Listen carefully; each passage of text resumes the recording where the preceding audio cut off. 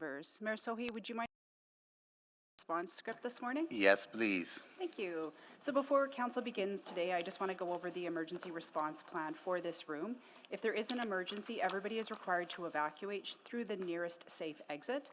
Those seated in the gallery behind me need to take direction from our security colleagues. Council, if you can follow me in order to evacuate. After you leave the room, please proceed down a stairwell and take the stairs to ground level and evacuate the building through the emergency exit and go to the muster point. Please do not take an elevator or walk through the city room. If anybody is in council chambers that has limited mobility, please identify yourselves now either to myself or to one of our security colleagues. Thank you so much.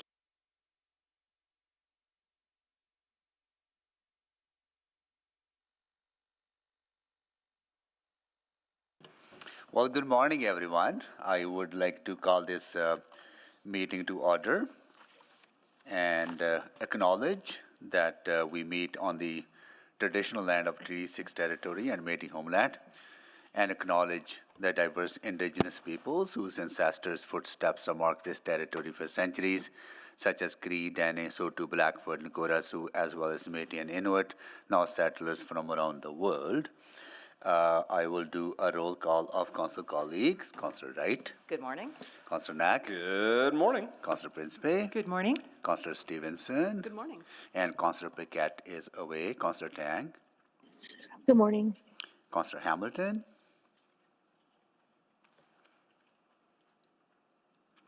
Councillor Rutherford. Good morning. Councillor Salvador. Good morning. Councillor Cartmel. Good morning. Councillor Rice. Good morning. And Councillor Jans.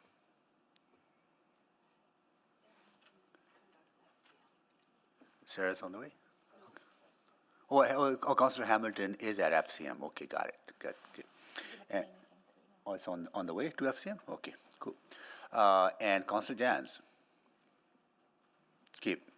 All right. Adoption of the agenda. Councillor Rutherford, you want to do that?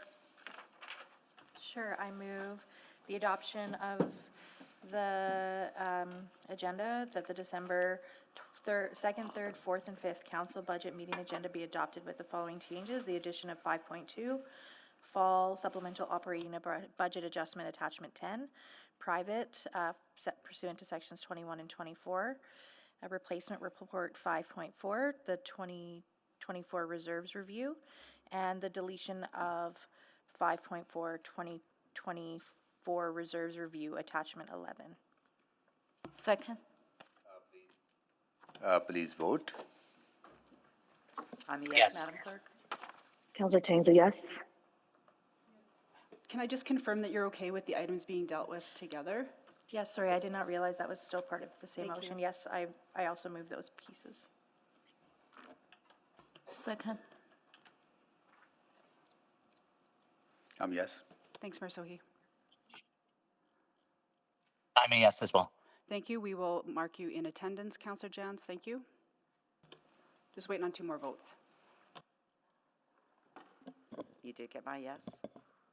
Yes. Yep, thank you. Councillor Tang? Still yes. Okay, we have all the votes. Display the votes, please. That is carried. Protocol items. Do other colleagues have protocol items? If not, I do have one. I want to note that Friday, December 6th marks the National Day of Remembrance and Action on Violence Against Women. Every year on this day, Canadians commemorate the 1989 massacre at École Polytechnique that shook our nation. Together, we remember when an armed student brutally murdered 14 women and injured 14 others in the name of fighting feminism. Although the shooting occurred 35 years ago, violence against women is not a problem of the past. Women, girls, and 2S LGBTQI+ individuals around the world still face violence and discrimination for simply being who they are. In Alberta, 2 in 3 females have experienced sexual violence in their lifetime. and Albertan women experience domestic violence more often than residents of most other provinces. This is simply unacceptable. I encourage Edmontonians to join Canadians in taking a minute of silence at 11 a.m. on December 6th to remember those lost. As a city and a community, let us reaffirm our commitment to fighting dangerous hatred and misogyny. By taking action, we honor the victims of the 1989 Polytechnic Massacre, and we help build a safer future for all of us. Thank you.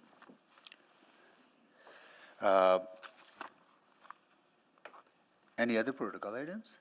I see none. Item select for debate. Councillor Knack, you want to do that, or you already I just did clicked that? on and it kicked me off. Go ahead. Did you want to go through this speech about? Oh yeah, should I go to the Thanks. speech first?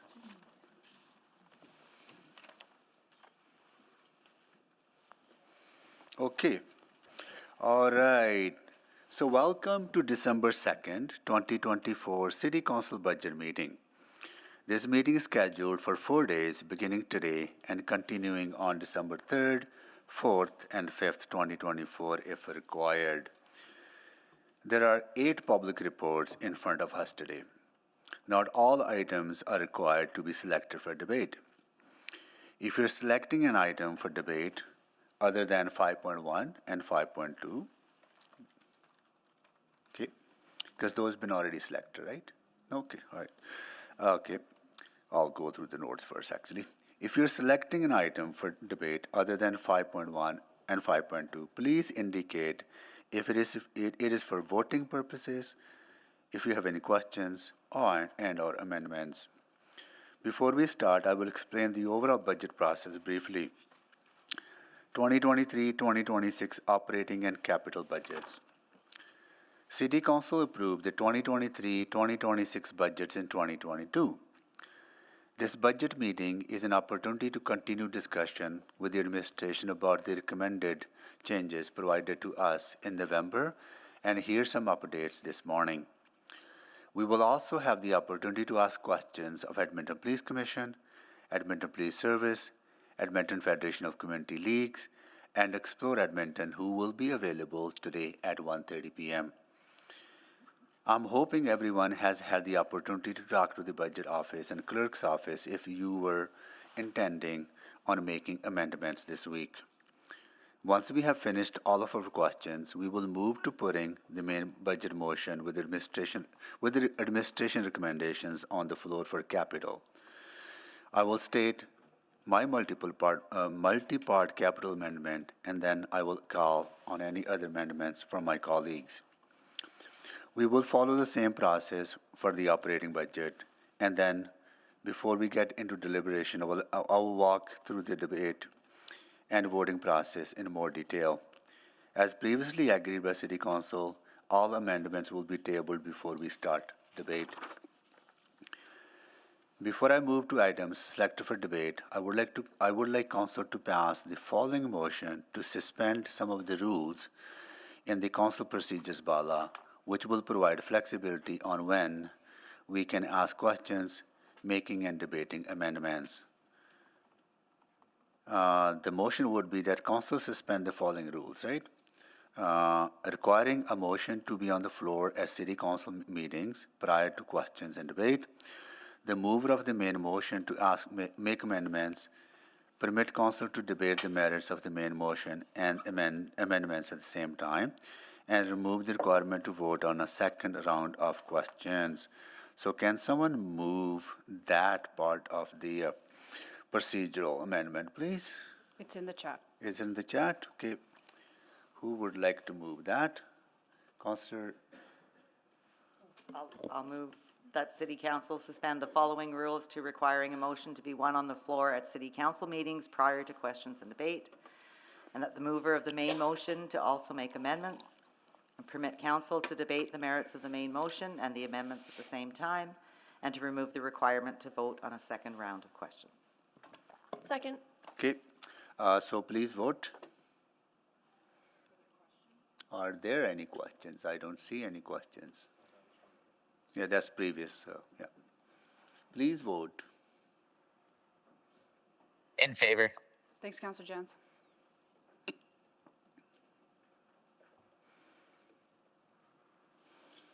Just waiting for one. Got all the vote? Display the votes, please. That is carried. Okay. Move to item select for debate. Okay. Councillor Rice. I would like to select 5.1 and 5.2. 5-1, 5-2.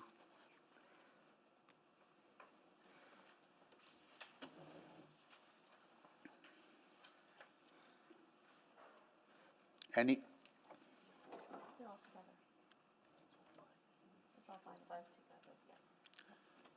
So 5-1, 5-2, 5-3, 5-4, 5-5. You're exempting all of those, Councillor Rice? So I heard the speech you presented, and if we select other pieces, we have to see is for voting purpose or for the debate, but for the 5.1, 5.2, for sure I You're select. exempting. Okay. Yeah. Councillor Principe, I would like to select 5.4. 5.4. And is to voting purposes or, oh, 5 point, actually that is, 5.4 is deleted from the agenda, isn't it? No. Sorry, my Replacement apologies. base. It's just to delete attachment 11. We are Okay. not deleting that item. Okay, attachment 11 is deleted. Okay, so 5.4, and that is for voting or? I don't know. Okay, for discussion, okay. Anything else?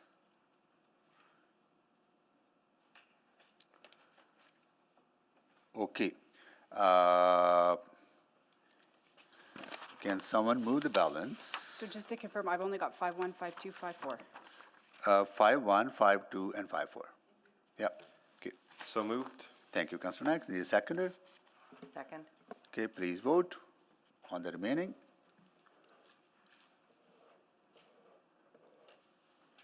We're just sending the vote out now. In favor.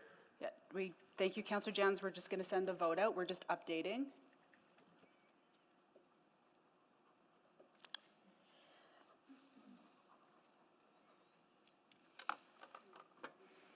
Okay, hang on, just 1 second.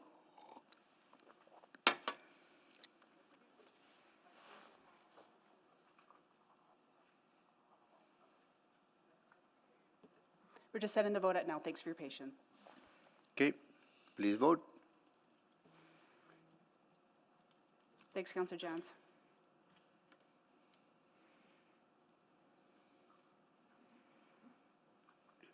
Just waiting for 2 more votes.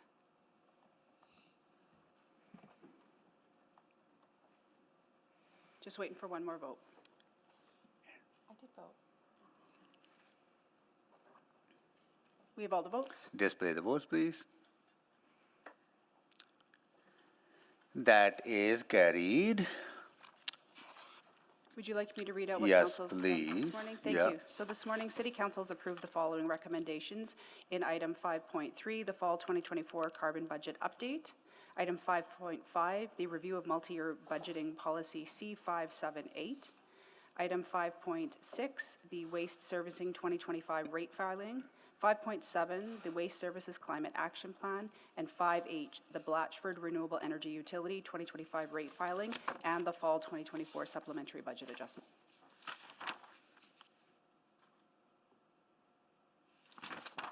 Okay. Request to speak. I understand there's one, but we don't hear from public at the council, so we will follow that tradition. A request on specific time on the agenda.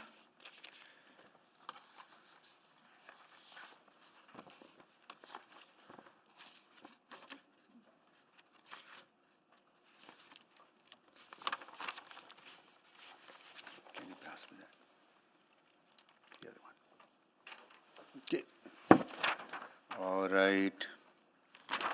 There's none other been approved already, part of the agenda approval.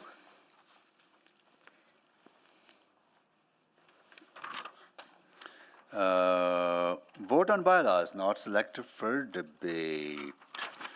Councillor Cartmel. Good morning, Mayor Sohi. I'll move first reading of items 7.1 and 7.2. Second. Please vote. In favor. Thanks, Councillor Jens. We have all the votes. Display the votes, please. That is carried. Mayor Sohi, I'll move second reading of items 7.1 and 7.2. Second. Please vote. In favor. Thanks, Councillor Jens. We have all the votes. Display the votes, please. That is carried. Mayor Sohi, I'll move consideration of third reading of items 7.1 and 7.2. Second. Please vote. In favor. Thanks, Councillor Jens.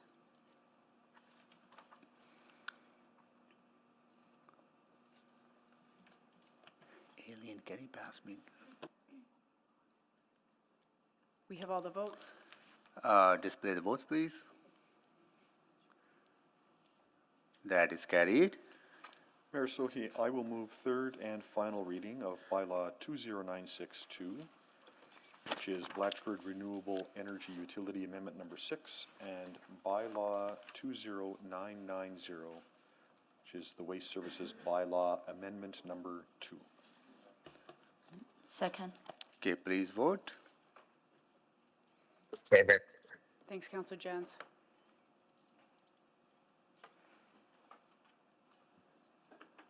We have all the votes. Display the votes, please. That is carried.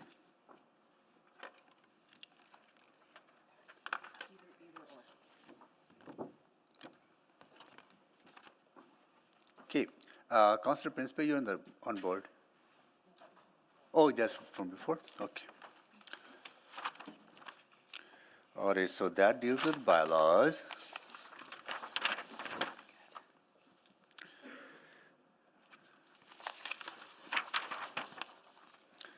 Councillor inquiries. I see none. Questions of boards and authorities, we will deal with that at 1:30 today. So we are going into our public reports. But before we get into that, I know administration is going to have a presentation, and there are two parts to the presentation. One is public part, one is the in-camera part. So we will have a presentation from administration on the public part first, and we will ask questions on that. And once we have concluded questions on that, we can go into in-camera. If we are not done on that till 1:30, then we'll go to the agencies at 1:30. But before we do that, we see some guests who are visiting us, who are members of the CSU 52, but they're also our employees. Right? So we want to make sure that they're here to watch this discussion, and we welcome them and thank them for their work that they do for the city. And but I also want to lay out some expectations that we all follow when we are in these chamber. So I'm going to read those. So please abide by those. So before we begin our discussion, I want to share my expectations for the conduct of everyone participating to ensure a safe and inclusive environment and workplace. These expectations apply equally to both in-person and virtual attendees.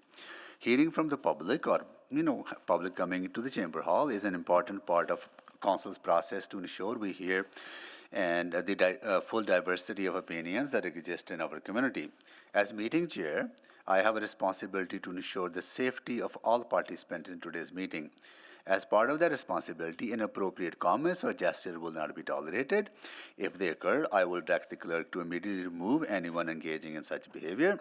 The type of behavior that will result in the removal from the meeting includes making disrespectful comments directed at individual staff members or other public speakers, or using profane language. Responsible behaviors to show support or dissent, such as shouting, cheering, clapping, or using the chat or emotion response features in the Google Meet, are also not permitted.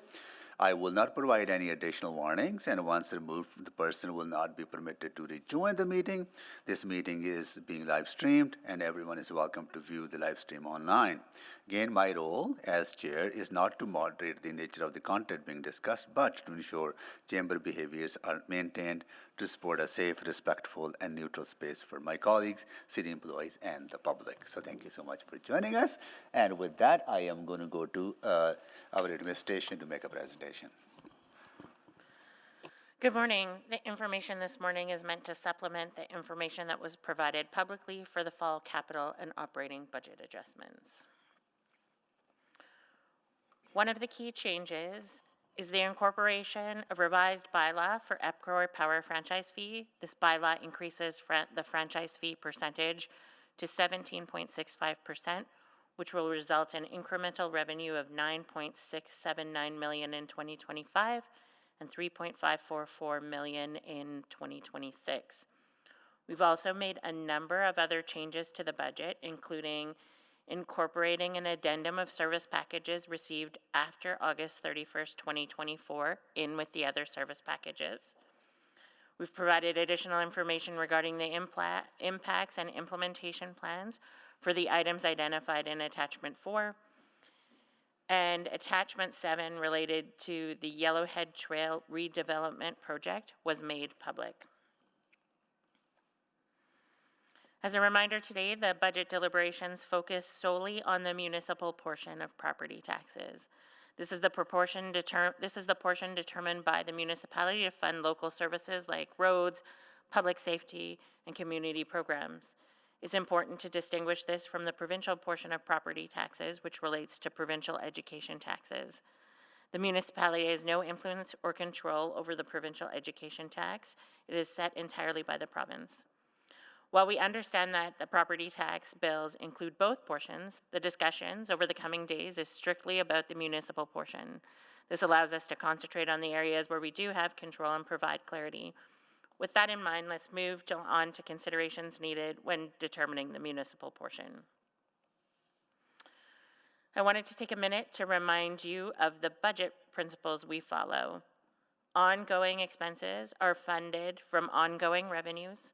One-time revenues can be used to fund one-time expenses. Reforecast items are generally used to address budget pressures.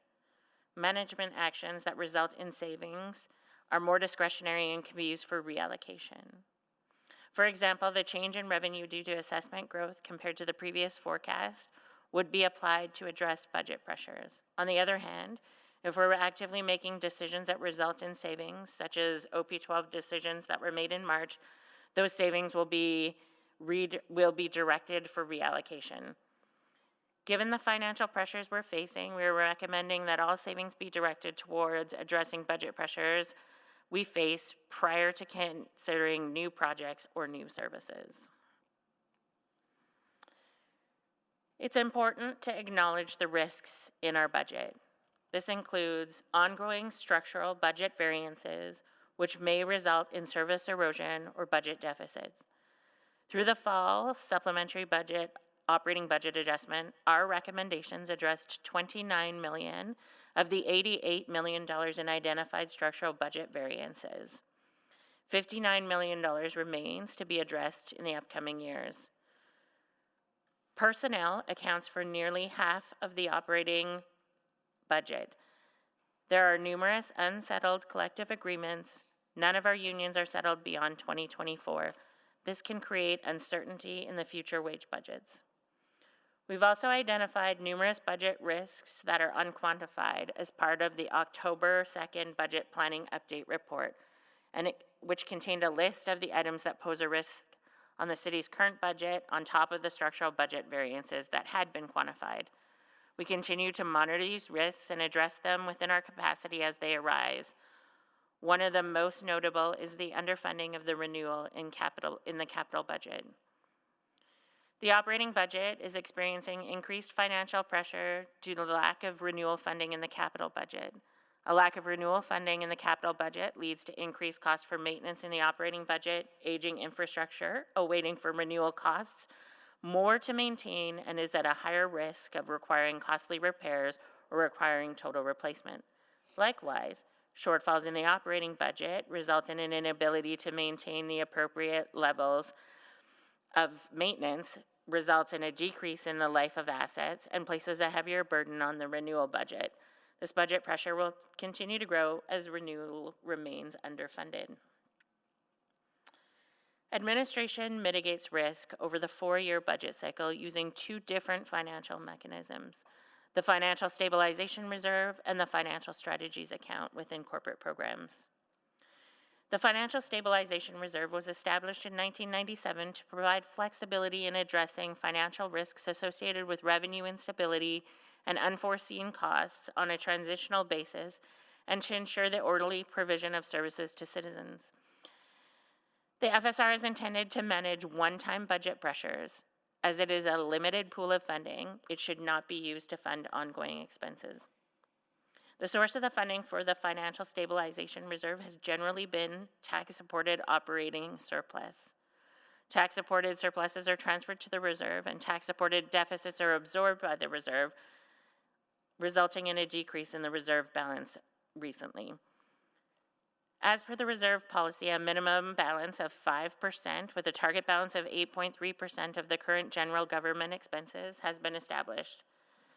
Since the current balance is below its minimum balance, a repayment strategy was brought forward with this budget adjustment. Financial strategies is an expense line item within the corporate programs section of the operating budget. It is used to manage volatility in budget line items, including such items as fuel, utility costs, and inflation. It's also used to manage the unknown factors in the operating budget. Unlike the Financial Stabilization Reserve, which addresses one-time budget pressure, financial strategies is used to manage ongoing budget items.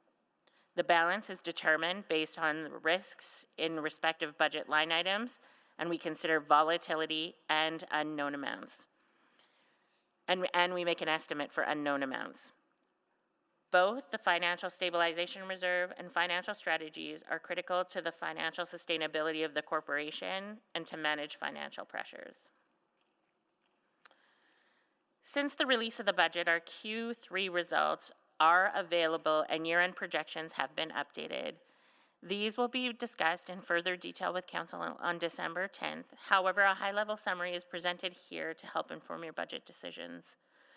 September's year-to-date results for tax-supported operations is $7.4 million unfavorable, or 0.4% compared to budget. And the year-end projected position for tax-supported operations is $19.4 million unfavorable, or 0.6% compared to budget. Some of the larger components of the projected year-end tax-supported deficit include less than budgeted transit fare revenue due to shifts in fare purchasing behavior and related changes to travel patterns, including increased demand for discounted or subsidized fare products and hybrid work. While transit ridership has exceeded 2019 levels, fare revenue has performed below budget due to these changes in travel patterns and demographics. Increased contract work due to unplanned call-outs for aging infrastructure, increased vandalism, inflation pressure on contract costs, and enhanced cleaning requests. There's higher maintenance, parts, and materials due to inflationary cost pressures. Higher personnel costs, mainly due to additional overtime for transit operators and in fire rescue services, as well as greater than budgeted salary costs for the Community Recreation and Culture branch as a result of increasing staffing to support stronger than expected demand on programming and heightened security requirements due to an increase in security incidents. Less than expected on-street construction and maintenance revenue. Higher than expected fuel costs and a loss on a fuel hedging contracts. This is partially offset by lower fuel consumption. And all of this is partially offset by projected favorable budget variance and financial strategies related to funding set aside to address greater than anticipated costs related to utilities, fuel, and inflation. Other higher than budgeted revenues include higher tax penalty collections due to an increase in outstanding balances from prior years, and greater membership and admissions revenue driven by higher program and service demand and special events. The city's financial stabilization reserve comprises both an unappropriated and an appropriated balance. The appropriated portion is earmarked for specific purposes approved by council, while the unappropriated balance is intended for addressing urgent financial needs and is what is reported on this slide. In accordance with City Policy C629, Financial Stabilization Reserve, the unappropriated financial stabilization reserve shall have a minimum balance of 5% and a target balance of 8.3% of current tax-supported operating expenses. The projected December 31, 2024 year-end balance of the reserve before considering the projected year-end tax-supported deficit is $78.2 million, as reflected by the solid red line, which is below the minimum required balance of $133.8 million for 2024. After considering the projected tax-supported deficit of $19.4 million, the projected balance of the reserve will be $58.8 million, as reflected by the red dotted arrow, which is below the minimum balance by $75 million. In accordance with policy, in the event that the unappropriated financial stabilization reserve balance falls below the minimum, a strategy must be adopted to achieve the minimum balance over a period not to exceed 3 years, starting with the subsequent year's operating budget. In the fall 2024 supplementary operating budget adjustment, we are proposing a 1% tax increase in both 2025 and 2026 to restore the FSR back to the minimum balance by the end of 2027. We are suggesting in the supplementary operating budget adjustment that tax levy funding from the proposed 1% tax increase that is available after the FSR can then be used to fund other key priorities, such as the city's aging infrastructure renewal needs. That being said, year-end projected results as of September 30th forecast are favorable compared to the estimates we used when developing this proposed budget. As a result, the FSR repayment plan could be lowered slightly if council desires. We could lower 0.1% in most scenarios compared to what we proposed in the budget and still be able to achieve the timelines required in the policy. When we were here on November 13th, there were questions about the scope of the work of the downtown workspace optimization project. On this slide, the cost breakdown and high-level scope for each of the 4 streams of work is identified. The first stream is IT infrastructure relocation. Century Place is an important hub of city IT infrastructure that must be relocated to other city facilities. The second stream is office moves.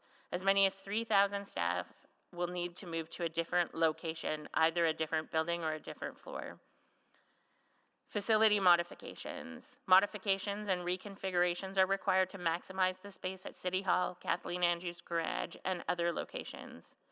And the Edmonton Tower. Limited work is planned for the Edmonton Tower to maximize the space and provide staff with adequate equipment such as lockers. Throughout the facilities, we will be reusing modern furniture currently at Chancery Hall and Century Place. For example, all the furniture at Century Place will be used, Chancery Place second floor will be used at Kathleen Andrews Garage. Not all furniture can be reused, however, due to the space standards and densification. All these considerations were taken into account to establish the budget of $22.7 million for the project to optimize the use of existing spaces and provide efficient workstations for staff. The Yellowhead Trail Freeway Conversion Program. Stacey, can I stop you for a minute, if you don't mind, right? Because we have some guests, I know.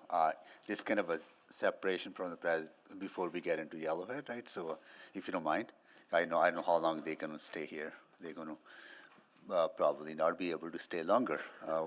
So I want to welcome some students who are visiting us from Richard Secord School, grade 6 class. They are here with their teacher, Miss Bradley, and Ward Papasdale. Counselor Michael Jans is your ward counselor. How are you? It's Monday morning. Yeah, ask us how we are feeling on Monday morning, right? Are you having a lot of fun at City Hall?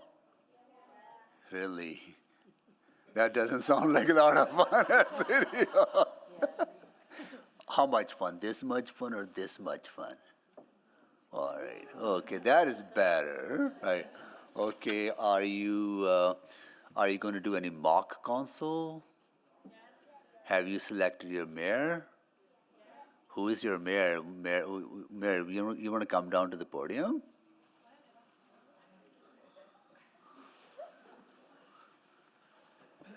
This is the fun part of us being in this place. Seeing the kids. Seeing the kids, yes. Okay, Your Worship, tell us your name, and then tell us what are your topic of discussion. What? What are you going to talk about? First, your name. My name is Iba. Eba, so what are you going to talk about in your mock council? So we're talking about how ETS should stand to communities and how, rather than on demand. So, yeah. Oh, make it more permanent, conventional service, right? Okay, and you're gonna have that debate, right? Yeah, we're going to have a debate on that. Well, let us know what you decide, because we actually have a plan where once ridership goes to a certain level, we convert on-demand service to a regular conventional service, and whatever resources are freed go back into newer communities to start the on-demand service, right? So it's kind of a continuation or continuum of the service. So let us know what you decide, okay? Thank you so much for joining us. So for the students, we are actually talking about budget, which means when we collect property taxes from households, how we allocate those resources to provide the services that Edmontonians need, whether they are around public safety and well-being, whether it's recreational facilities, libraries, public transit that you were talking about, and road maintenance, road removal, all the things that we provide as a city. This is the time we actually decide about allocating resources for the future on top of what has been already allocated. So that's what we're talking about today. Thank you so much for joining us. With that, I'm so sorry. Stacy, go ahead, please. The Yellowhead Trail Freeway Conversion Program was approved in 2017 with an original budget of $1.03 billion. This budget was approved before the full planning and design phase was completed, and our understanding of land acquisition needs has evolved. As of October 2024, most projects are in committed contracts or nearing completion with minimal risk of cost overruns. The remaining work focuses on the St. Albert Trail to 97th Street project and the sections between 82nd Street and 61st Street. A funding shortfall of $105 million is forecast for the St. Albert Trail to 97th Street project, bringing the total program cost to $1.09 billion. This represents a 10% cost variance. The main cost drivers are higher inflation, larger land acquisition needs, increased railway coordination, and larger utility servicing requirements. The city can accommodate the additional $105 million required in debt financing within its policy limits. The incremental impact of the new tax-supported debt would be annual servicing of $8.4 million phased in from 2027 to 2030. This translates into an estimated tax levy increase of 0.33% over 4 years. These amounts would be included in the 2027 to 2030 operating budget. In terms of next steps, Council will begin deliberations after this presentation. We are here to answer any questions you might have throughout the process. After Council has completed amendments, We will need to confirm the financial stabilization reserve repayment strategy and the EPS funding formula prior to finalizing the tax increase. The FSR repayment strategy is based on the value of 1%, and as amendments are made to the budget, this impacts the value of 1%. We will need to ensure that the FSR repayment strategy is sufficient. The EPS funding formula can also be impacted by amendments to the budget, as EPS expenditures cannot exceed 30% of civic department expenditures. Changes to civic department budgets may necessitate adjustments to the funding formula allocation. Next, we'll confirm that taxation revenue adjustment, which finalizes the approved tax changes for 2025 and 2026. And last, we want to remind you that now's the time to make funding decisions for 2025. In the spring, there will be a report back to council to confirm the municipal tax levy approved in December 2024 prior to the 2025 taxation bylaw being presented. I'll now turn it over to Harm Rai, who will present the reserves review. Thanks, Stacey. So in accordance with the city's general reserve policy, administration formally reviews the nature and purpose of all reserves every 3 years. The last review was completed in 2021, and today we are presenting to council the 2024 reserves review. While this formal review is conducted every 3 years, administration monitors individual reserves on an ongoing basis and can bring the reserve policy changes to council as required. The review also ensures city reserves support the financial goals and serve the highest priority needs of the city and its residents. Financial risk exposures are analyzed as a part of the FSR review to ensure sufficient funds are set aside to deal with emerging financial needs. Finally, the process includes proposing to council the creation of certain new reserves and the closure of reserves no longer required. All reserves are governed by Council Policy C217E, Reserve and Equity Accounts. The policy requires the use of reserve funding as well as the reserve funding source be approved by City Council through this budget process. Many reserves purposes and functionality are outlined in policies related to the reserve or in the council reports from when the reserves were originally approved. The related policies and reports are identified in the reserve register, which can be found on the city's website as well as attachment 1 to the reserves review. This ensures that there's always a policy or a report linked to each reserve that explains its rationale, purpose, and allowed uses. So reserves are essentially holding accounts that have been established to set aside funds for a specific program or purpose. The city's reserves are generally classified into 3 separate categories. First, you have specific purpose reserves, which are used to fund one-time or specific projects or initiatives. Then you have regulatory and or third-party requirement reserves, and those are used to allocate funds required to meet future obligations associated with third-party agreements, legislation, and regulation. Stabilization reserves are used to minimize impacts on service delivery and the general tax levy by accommodating fluctuations in program revenue and expenses for operations that are intended to be self-sustaining. These reserves are often used to stabilize volatile revenue streams or balance revenue and expenditure streams over the longer term. The classification of each reserve is noted in the reserve register as well. Funding for the reserve can come from tax levy or other specific revenue sources such as user fees and other non-tax revenue sources. Reserve amounts not used during the year remain in the reserve for future years' use. Expenditures from reserves are limited to a specific use as determined by City Council, third-party agreements, or legislation. Administration is requesting the creation of 2 new reserves in this reserves review. I will go over the proposed facility, lease renewal, and replacement reserve first.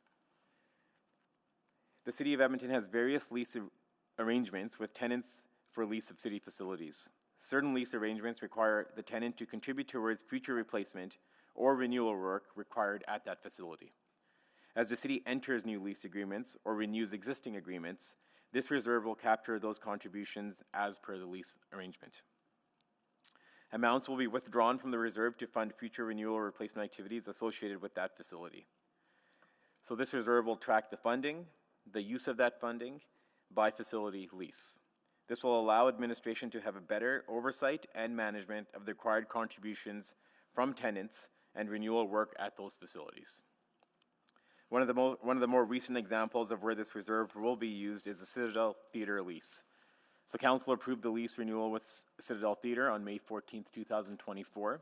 It is a 10-year lease agreement commencing on October 1st, 2024, with options to renew for either 2 or 5 years after that. The agreement stipulates that the Citadel Theatre will contribute a minimum of $100,000 annually towards capital improvements, while the city will assume responsibility for replacement and renewal work. So all of that will be tracked through this reserve. Future lease arrangements may require tenants to provide similar contributions for future renewal, managed by the city. The reserve will be used more generally to capture those contributions and their uses by facility type. The proposal for the creation of this reserve is in Recommendation 1 in the 2024 Reserves Review Report. The second reserve administration is requesting is the Edmonton Elections Reserve. The Edmonton Elections Reserve is recommended to be established to manage the Edmonton Elections program moving forward. Municipal elections are held every 4 years and must be planned and implemented according to the provincial and municipal legislation.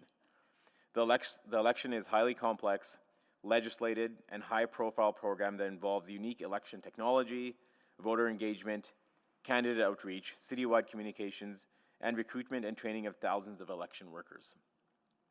The costs to run the Edmonton election are not uniform over the 4-year election cycle and include a mix of one-time and ongoing costs. Historically, the Edmonton elections program budget has been variable, with budget levels peaking specifically during the election years. So to address this inherent volatility, administration is recommending to fund this program in the fall 2024 supplemental operating budget adjustment through a consistent annual tax levy contribution of $3.1 million, beginning in 2025. The $3.1 million estimate has been calculated to fully fund all of the Bill 20 related costs, increases, and provide full funding to administer the program through this budget cycle and into future budget cycles.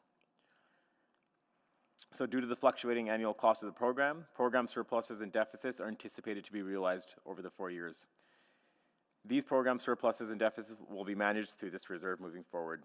And the reserve is recommended in Recommendation 2 in the Reserves Review.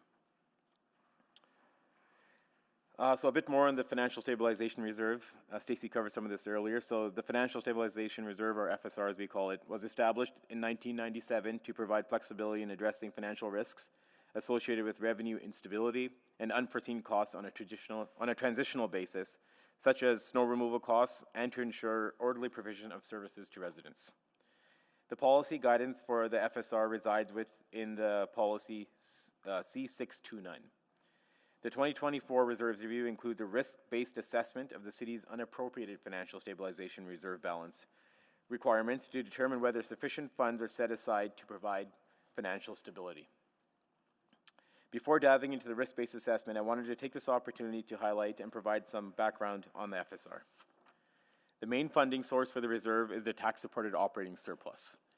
Annually, the tax-supported surplus, which is the excess between what's collected in property taxes through the budget and actually used to fund tax-supported operations, is transferred to the unappropriated FSR.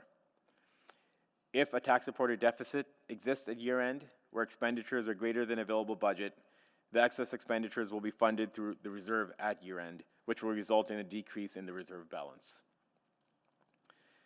In accordance with policy, the unappropriated FSR should only be used to fund one-time emergent items, and it is not recommended that the FSR, a one-time funding source, be used to fund any ongoing items.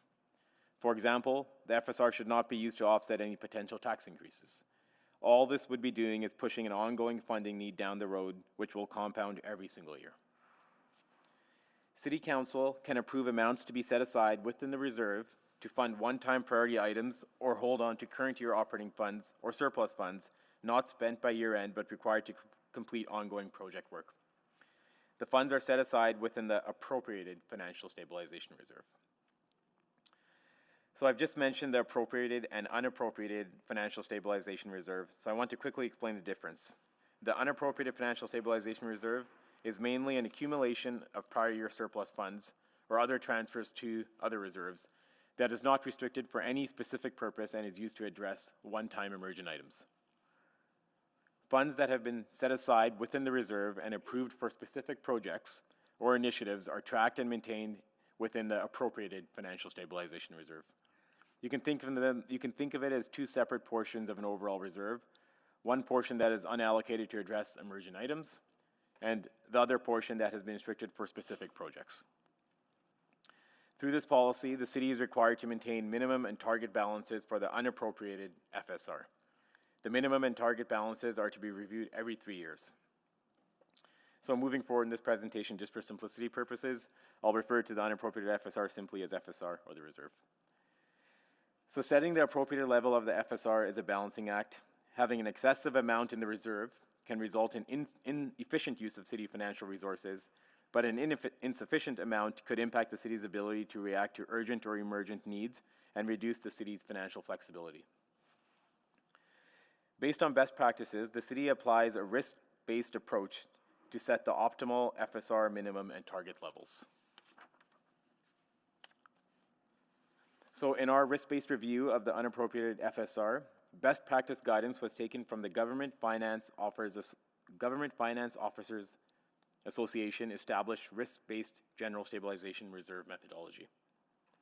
This methodology focuses on the identification and measurement of government risks to assist in determining an optimal unrestricted fund balance. It recommends that the percentage-based targets be used as a baseline only and should be adjusted in accordance with risks inherent to each municipality if warranted. A municipal scan across comparable municipalities in Canada was completed. There were no significant findings through this scan that suggested incorporating a change to the FSR policy. In undertaking the risk-based analysis, internal subject matter experts were consulted and the city's enterprise risk registers were reviewed to identify the city's most significant areas of risk. This includes extreme events such as natural disasters, climate change, cybercrime, revenue and expenditure volatility, personnel fluctuations, inflation, fuel and utility price increases, the financial impacts of the pandemic, contaminated sites, snow and ice control fluctuations, changes in capital grant funding, and leverage. Once the risks were identified, an assessment of the financial exposure was completed to quantify the potential financial impact to the city, if there was any. Quantifying risk assessments is a very subjective process. There's no way to tell how accurate or inaccurate the subjective estimate might be relative to the optimal amount.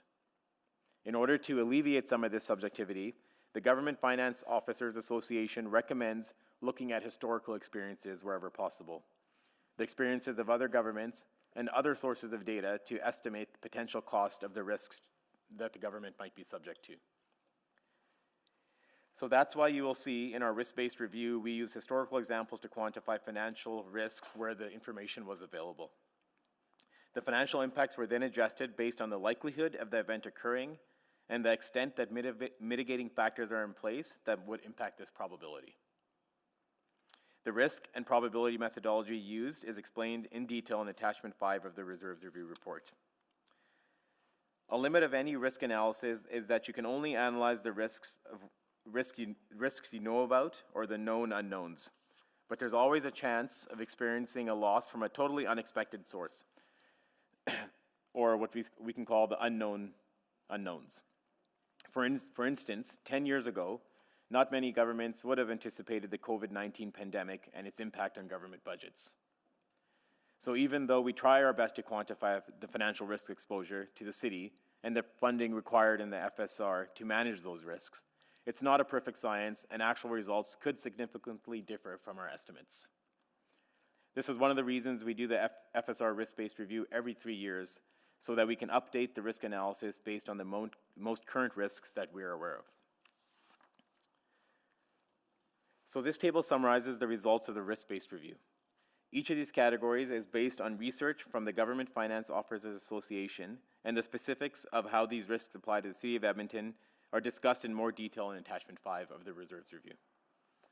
Based on the risk analysis completed, the financial exposure for the city ranges from approximately $112.9 million to $335.6 million, or 4.2% and 12.5% of the city's 2023 tax-supported operating expenditures.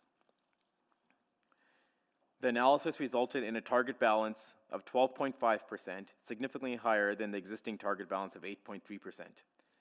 The analysis also provides for a slightly smaller minimum target balance of 4.2%, compared to the existing minimum balance of 5%. So like I said before, it's important to keep in mind that the intent of the risk-based analysis is to validate the reasonableness of the existing minimum and target balances. As we just discussed, there is significant judgment used in determining financial exposures and the related probabilities, which can create fluctuations in the minimum and target balances resulting from the analysis. So this next slide here shows the results of this year's risk-based review compared to the previous two reviews in 2018 and 2021, which with reference to the current 5% minimum and 8.3% target balances. The results of 2018 reflected 3.7% and 8.6%, with the 2021 review reflecting 4.6% and 11.5%. Quantifying risk exposures involves significant degree of estimation and judgment, and the risks themselves can fluctuate over time.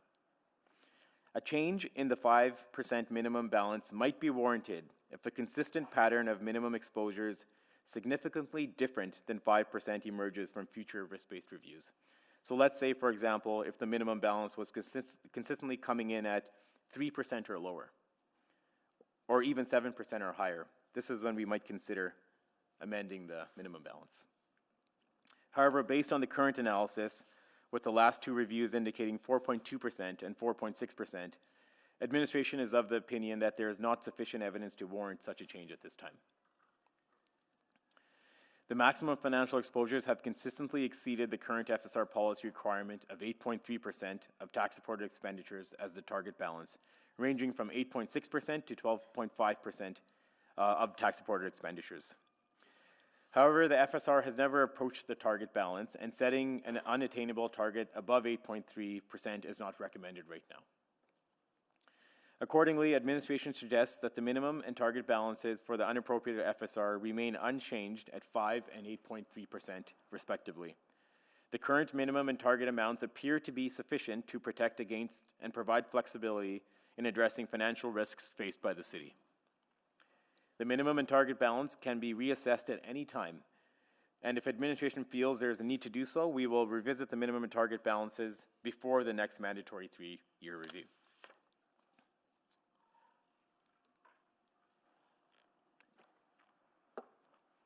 So based upon the 2024 Reserves Review, administration does not recommend any modifications to City Policy C217E, Reserve and Equity Accounts, and Policy C629, Financial Stabilization Reserve.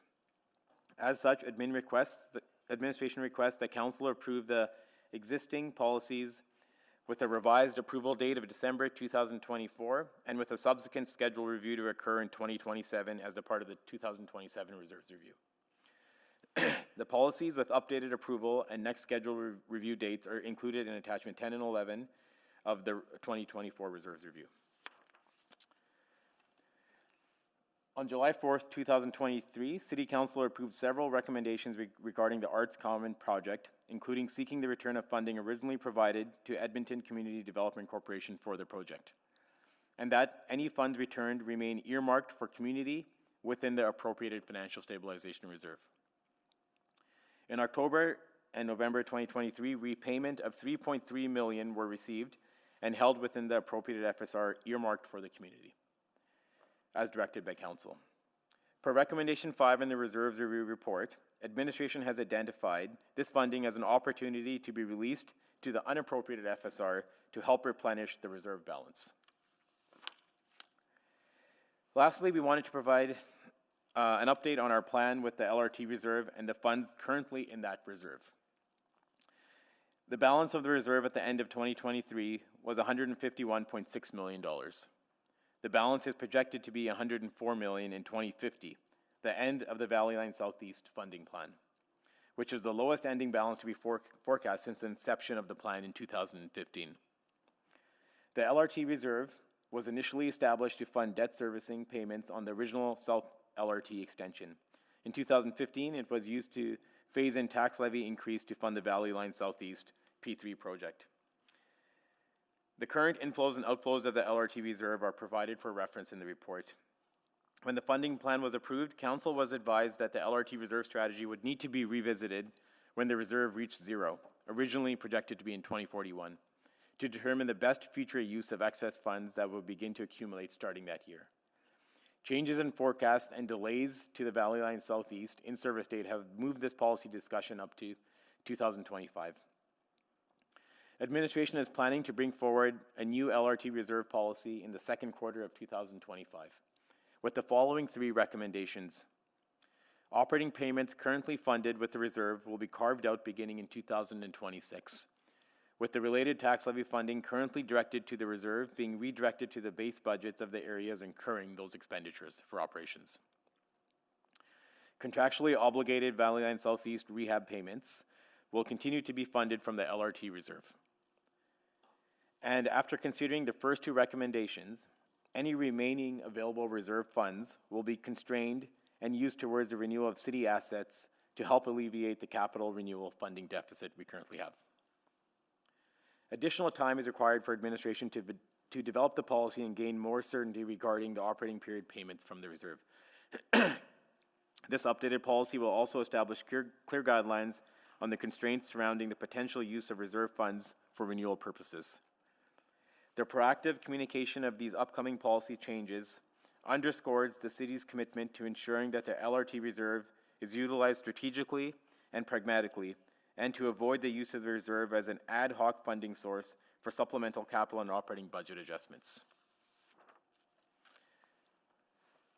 The planning and development business model is a self-sustaining operation that provides review, approval, and inspection services for the following for the City of Edmonton: area and neighborhood structure plans, rezoning and subdivision, servicing agreements, development permits, and building permits.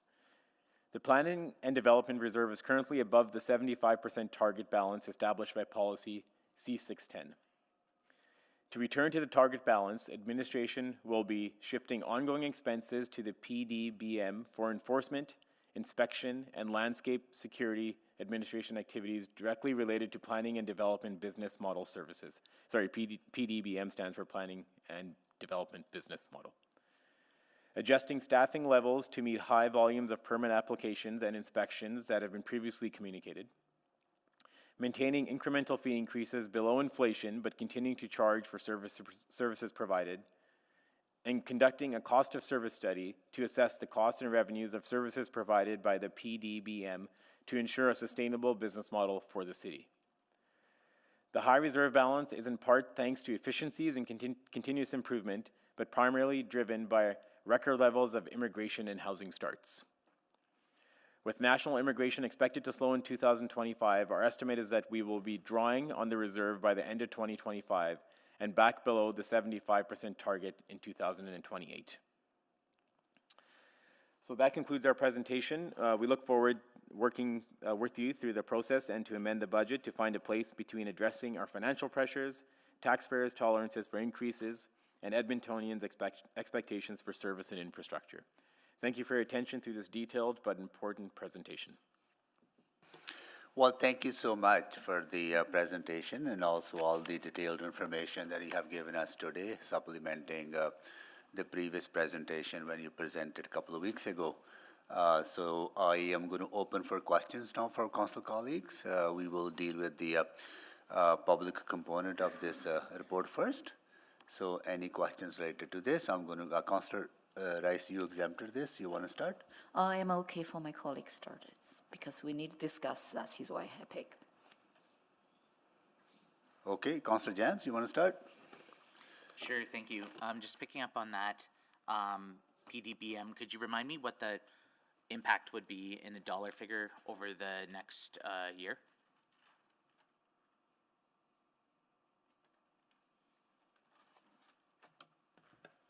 Councillor Jans, are you looking for the amount of that's in the reserve?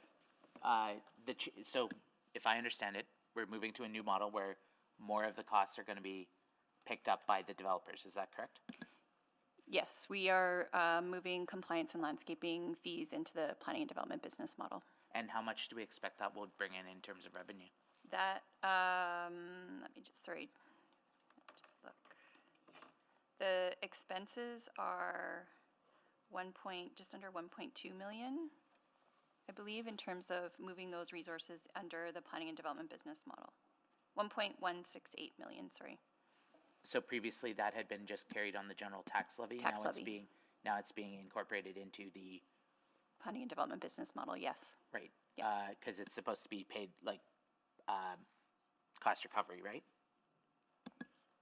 Yes, so those costs of doing that compliance and landscaping enforcement work will be part of the application fees or paid for by application fees now. So development is paying for development, it's not being subsidized by the tax levy?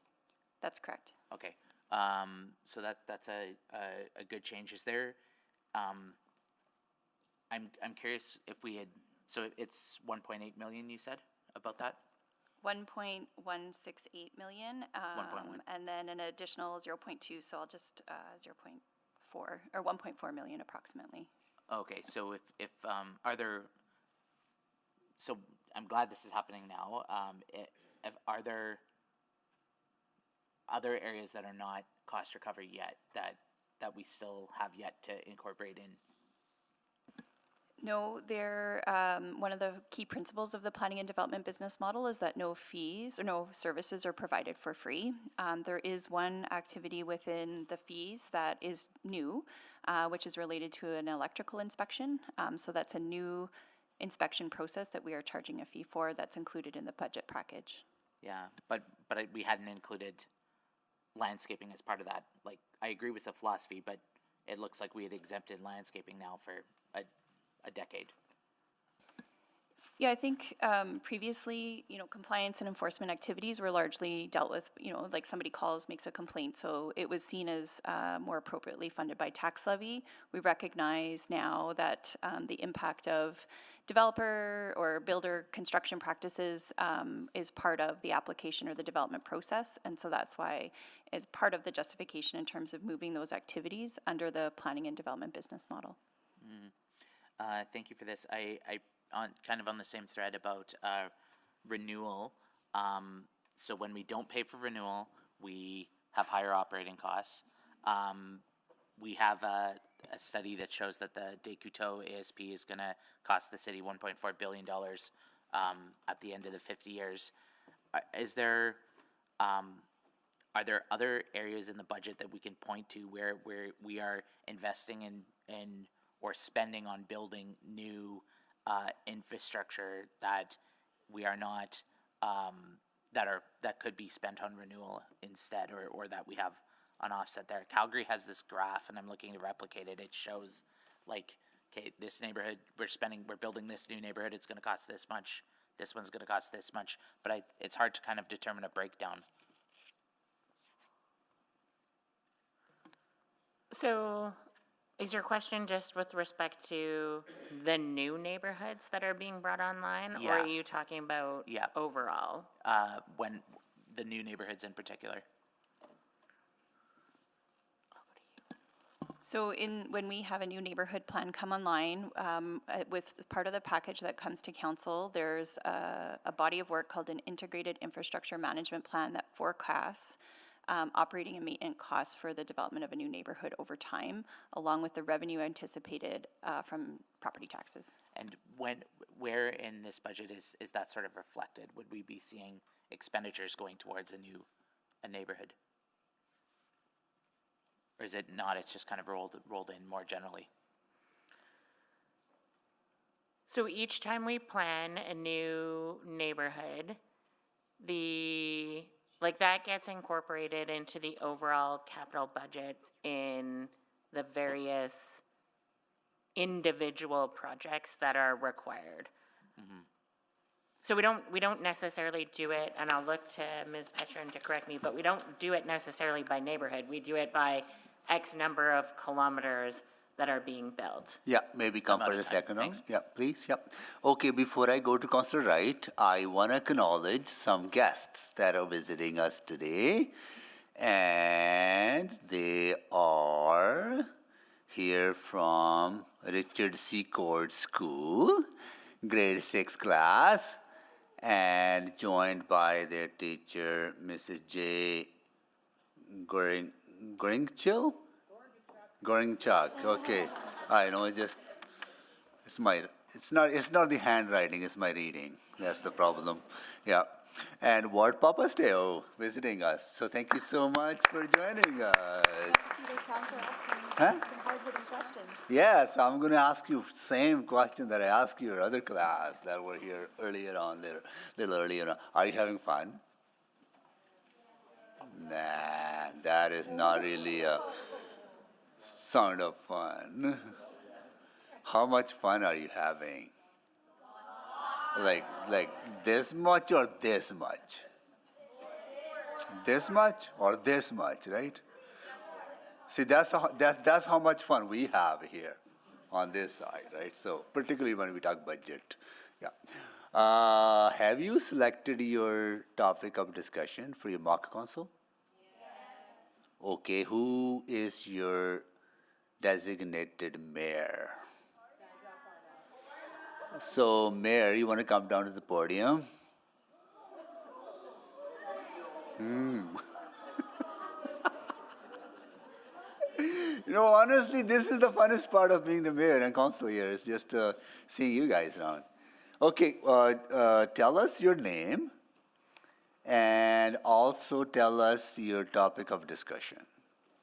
My name is Arnav, and our topic of discussion is voting on a bird to represent the city of Edmonton. What? Yeah, well, say it again. I said missed it, sorry. Our topic of discussion, my name is Arnav, and Take it easy, take a deep breath. my name is Arnav, and our topic of discussion is voting on a bird to represent the city of Edmonton. Oh, okay. Would you let us know which bird you settled on? I settled on, Oh, you already made that decision already. You haven't decided yet. Have you made a decision? haven't decided. So don't tell me then. You know, if you haven't decided yet, you got to reserve you got to share that with your other colleagues, right? And oh, you did settle. Okay, what is? Oh, well. Okay. Tell us the decision then. Well, then we settled on chickadees because, well, most people wanted it. I don't know why. Well, no.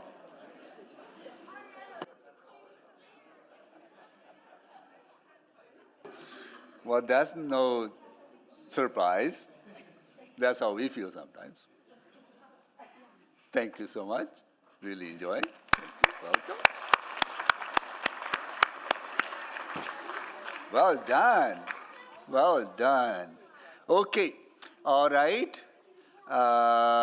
You can stick around as long as you want. We're talking about budget, which means that end of every year, we set the amount of money that we need to collect for the next year to continue to provide or enhance the services that Edmontonians rely on, whether it's public transit, recreational facilities, libraries, snow removal, road maintenance, or public safety, well-being, all the investments that we make on behalf of Edmontonians.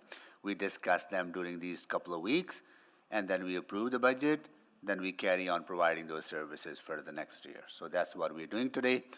So with that, I'm going to go to Councillor Wright for a set of questions.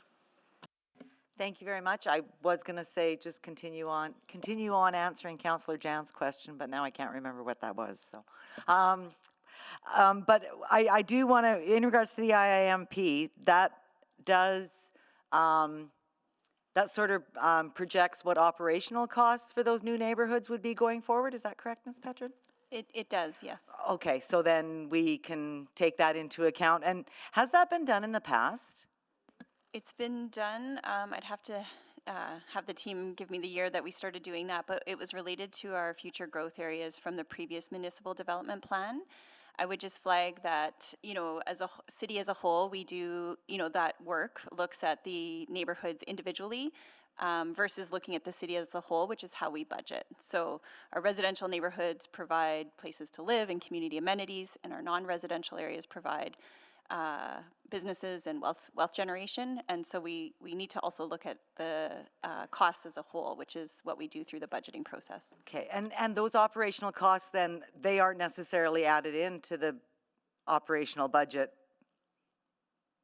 for development of those new neighborhoods, is it? They aren't added automatically. Right. So as we bring on neighborhoods, we bring in the services depending on how the neighborhoods are expanding. And I think transit is a good example of this. You may not get your like the first couple of years are paid for, I believe, by the developer, and then service packages are added over time as transit extends to neighborhoods. Okay, but the IIMP then does at least give us a good idea if we want to include those ongoing operational costs into the next, like, 4-year budget cycle, correct? Like, it'll give us those numbers. Yeah, we have And- those and- numbers when we right. consider the budgets, yeah. Okay. Okay, so that's something going forward to do. With the election reserve, so the what is it, the 3.1 million per year, that gets us on track then for every 4-year cycle that we have the election. What happens if in a few years, or even after this pilot program of us hand counting ballots, which is causing the costs, what happens to that reserve if we no longer need the funds for that? I can't answer what we would do with the reserve, but I think we'll be doing regular reporting in through finance. The one highlight I would like to make is that every election that we've been doing for the past 20 years, the legislation has changed. And so I anticipate, looking at past practices, that the legislation for 2029 will be slightly different than for 2025. And we continue to be transparent with what the costs of the election are. And if council needs to shift with how it funds it, then happy to do so. Okay. So if there's something else that's going to add to the cost or just inflation itself, we've got that money set aside then for that, okay. Councillor Wright, I just want to correct. I think I said developer-funded transit, but there's no developer-funded transit. My apologies. I've learned that the past few years too, thanks, Stacy. Okay.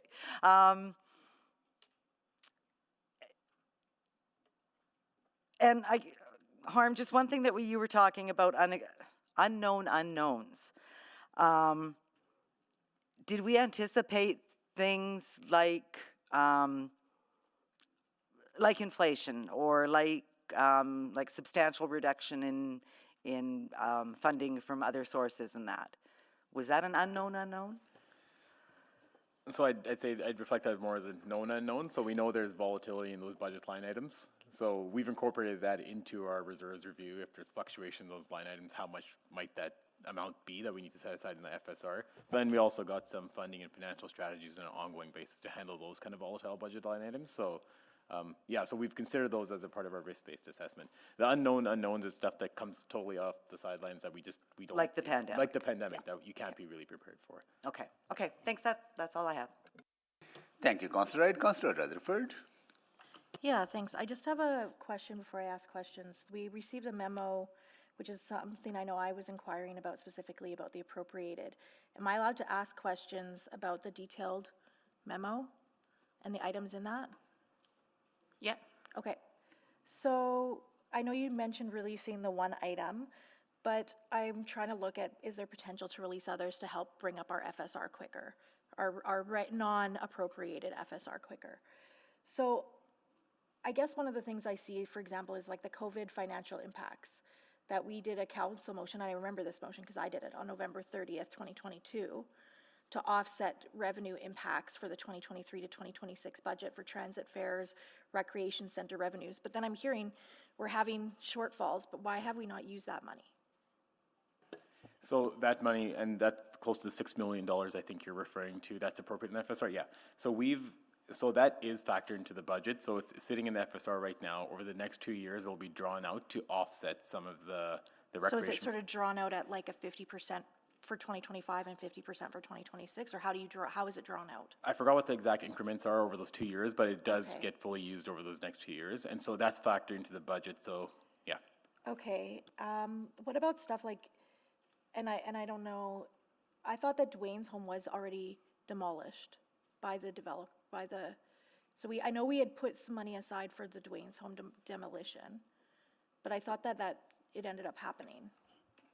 So that's funding that we have set aside in case we're not able to recover all of the costs we've put into Dwayne's home, security costs and all those other costs. So in case we're not able to recover all those costs at the end of it, that's that funding we have set aside. Okay. Councillor Rutherford, one of the things that we do at each year end is we also go through this listing and look for anything that can be released as part of the year end reports. As part of the year-end reports or as part of the spring supplemental budget adjustment? It's as a part of the year-end reports, the year-end Okay. results we bring you in March. And they'd be released back to the FSR? And they release back to FSR. As a default? As a default, yeah. And so we Okay. did that this year too, just because the FSR was below minimum, and you'll Okay. see that we released $11.7 million this year. Mm-hmm. So we've gone through the list and Okay, that's good to know. A couple other questions I had. For the leases of buildings, and I know we talked about that, when we require them to do maintenance, how do we hold the leasees accountable? So if, for example, they lease a space for 20 years, and then they're like, no, we don't want to continue with this lease, and they haven't done boiler maintenance, what does that look like? Do we end up paying that cost when we take that lease back? Generally, yes. I think like the leasing teams work with the agencies to try and ensure that they're honoring their obligations. But I guess But I just- think at the end of the day, when we do nonprofit leasing, these are organizations that don't have an excess of funding. So we're trying to do these different now, where we establish a lease agreement and require a reserve contribution as part of it. Okay, that's great, and that's in the new updated policy? As we're doing, as we're bringing new leases on. Okay, and I want to talk about OSCAM for a minute, because this came up at the four-year budget as well, when we had the four-year budget debate. And I remember that OSCAM was also like not providing the revenues at the time that we had anticipated. Is it even performing worse, or have we just not adjusted our budget for that? And then also why? I'm not understanding why, because I see so much construction happening in and around. Wouldn't that mean our OSCAM would also increase? In general, so this has been brought a couple times to correct the issue. It dates back to the development, so back in 2018, when the OSCAM budget was created. There were some estimations in there in terms of adding a fee would generate a certain amount of revenue. In general, adding that fee decreased the amount of quantity and the amount of time that those OSCAMs are used for. So the overall volume of days of permit decreased substantially, which is exactly what we want, but that didn't correspond with what the budget. So there's been a few attempts now over the years to correct that budget, and so it was a calculation error or assumption error back in 2018 that we're still dealing with today. And so what is the plan to deal with that assumption error going forward? So we do have, I'm not sure if it moved from a report to a memo, but we've got some work in terms of like, what are the levers that we can pull in terms of either adjusting behavior or adjusting the process, but there is still a financial gap that we have to address. Okay, thank you. This is one of the structural budget variances that we're looking to correct in the budget, so. Thank you, I'm done. Thank you, Councillor Rutherford. And before I go to Councillor Salvador, and we do have the one item and from process perspective to increase the transparency for the public. And it's a memo, right? And our city clerk could explain a little bit more for that. Yeah, so just really quickly, we obviously would be releasing memos from administration to council. We do release them as part of open data, but just because the memo has been discussed at part of the public meeting, if we could just put the motion on the floor, I would just ask that the memo titled Requested Information dated December 2nd, 2024 from the CFO to City Council be added as a new attachment to item 5.2. So I'm happy to make that motion if Okay, you'd like, Madam sure. Chair. Yeah. Since I'm the one that mentioned it. Okay. So the memo titled Requested Information dated December 2nd from Stacey Padbury, CFO, be added to the, as a new attachment. Second. Any questions? I see none, and then please vote.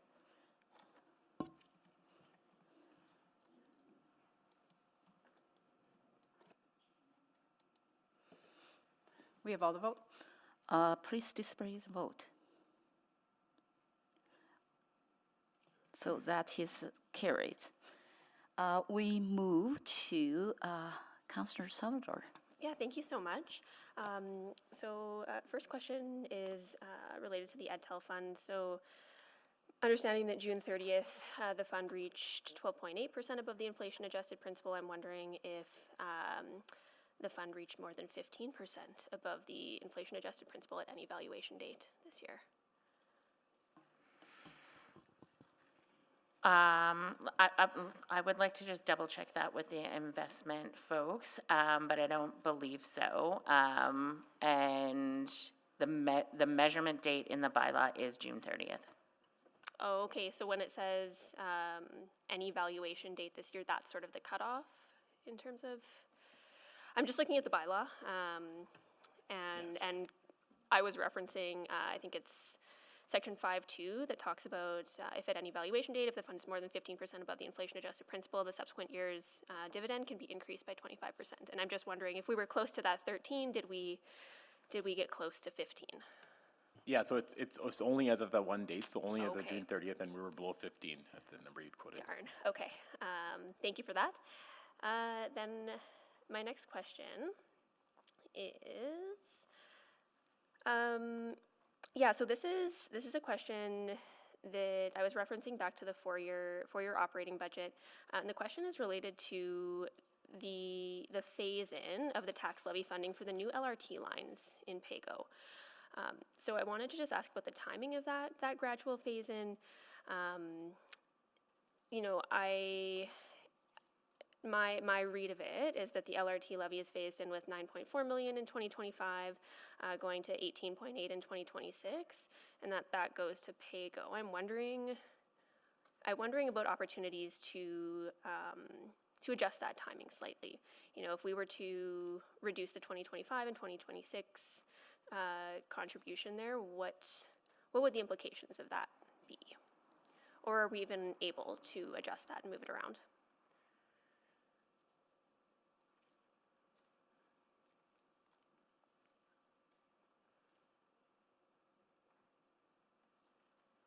Yeah, I can start.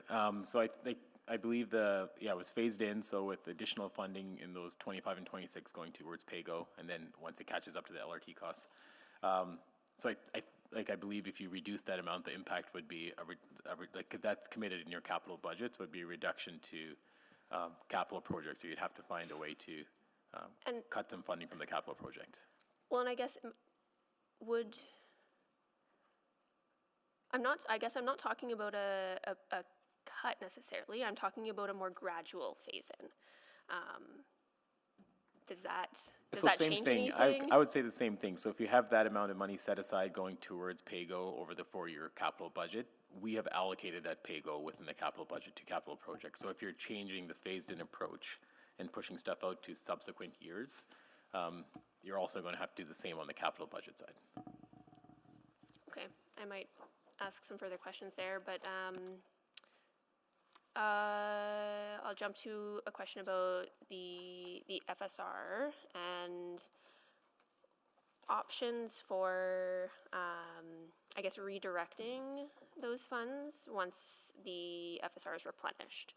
So what kind of direction would be needed at this point to provide some clarity as to where those funds would go? I'm very interested in seeing contemplation of that going towards a dedicated renewal fund.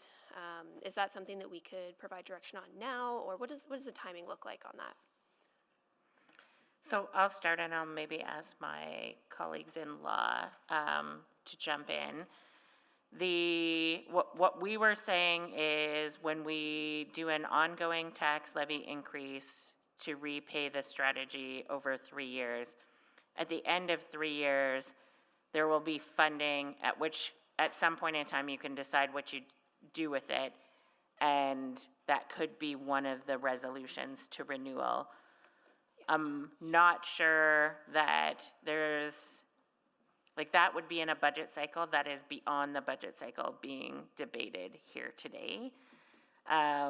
So I'm I'm not sure how we would ever amend for something like that. You can tell us what your desire is and ask us to bring back a report that covers that at a future date, I believe.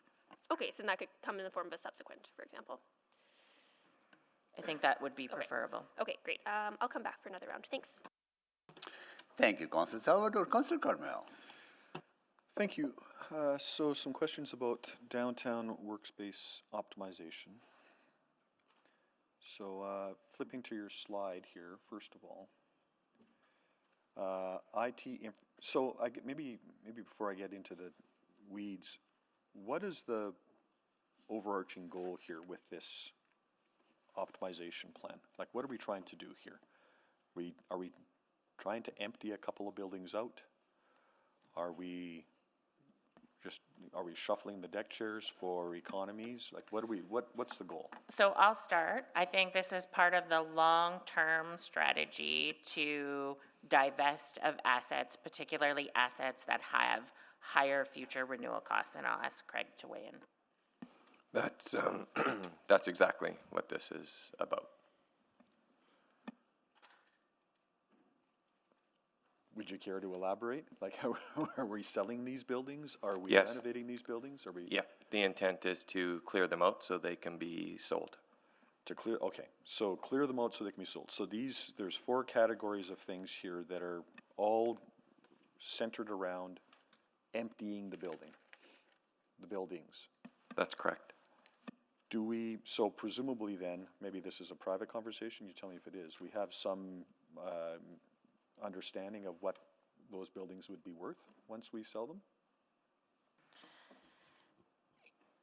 Yes, but to get into that level of detail, I would want to have that conversation in private. Okay, because I have a lot of questions about the cost benefits of those values, so that's a private conversation, yeah?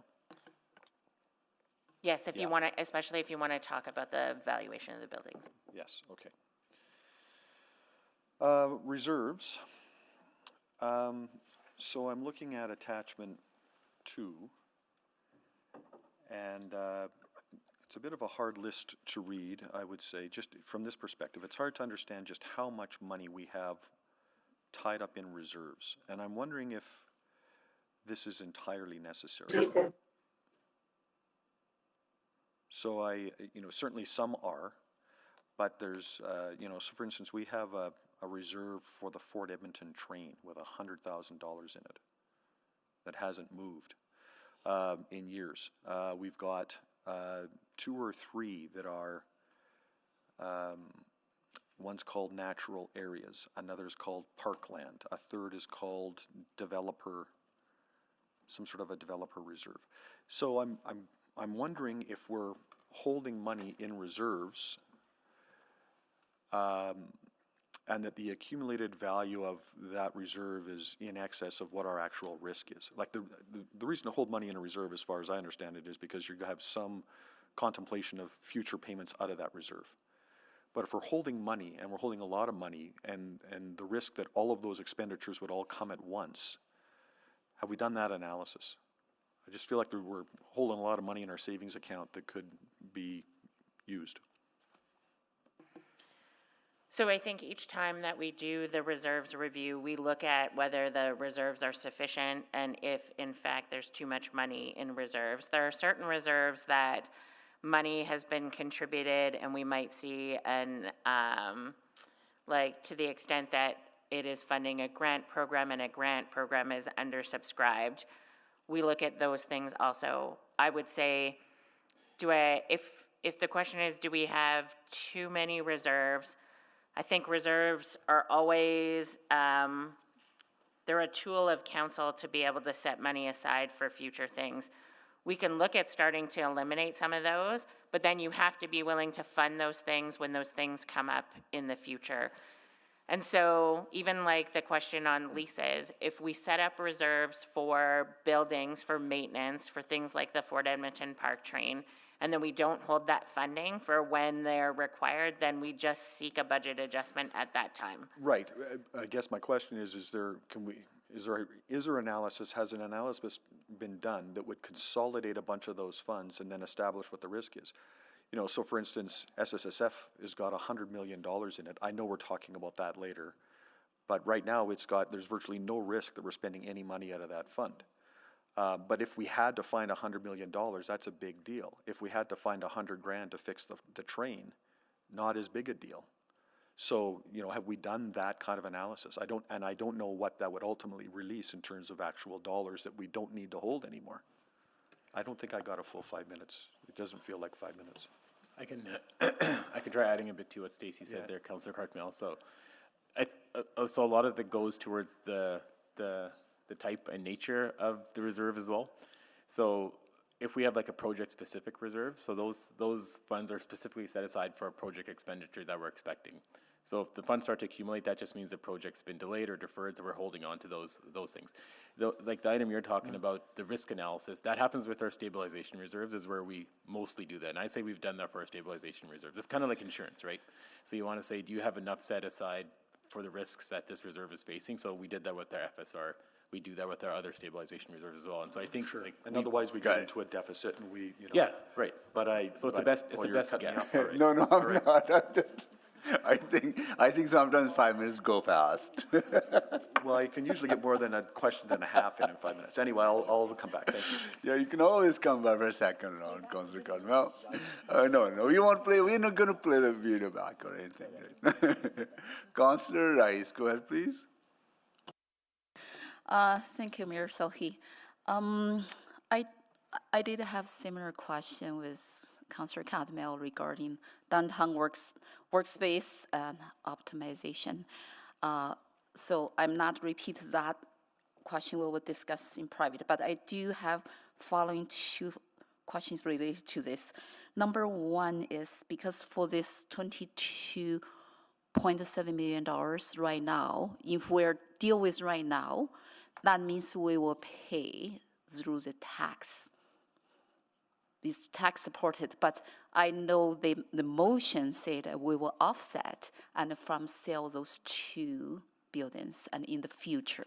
So that's his understanding is correct. So this is not funded with tax levy. It's funded with the interim financing reserve to be paid back with the sale of the buildings. So it does not impact the tax levy. Okay, thank you for that clarification. So if that is the case, so what is the balance remaining amount in the internal financing? Give me 1 second, I'll get that number for you, Councillor. And if we use that money to pay, do we still need to use the tax levy money to pay back and for this finance? No. So the interim financing reserve is essentially using the city's accumulated surplus or working capital to finance some of these costs in advance of the funding source coming in. So it's mostly timing differences between expenditures and funding sources coming in. So that reserve is going to be repaid fully through future revenue streams. So I understand it will be repaid fully and from future when we sell those buildings. But my question is why is now? And we have the budget pressure. And why we need to do this right now and use this internal financial funding. And then I heard some surplus will go to this internal financing and all. But to me, and it does not mean we don't have any tax support portion in that internal financing. So is your question, if we didn't do this, why could we just release part of the interim financing reserve to lower the tax levy? That could be one option, but my key question is about why is urgent right now?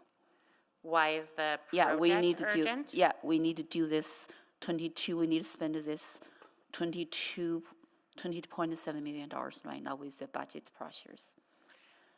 So again, what we're doing, I would just, the easiest way to describe this is we're borrowing from ourselves in order to move people and locate people who are in two buildings that we'd like to sell.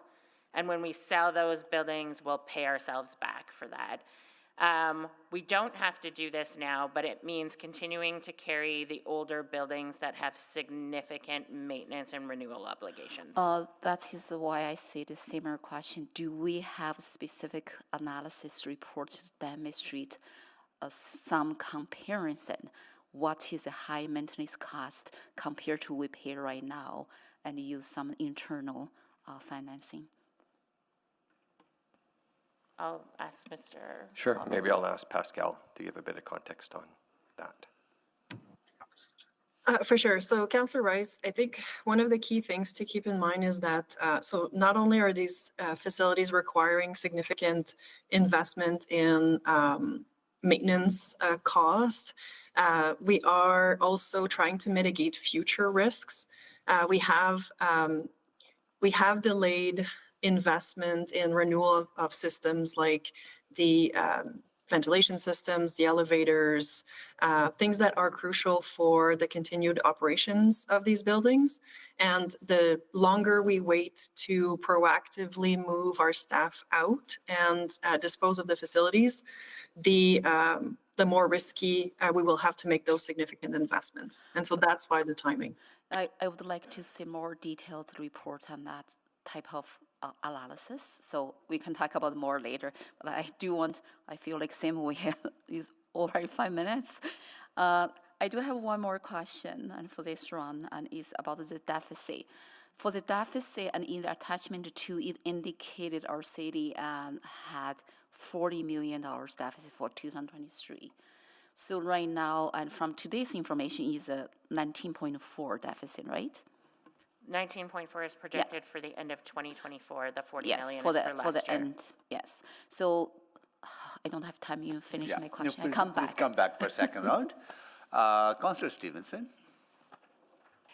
Thank you very much. So I wanted to dig into a few questions that were raised just in terms of our ability to commit future budget cycles to decisions that we're making. So my understanding, neighborhood renewal, I believe that fund took multiple years and multiple budget cycles to get to its full contribution amount. Is that correct? That's correct. So I'm unclear why we're now, or I feel like I'm hearing the advice that we're not able to do that now in terms of a dedicated renewal fund. Sorry, you're saying we advised you that you can't do a dedicated renewal fund? So what we've been talking about is an FSR repayment, and then potentially when the FSR is repaid, then that funding is going towards a dedicated renewal fund. But I've heard reluctance that we can make that decision at this point. I think what we would do is, I think the easiest way for us to deal with that is if by subsequent motion you directed us to bring back a plan to build a renewal fund that included the ultimate release of the FSR over time. Okay, so we can do that at this point. Yeah, I think the issue that I have, one of the reasons, but you'd have to direct more information to come back. It can't amend a budget for something that the budget's in the future. But how did neighborhood renewal do that? Because didn't it forecast payments in the future? It did, but what happened, it got approved with each and every budget. So it didn't get approved. We didn't say that every year you're going to increase it by 1% per year. It was in 1 year we approved 1%. Then the next year we approved another 1%. So it was done incrementally each year. It wasn't in 3 years you're going to increase it by 1%. So we cash flowed it as we went, is basically how we did it. And actually it deviated from plans. We slowed it down some years and then continued to get it ultimately. So it was a year-by-year progression, if that helps. I think a colleague might have some questions that will help get to the bottom of that. But I think specifically where I'm thinking is that we are making the choice now for whatever that, I apologize, can't remember it off, but let's say the 1% for FSR repayment. So we are building that into the base budget. So if nothing else, can't we then allocate that 1% that is baked into the base budget for a dedicated renewal once the FSR is repaid? So, yes, but you can't do that by an amendment. You can direct us to look at what the transfer of a 1% renewal after the FSR repaid looks like, but I can't impact a future budget until we have a plan and until that plan is in front of us, and then that budget is in front of us.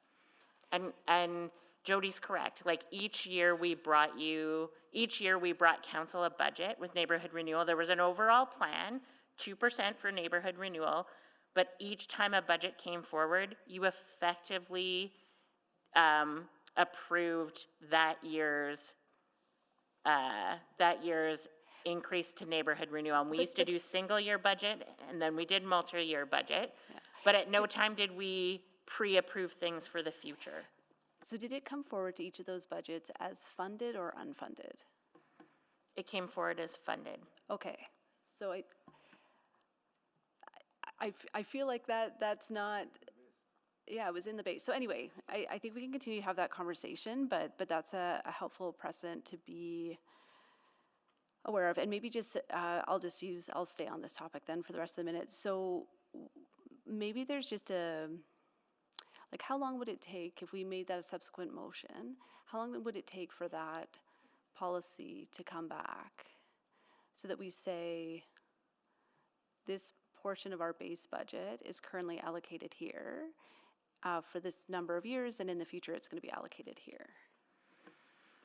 So we could I would think we could bring that back within the next 6 months. Okay. I think perhaps what you're wanting to do is direct us that would be a funded item in the 2027 to 2030 budget, which you could do once you had that information in front of you. Okay. The other thing that I would say is part of the challenge is that it depends on how well we're able to actually replenish the FSR over the 3-year period. So we've said 1% over 3 years should do it, but that doesn't work if we continue to operate at a deficit level over those 3 years. Yeah, for sure. Thank you so much.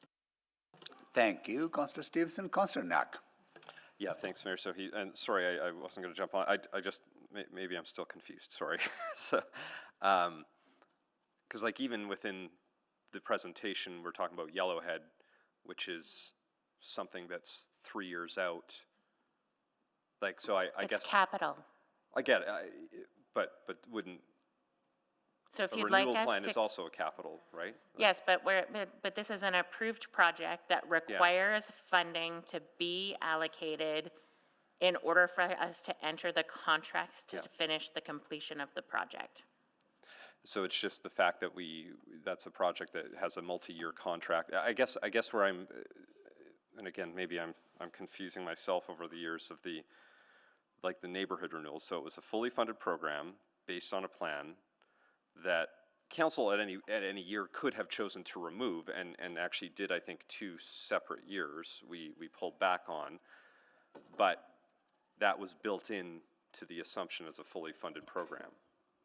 So I wouldn't say it was a fully funded program each and Well, every year. it grew to a fully It was a funded, plan. yeah. It grew to a fully Yeah. funded program, yes. Yeah, so I guess. So I think actually the difference that I would describe to you is what you did with neighborhood renewal is approve an envelope of funding within the base budget. Yeah. What you're doing on Yellowhead is approving the continuation of a contract and a project that's currently approved and requires additional funding. Yeah, and so I get that distinction. I guess maybe where I've just been confused is sort of how, like I think about neighborhood renewal, alley renewal, if we're talking about a dedicated renewal fund for civic buildings, like they've all been created the same way, and that's. You should look at neighborhood renewals similar to how we do PAYGO. Yeah. Not how we fund the Yellowhead. Oh, I trail. agree, yeah, but I guess, so if we're looking to do like a building renewal, I should be looking at the same thing we did for alley renewal and the same thing we did for neighborhood renewal, which was set up a program which allowed for multi-year funding. Yeah, and we would come at this from 2 ways. What are the obligations for renewal in a respective program? How much money do you need to do that? How much money would you like to establish in the budget to do that? Over how long of a time period? Okay, yeah, and we've had that report on sort of the infrastructure gap or the financial gap. It's like, I guess I'm just double checking, like, we already have had that chat. Council's had a discussion, we've had a report that's identified in amounts. Yes, so you are at any point free to direct us Okay, to increase the budget yeah, to fund a program. okay, cool. But it would Okay. be a tax levy increase. Oh, yeah, no, I hear that, okay, good, I think I got it, I think so. So, okay, cool, that's probably all my questions for now, thank you. Thank you, Councillor. Well, that concludes round one. Councillor Rice, can you take the chair, please? Chair is taken.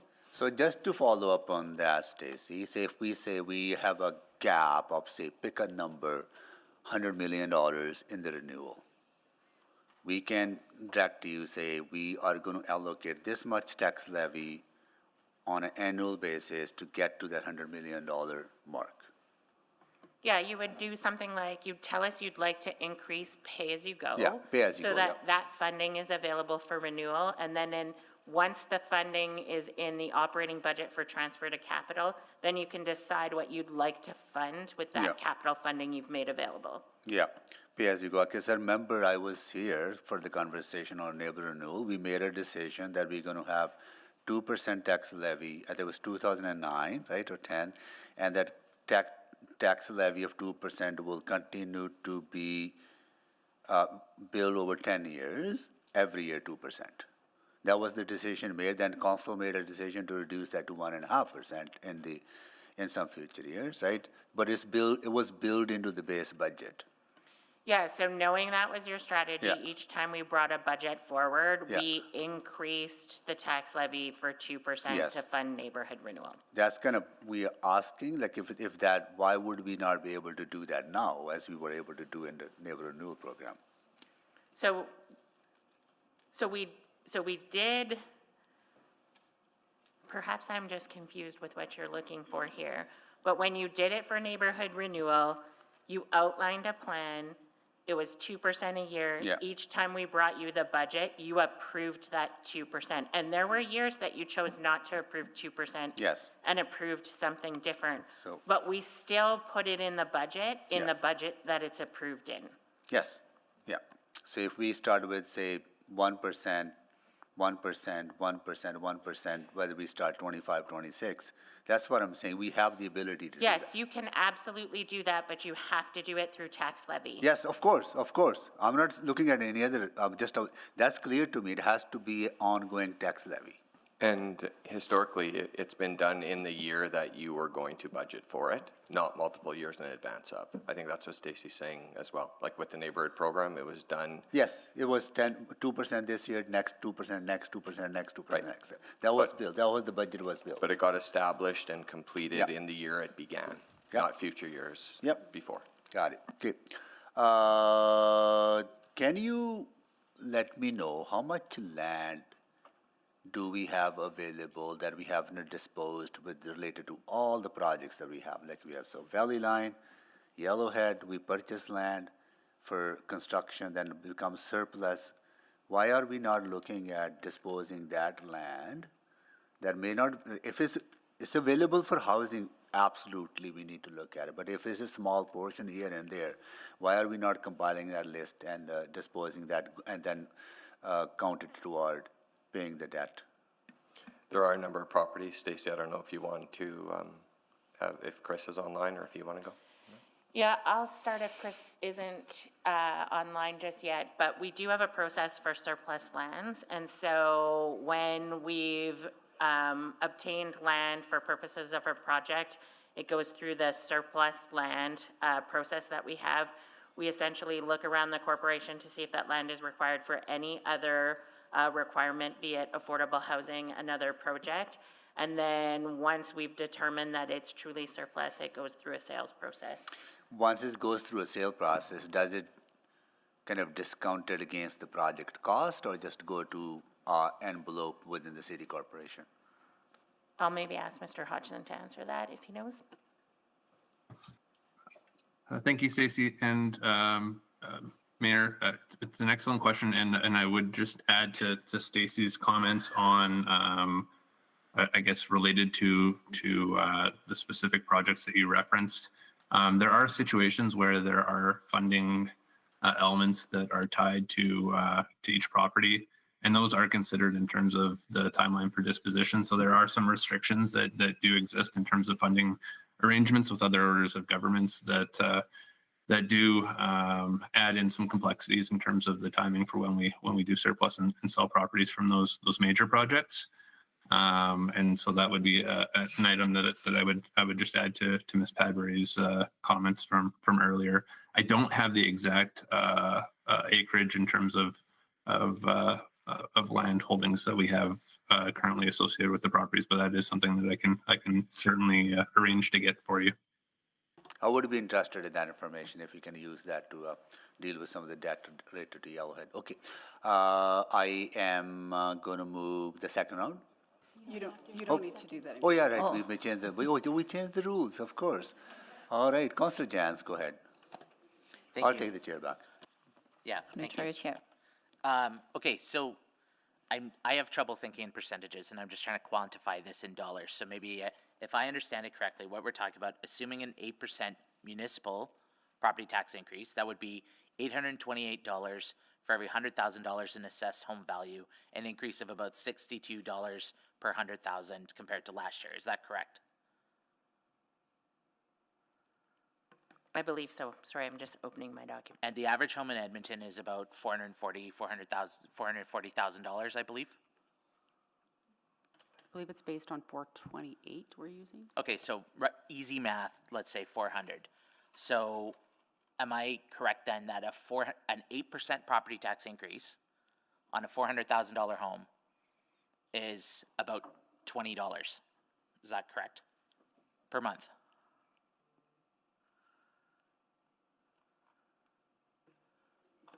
I think so, but we'll just double check your math. Yeah, that like.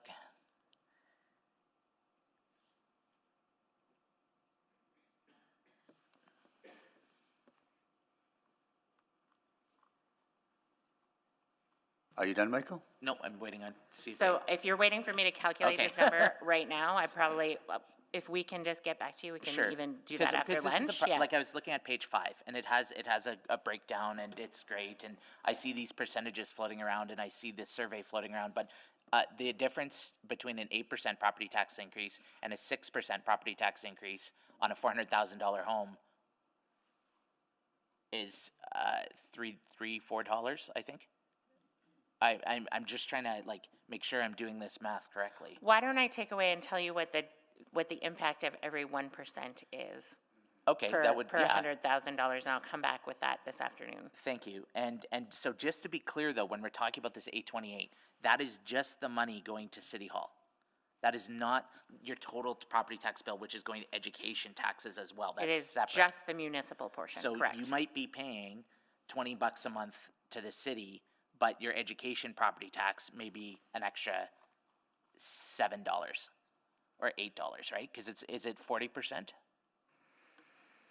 It depends on what the education tax requisition is. I think it's varied over the years. It's probably closer to a 30.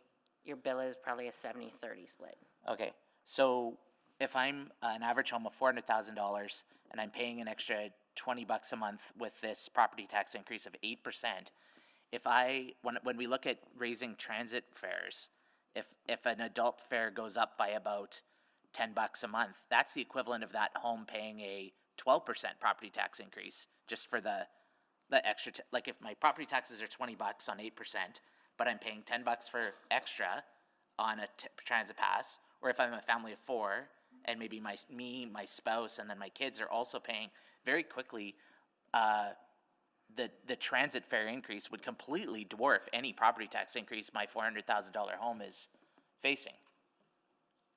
So I understand what you're trying to do, and we do try to think about these things, but we apply user fees to services that are discretionary, where people have a choice to buy a product or not buy a product. And I recognize that people still need to be able to move around the city, But that is why the policy has typically been that a component of transit is covered by the general tax levy, and a component of it is covered by a user fee, and we try to get that balance right.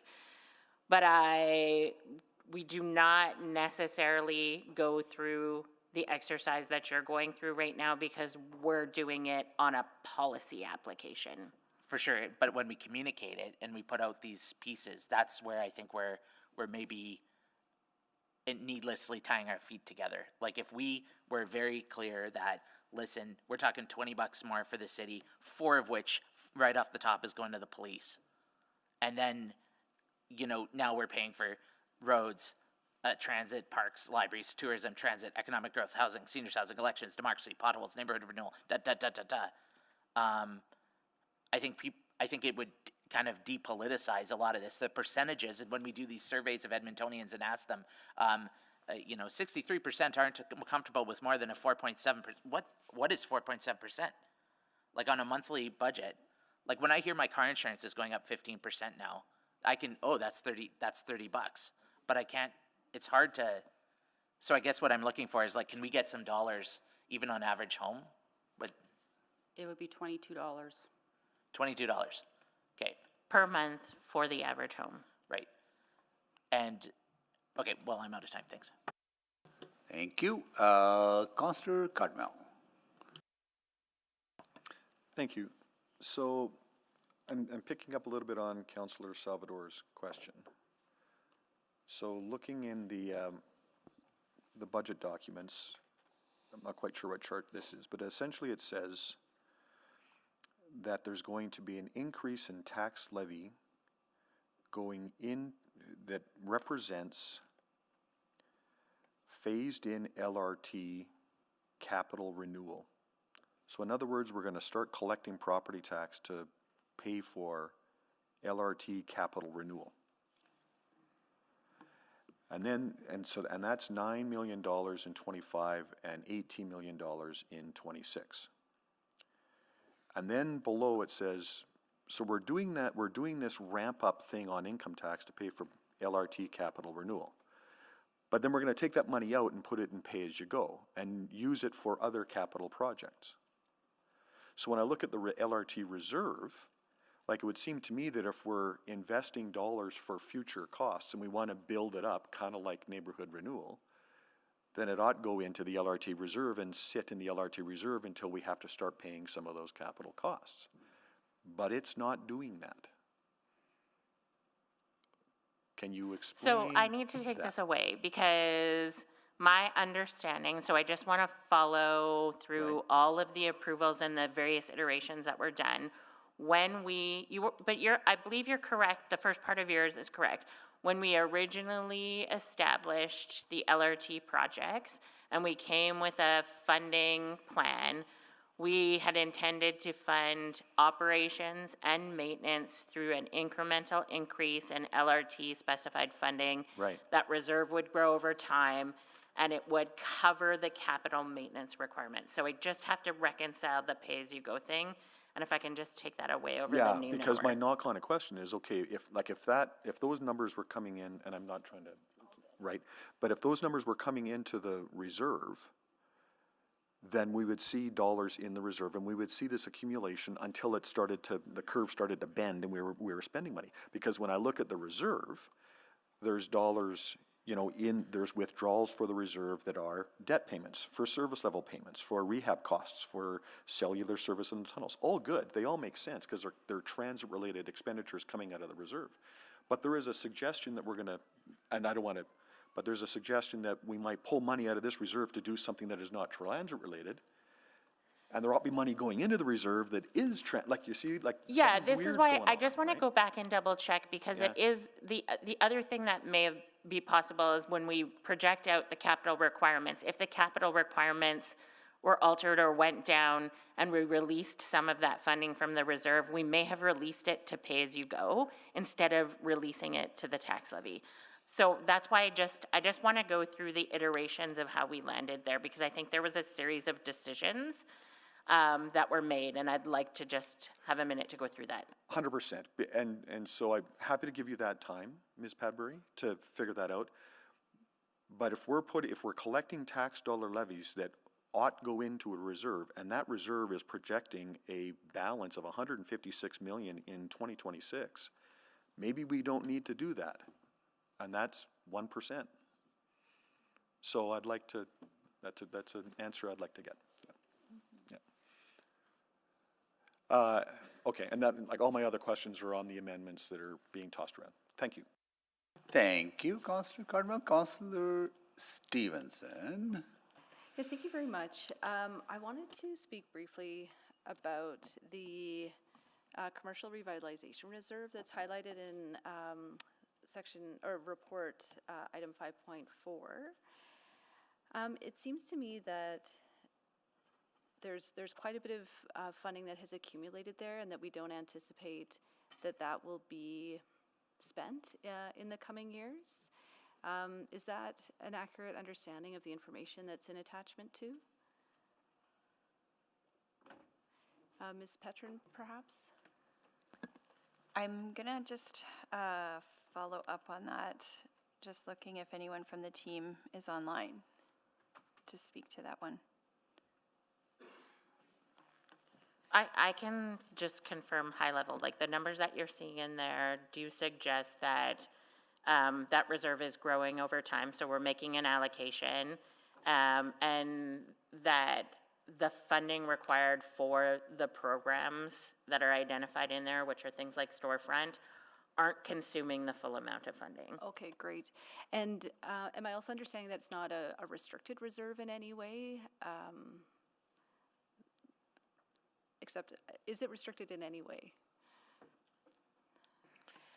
So if I were to go back to like when we had our audit done on reserves, one of the things that the auditor wanted us to do was have guiding documents. So I think what you do is you have a reserve established with guiding documents to certain policies.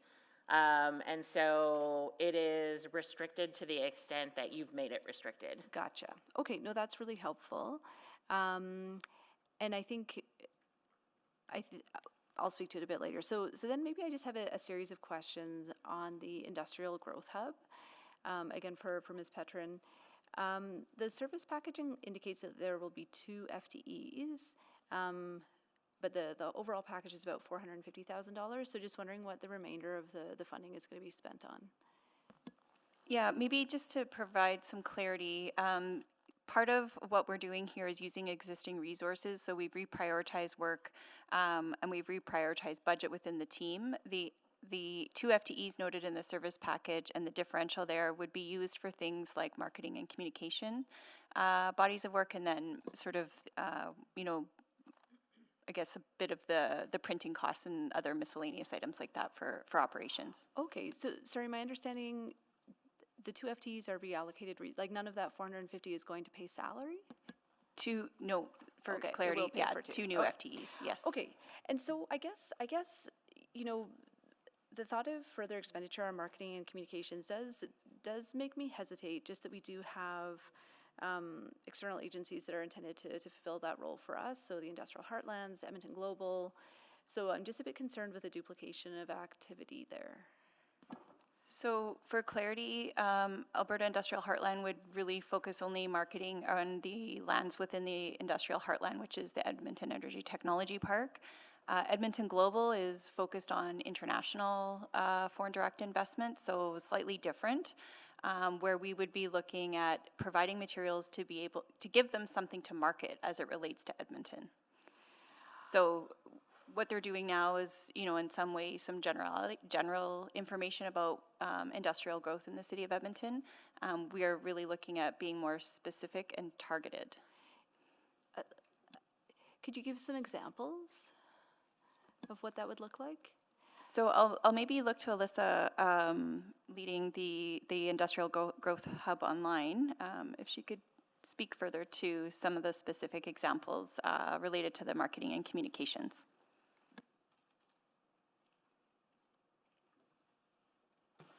Alyssa may not be there. You can come back, Councillor Stevenson, on that question. That's a very important question. Yeah, and I think this will be a quick one, but has there been any recent proactive work done on our industrial land use plans, so our ASPs and NSPs in industrial areas? Yes, we, through the work that we've done around repeals, were 9 industrial plans that were repealed previously, so streamlining sort of that policy direction, which would leave district planning that now applies to those industrial lands.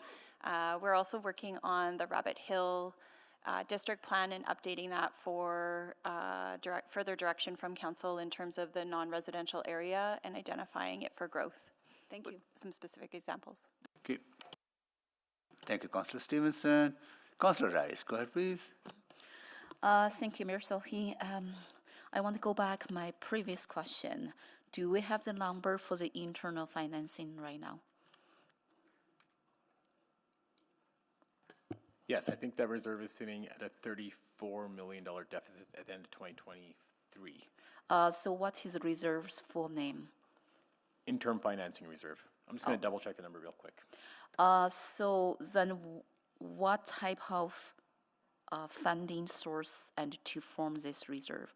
Is it tax levy money? Like I heard surplus at first run. And what is other type of the funding source?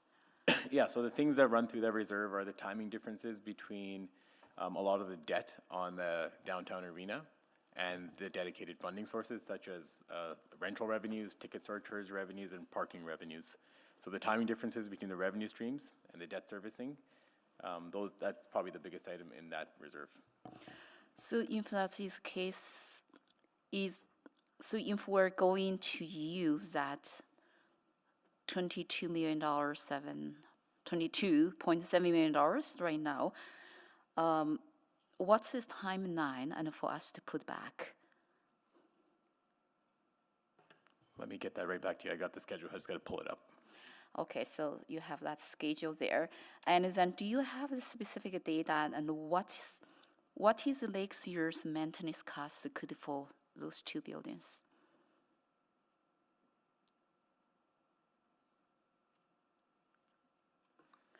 So if you don't, and I can move to Capital maintenance for those 2 buildings? Yeah. We can get that for you. I think I just have an aggregate number in total. So is this reserve eligible to take some money to reduce tax levy? No, this reserve is in a deficit balance. So Okay, we so have, is it in fact, deficit? yeah, we're Yes. actually borrowing from ourselves and repaying it in the future. So that's his related question to next one, the deficit. Councilor Rice, do you want me to answer your question on? Okay. Yeah. So all the cash flows are expected to happen by 2028. So that's when we're expecting the full $22.7 million to come out of the reserve. And then depending on the sale of the buildings, when we would expect those proceeds, potentially around 2028 as well. So repayment projected around 2031. Okay. Thank you. So the deficit, and then it's my understanding, and we paid the 40.5 deficit, and in 2023, that is actual deficit, and through our FSR, right? That's correct. And then, so we are projected 19.4 deficit by end of this month, and will be paid by FSR as well. That's correct. And then right now we are talking about the payback, and for 1% tax increase, and for around $21 million payback, and to the FSR. That's correct. And then if that is the case, even though we paid back $25 million, we use that to pay $19 million for the deficit, but the FSR still under the minimum balance by about 5%. Yes, that's correct. So that's why you need the 1% this year plus another 1% next year. And then you need 3 years to be able to pay to get it back up to the minimum. That is our current policy, even though by just doing simple math here, we pay back 1%, but next year we still not achieve the minimum balance. That's correct. You need all 3 years and 2 successive tax increases of 1% to get back to the minimum. My point is, yes, that policy allow us for 3 years payback, but still not achieve the minimum balance requirement.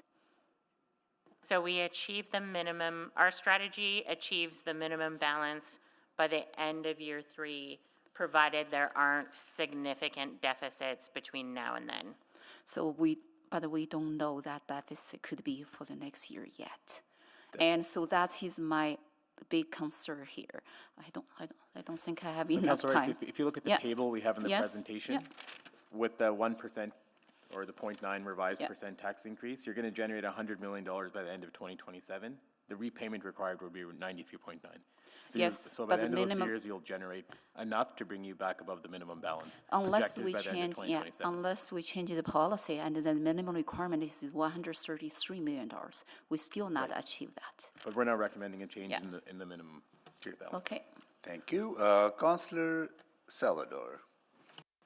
Yeah, thank you. So I just want to ask a question about the, Hold on, Councillor Principe haven't had a first round at all. No, Councillor Principe, go ahead, please. I missed that, sorry. Yeah, no, it was no problem at all.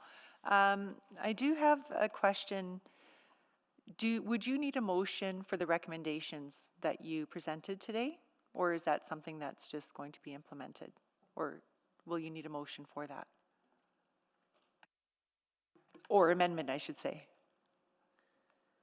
Sorry, the report has recommendations in it, and so we eventually need the recommendations in the report to pass if you want to adjust the budget as we've proposed.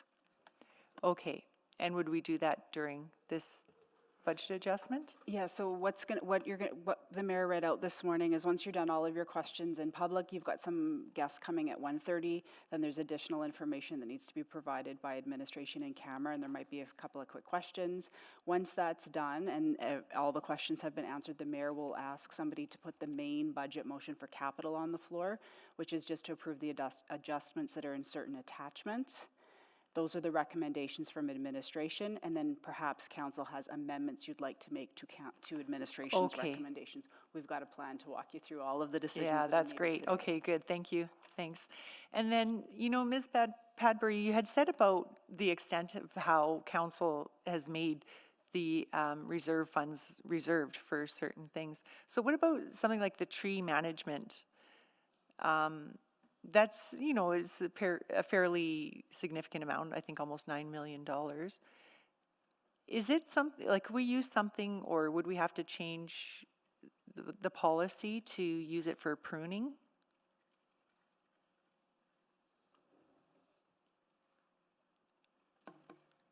I would just need a second to just pull up that specific reserve. So while Stacy's doing that, yeah, like there's a policy for tree management, and that reserve is intended to manage the inflows and outflows related to the program. So if I'm understanding your question, like if you wanted to use the money for other purposes, you'd probably just have to make an exemption to the policy. We would have to then. I would think so. Okay. That's probably the conservative thing to do, yeah. Right, okay, thank you. And then I just wanted to know about the task force for housing and houselessness. There was a $3.5 million in 2024. Was that used up? No. The task force is currently working through how that money would be allocated, and a report's expected to come to council in the early part of 2025. Okay, so is it anticipated to be used in 2025, 2026, or? Yes, I believe so. It is? Okay, Yes. good, thank you. And I think those are my only questions for now, thank you. Thank you, Councillor Principe. Now, Councillor Salvador. thank you. I have a question about the reduction to the art reserve contribution. I'm just looking for clarity. Is this one time? Would it be the $550K in 2025, or does that extend 2026? Just need clarity on that front. It's for 25 and 26, and then for the next budget cycle, there'd be a review of the policy in general. Okay, so and that leads into my next question. I mean, my understanding is this reduction would put some projects on pause, or currently planned projects on pause, and just looking to see how we can provide some surety that there will be a conversation going into the next budget cycle, into 2027. So are there ongoing conversations with the Edmonton Arts Council? Is that maybe something that could be provided in the form of a subsequent, just to make sure that there's some certainty that for that organization? Yes, I guess I'll comment on, we did make the Arts Council aware, and they actually provided a memo to council in advance of this coming, and we do have ongoing conversation with them. Where there's not any projects that are currently going to be on pause, but there would be future impact. Okay, and you would need direction around restoration of that funding in the future then? Yes, if you specifically want it restored to that amount. In general, we'll take away and work with them on what we think going forward future would look like. Okay, that's helpful. Just jumping over, I just want to come back to the EdTel question again. Can you just explain to me why the valuation date is just once a year? Is that something that we dictate through policy? I just don't know why it wouldn't be more flexible. Why is it just one date? And if we got a number on where it's at today in terms of percentage? Sorry, I'll come back with the percentage after lunch. I think, so the way this policy is designed is it pays an annual dividend if it's between certain parameters, and then a special, we pick a measurement date for a special, so that it provides that we would do a special dividend the following year. But if we didn't pick a date, like the volatility means that it fluctuates a fair bit. So we're just trying to simplify and manage in a consistent manner. And I'm not sure it matters in the long run whether you pick several different days or just a single day. At the end of the day, once you pay a special, it'll draw it down, it'll have to work its way back up. Yeah, okay, I'm still interested in knowing what the percentage is, so I'll wait until after lunch. I'm gonna switch gears to ask some questions about just the policy guidance behind our FSR policy. So I really appreciated the discussion on the risk-based assessment that goes into establishing the minimum balance and the target for FSR, and that really makes sense to me from the perspective of risk mitigation and reasonableness. What I'm also interested in is whether there's been a conversation in the past about just embedding some additional structure into the policy itself to have like more clearly defined uses within the FSR, like more like a tiered system within the FSR policy itself. So like right now, maybe I'll just use the example of I don't know, like breaking it into further categories related to emergency uses. Things like the pandemic would fall under that. Operational, like one-time operational costs, strategic responses. Like, is there value in being a little bit tighter with the way we set up our FSR?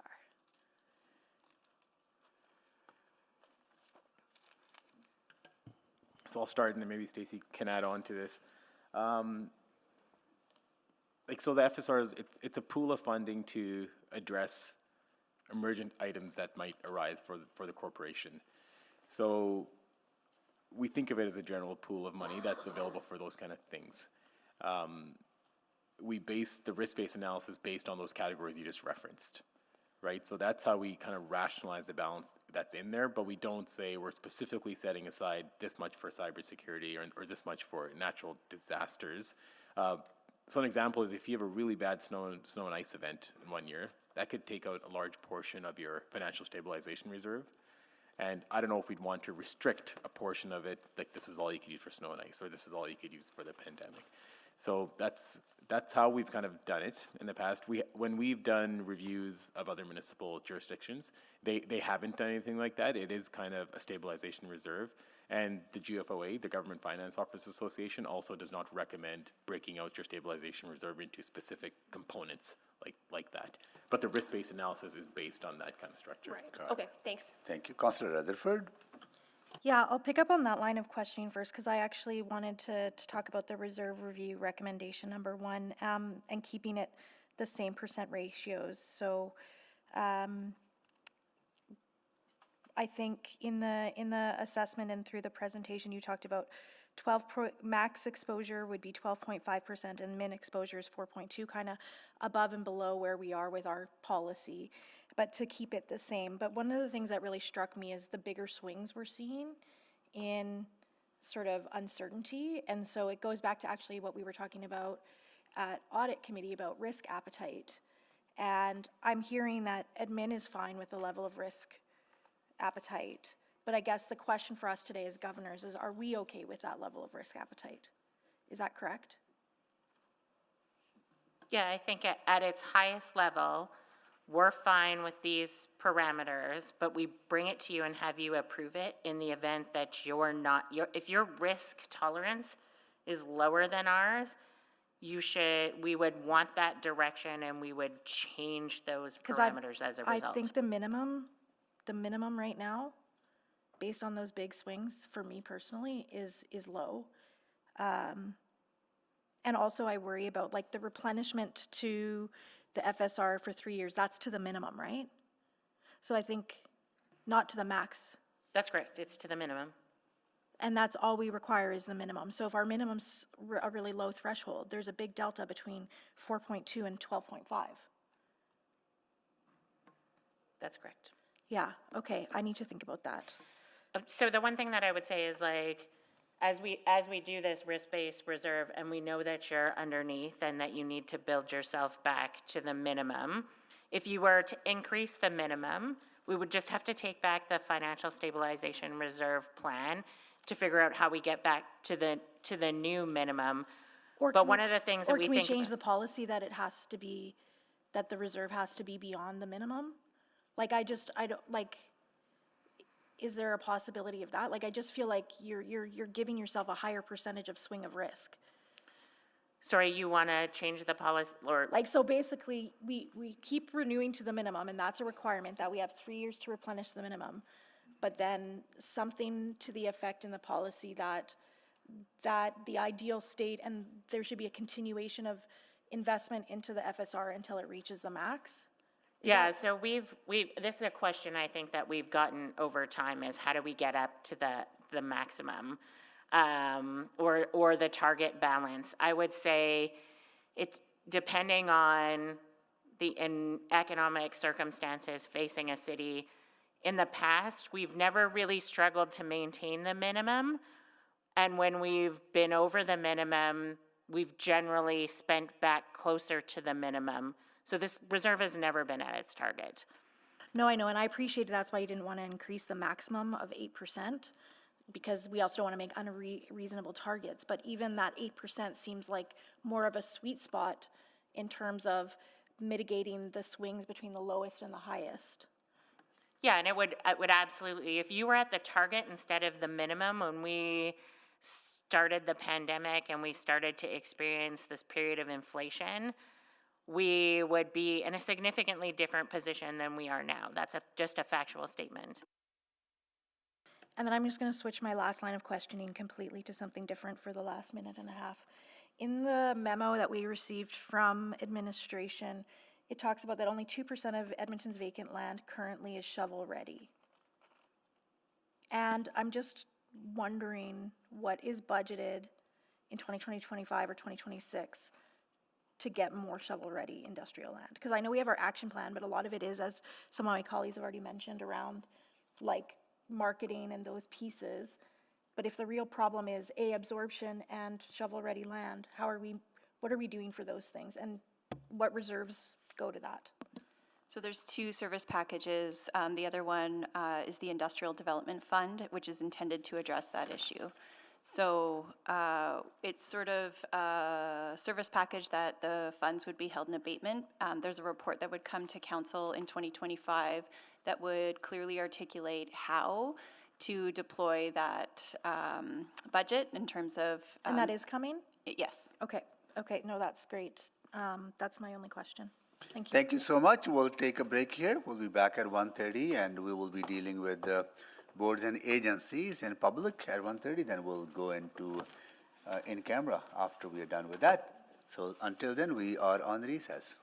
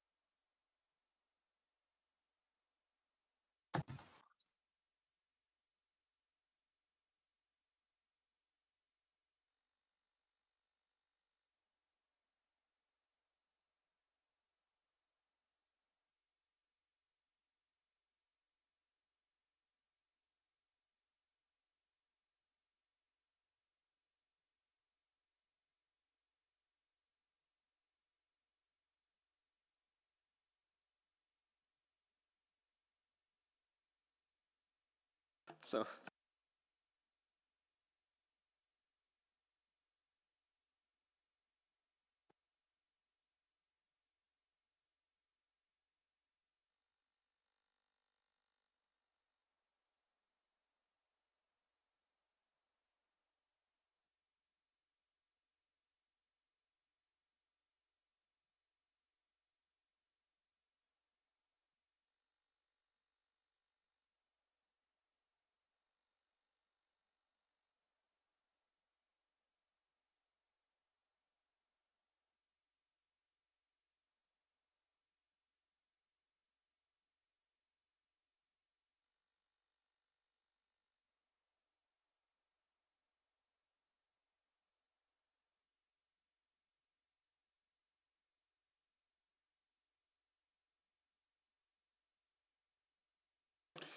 Well, hello everyone. I would like to call this meeting back to order.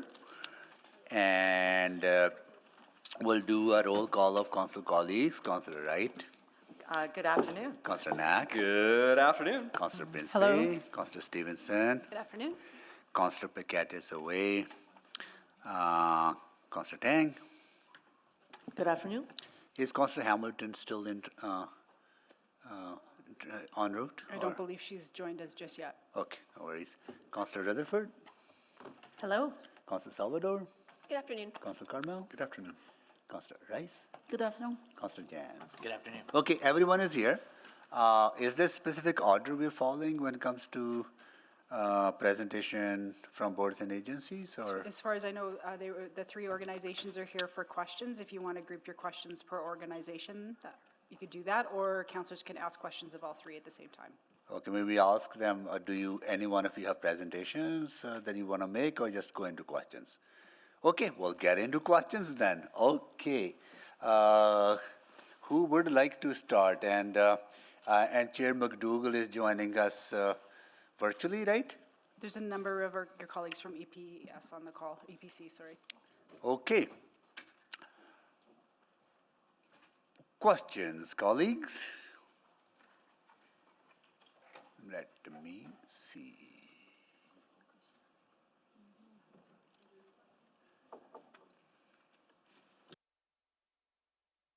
So agenda item number 4 is where you would request to speak. Agenda, sorry? Item number 4, just if there's any question. Yeah.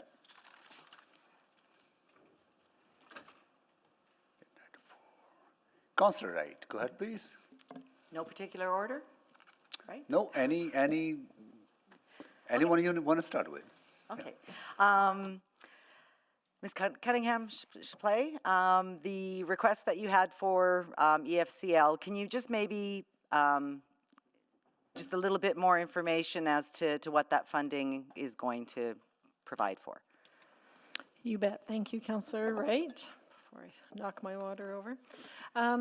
So the funding of $475,000 is entirely for the life safety requirements from the 2023 facility assessments that we did. So there was 29 leagues that had facility assessments, and we saw generally about 85% of those required support with exit signs, like egress kind of support.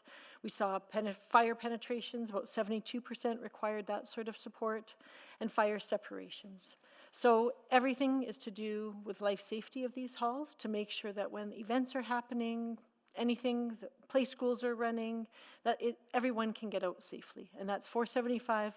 It's really just to start the conversation. This is not the full amount that's required from these assessments. It's what we're hoping to just begin the life safety upgrades required. Okay, and that's also 50% matching what the community leagues themselves can That's provide, right. It's still 50-50 matching. Okay. So even though, I mean, I think I saw a news report saying, you know, the request is a 25% increase for the community leagues. It's still not a lot of money. It's $475,000. Okay, and I think we're looking at taking that from our council contingency, so it won't be an impact to our tax levy then, right? That was my understanding and my hope. Yeah. Okay. All right. Awesome.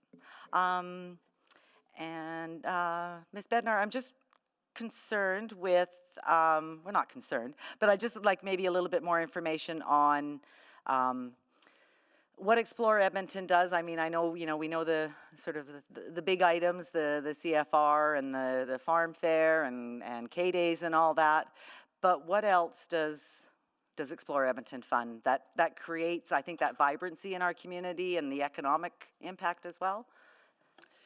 Yes, thanks for that. So certainly civic pride and of course tourists that come to Edmonton are the investors in a lot of the things that Edmontonians enjoy, and they really are subsidizing those because we couldn't afford to produce those ourselves. In addition, if we look at the investments that the city makes, for every dollar that we invest, we receive $19 back. So there's also a monetary return to that. And it's also significantly about our economy. So 1 in 10 jobs in Edmonton are related to the visitor economy. So all of those are drivers. I would say about the major events, those major events really are only catalysts. So if we think about the Country Music Awards or the Canadian Finals Rodeo, they would have impacts of like 30 million, but it's really all of the events that we work with the community around that to support restaurants. We work with the community leagues, the hotels, drivers. So those would be examples. The other piece I would just note is the brand. And I just want to use one example, the Lonely Planet naming Edmonton as one of the top cities to visit in 2025. That took years. So if we compare Lonely Planet's reviews of Edmonton, even 7 years ago, that's the kind of work that we can deliver that also helps with Edmonton's brand here, not just for Edmontonians, but across Canada and internationally. And what about throughout the year? Like I'm thinking some of the smaller ones that we might not know about. Right, thanks for that. So we have brought in $329 million of economic impact just for the events that we bring in. So that doesn't include the Oilers playoff run or anything like that. So the names that you noted are ones that are high profile, but we do focus on sports. So for example, everything from ice climbing to the Native Hockey Alberta Provincial Championships, which was a $10 million economic impact, and important for us in terms of our work with our Indigenous partners. I would also point out business events, for example. So, folks wouldn't have heard that we brought in the Jehovah's Witness Conference, which brings in about $5.5 million, or even things like the Canadian Motor Transport, the International Association of Bear Conference. So we work with our post-secondaries on the type of economic drivers that are important to them too. Thank you. I didn't even know there was a bear conference. Okay. Okay. Thank you very much. Thank you, Councillor Wright. Before I go to Councillor Cartmel, I would like to welcome some students who are visiting us from Jesse Nichols School, grade 6 class. They are here with their teacher, Miss Jablocki. Right? Did I get it right? All right. Okay. And Ward Sipipinawak, your ward councillor is Councillor Hamilton, who is actually on her way to attend the Canadian Urban Transit Association conference. Councillor Hamilton is council's rep on that association, and she attends those conferences to highlight the important work that city is doing and also learning from other cities what other cities are doing to support and promote public transit in our cities. I had a chance to meet with some of you. I understand you were talking about something very, very important at your mock council, right? So can see the mayor? Raise your hand, mayor. Come down to the podium. Want to come down to the podium?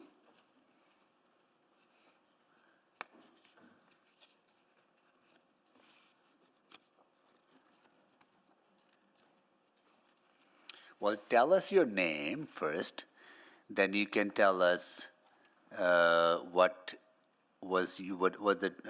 topic you were discussing and what decision you made. So my name is Lauren. Our topic was whether or not public transport should be free for K-12 students and seniors aged 64 plus. So the topic was defeated, but it was a really good debate. Well, yeah, we have those discussions here as well. It's always about striking the right balance between taxpayers' affordability and then the affordability of the users who rely on that service. Thank you so much for joining us. Lovely to see you all. Okay. Okay. All right. Stick around. We're talking about budget.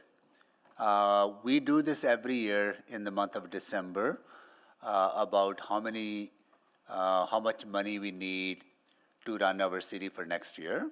So all the services that we provide around public transit, public safety, libraries, rec centers, roadways, snow clearing, all the things that we do every day, we need money to do that. And we allocate money now, and we're hearing from some of the agencies. For example, Explore Edmonton is our tourism and attraction agency. Then we have Federation of Community Leagues who are here.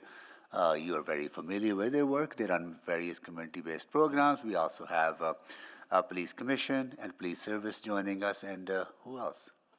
That is it for now, right? And yeah, good. Thank you so much for joining us, okay? All right, Councillor Cartmel, please go ahead. Thank you. So, Ms. Bednard, a few questions then, more on the dollar side of things. So, 3 lines of business, destination development and marketing, venues, and owned events. And the city grants $16 million to Explore Ed. Do I have that number right? The city gives 11.7, and then the additional 6 you granted as a one-time and asked us to come back in the fall for the base. Which is where we are now. And so that what is that, 17.7 million, that goes to which of the 3 lines of business? All of them? Or does it go discreetly to any one of them, or is it a mix? Councillor Cartmel, it kind of get allocated corporately, but if you want to break it out into the 3 lines of business, about 3 million or just under 3 million goes to venues, 3.3 to our produced events, and then destination marketing, about 11.6. Okay. And then there's other revenues that come to Explore on at least one of those, destination development and marketing, yeah? Yeah, certainly they pull in some grant dollars from Edmonton Hotel. So I guess where I'm going with this is, if all Explore gets is the 11.7 million that is currently in the budget and does not get that additional $6 million or some other amount, what would the effect of that be? Right, so we've been having this discussion, of course, with you over the past year because you've asked for that. The first thing I would note is that we have made significant cuts to our programming and through OP12 to align with the direction. And as we've discussed, we can't trim off of all of those lines of business further than we have, and so it would mean returning the venues to the City of Edmonton. They are your venues. We operate them on your behalf. And if there's a question, I'd like to be able to talk about the value that we deliver to that, but that would be the impact. So the city would have to operate those venues then in place of Explore if that happened? That's correct. Okay, I might have further questions on that. I just want to contemplate that for a moment. I think that's it for me for the moment. Thank you. Thank you. Councillor Tang. Great. Thank you very much, Mr. Mayor. I'll start with EFCL. I think this was earlier this last month. You also shared a list of those 29 leagues that will be eligible for this, and they include they're in 9 out of 12 wards, so it's not citywide, and you have a total of 160 something leagues, so a small portion of that. Can you just explain that eligibility criteria for me? And are those 29, are they equipped with the matching funding to access this? Yeah, good question. So we, in 2024, did another 69 assessments. And so the first ones were done in 2023, so that first 29. And I think the way that we chose those first 29 were the ones that didn't have Stantec reports done 10 years previously, and the ones that were identified by the Stantec reports as being most critical. So we started with those ones in 2023. And so you're correct, they don't cover the entire city, as you pointed out, but by the end of the 3 years of assessments, we will have covered the entire city. So the leagues that currently we want to see these life safety improvements done, they have the opportunity to apply for different grants. Particularly the Community Facility Enhancement Program through the province of Alberta is generally where leagues will go for the matching funding for CLIP. Okay. And some leagues will perhaps have that 50% matching in their own reserve fund as well, depends. Yeah. And then suppose, this is funded and then they go through with this, and then can you just explain what happens the following year? Yeah, it's a good question, because at this point, we're trying to finalize the 2024 reports. And then we want to we'll have the majority of leagues done by that point. And then we want to trend that information. We want to understand what are the costs that are needed for us and for leagues and for the city in order for these amenities to be not only safe to be in, but to the best of their abilities to make sure that they're going to be improved ongoing. So we will have other asks that will be coming in the coming year, I imagine. So this is for the assessment, and look at what is needed, and that in future years will be the actual infrastructure fixes. This ask is for the infrastructure fixes for the 2023 assessments, but for life safety fixes. Okay, got it. So this will be the actual upgrade of the facilities. And then when you kind of finish this round, most of the leagues will have gone through this process. The majority. The majority. That is what, 70 and 40, just about 70 and 30. So about 100 will have completed, and so we have about another 40 that we need to complete. Because I'm also just thinking about, like in my ward, I have a few leagues who don't have any community halls to even access something like this at all, right? We're doing all the amenities on their licensed land. Okay. So that could be a rink, that could be a parking lot, that could be a tennis court, that could park. be anything. A dog, we haven't run into dog parks yet. But if it's on their tripartite land, then we would assess it. Yep. Okay. Great, thank you. And then for over to Explorer, can you describe a little bit of how you work with, like obviously in a lot of the events you do, you promote a lot of local vendors, local businesses. How are you working with bodies like businesses improvements areas and other, I can't think of any off the top of my head, but other local businesses? Yeah, thanks for that. I'm just going to reference back to some reports that we brought forward to council in the spring, just outlining the various mandates, because I know that you wanted to be assured that there wasn't duplication and cooperation. So we don't promote locally. We use the assets of Edmonton to promote outside of Edmonton, generally speaking. So that's talking about marketing and brand. And so the Lonely Planet would be a good example. Lonely Planet, of course, cited our festivals and cited Old Strathcona, for example. So we work with those entities to bring that forward and market that. When it comes to small businesses, as Councillor Cartmell noted, we receive between $5 and $6 million from the hotels, and they fund things like our salespeople who would be traveling to bid on events. Of course, Councillor Knack came to the bid for Gay Games, for example. So we work with our hotels for that, and also to understand when we need the business in Edmonton. So they obviously have certain peaks. Something like Canadian Finals Rodeo would fit in October, when that wouldn't be a time of year when we'd see a lot of visitors. We also have roundtables with everyone from the event attractions to the BIAs to understand how we can cooperate with their own programs. Great, thank you. Thank you. Councillor Stevenson. Yeah, thank you very much. My questions are also for Explore.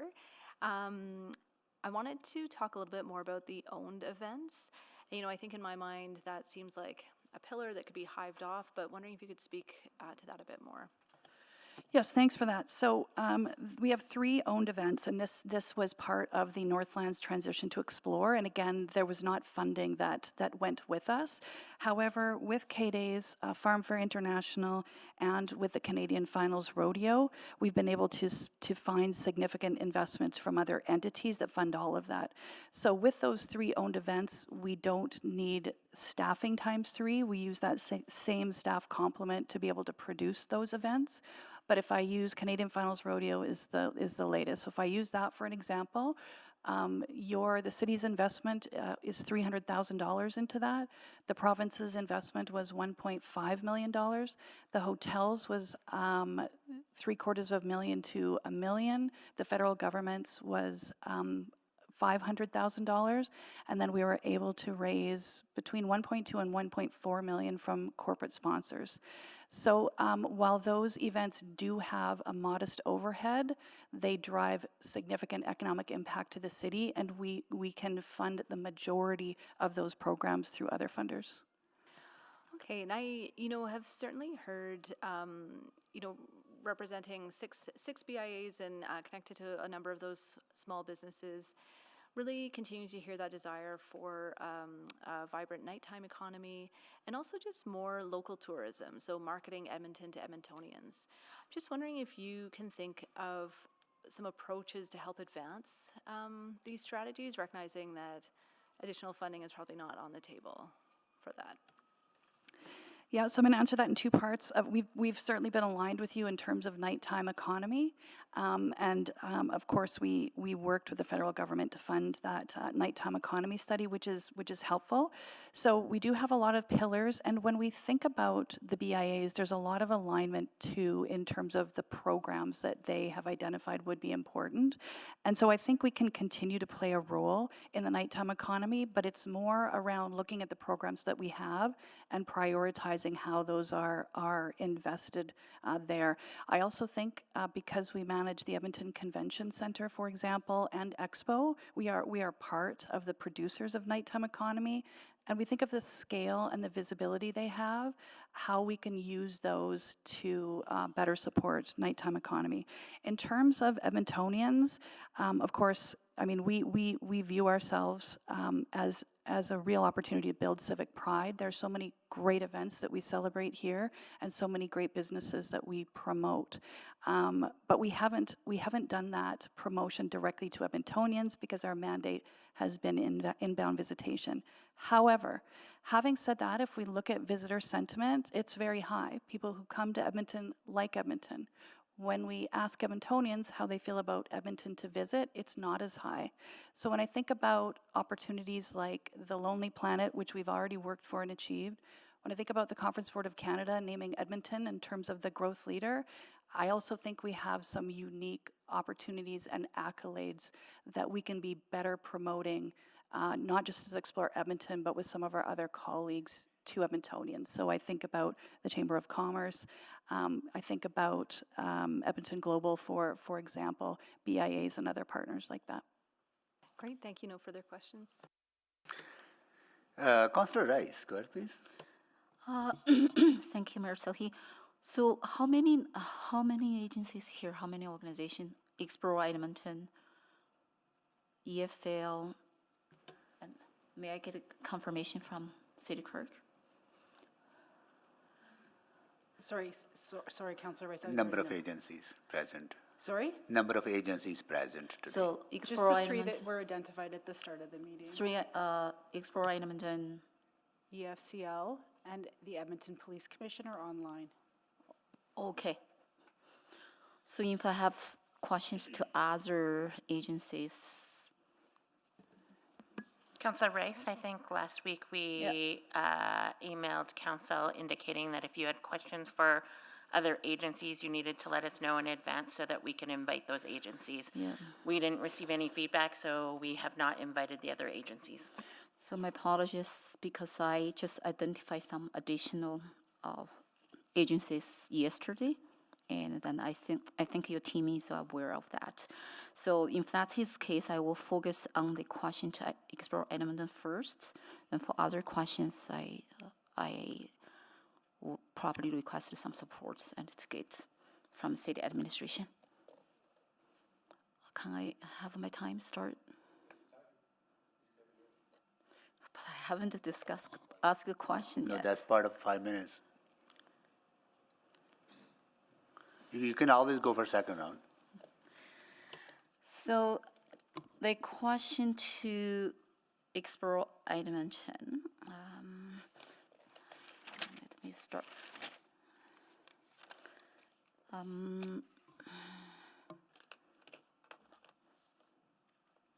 So I will come back. No worries, Councillor Jans. Go ahead, please. Thank you. Is Commissioner McDougall on the call? I'm here, Council.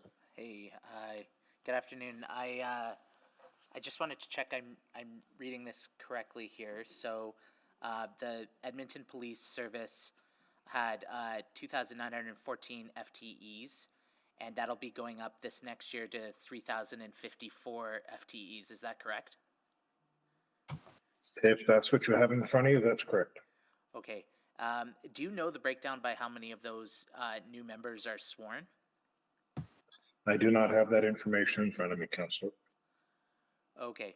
I was hoping to say kind of like in this budget, funding allocated to Edmonton Police is going to allow for the hiring of X new members or X new sworn members.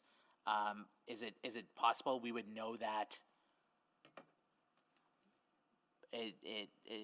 before Christmas, or are these hiring decisions done later? All the hiring is done based on who gets recruited during the recruiting process. But that is certainly a question that is more directed towards the service. The commission has no role in who gets recruited and how they get recruited, nor do we have any say in the numbers of folks that are recruited. Okay. Mr. Mayor, can I ask a question of the service? Is that possible then? Yeah, service is here. Is the service on the call? Are they part of the delegation, clerk? Okay. Yeah, go ahead, yeah. To the service, same question. How with the additional funding going this year, how many new members would be hired, and potentially how many of those are sworn? Thank you, sir. The 22 growth positions that we're going to have next year are all civilian positions. They are currently funded by external agencies from the 911 grant and from the Alberta Law Enforcement Team. I apologize, I jumped too quickly. That the Alberta Law Enforcement Response Team will be sworn positions, so there's 2, and the other 20 are civilian positions doing communications that'll be under our ECOM branch, answering 911 and dispatching of calls. Okay, so to paraphrase, with the additional funding this year, 22 new positions are being hired. Is that correct? There's 22 new positions from third-party funding. What about from the City of Edmonton funding? Are there any new? So from the funding that we will get per the funding formula, 36 positions that are sworn that were originally funded from the Healthy Streets Operations Center will be continued through the funding formula, but they're not new to the organization. Those 36 positions were established over the last couple of years using the CSWB fund that you and City Council operate. Okay, so it's retaining those 36 members, not hiring new members. Is that correct? That's correct. Okay. I note on November 6th, the province of Alberta increased funding for RCMP services for rural Alberta municipalities through a police funding regulation. Has there been, and I guess to the service or to the commission, has there been any either advocacy or has there been any response from the minister of any kind of stabilization funding coming to the Edmonton Police Service as well? Nothing over and above the 50 that were announced last year, and those are already in our base budget. That was the 2024. Correct. Okay. That's the 50. That's the 50 I'm referencing. Okay. And then finally, was there any other since the decision and the approval around body-worn cameras? Was there any announcement from the minister or the government of Alberta about how to mitigate those costs? At this point in time, there has not. We anticipate something to be announced with their budget coming out March or April of 2025. And finally, with the photo radar changes today, what impacts do we expect to the budget for the police? So currently, the police budget does not have any of the taser funding in our budget. That was removed at the start of 2023 when City Council redirected that to be funded by tax levy instead of taser funds. So with the announcement of automated enforcement changing, that should not impact our budget unless there's any subsequent decisions made by council. Okay, thank you very much. Thank you, Councillor Jans. Councillor Principe. Thank you, Mr. Mayor. I have a question for Explore Edmonton. You had mentioned in your response to Councillor Cartmell about if you didn't receive the $6 million in funding, you would return venues to the city. Is that my understanding, or the operation of the venues back to the city? Right, so as we've been discussing over the last, well, really year and a half, those 3 lines of business. So through OP12 and then through the other cuts, we've cut each of those lines of business. At some point, and we're at that point, we can't further cut across those lines of business. So we would need to be looking at where we would need to shed lines of business. And so certainly those venues are, of course, they're your venues. That's not what we want to do, because I think we can demonstrate the financial viability and what we've delivered to the city for those. But it's what we would need to do. Were there the 2 venues? Yeah, the 2 venues. That's correct. The Expo Center and the Convention Center. Okay. Yeah, and I was going to ask the question, like, what would Explore Edmonton prefer?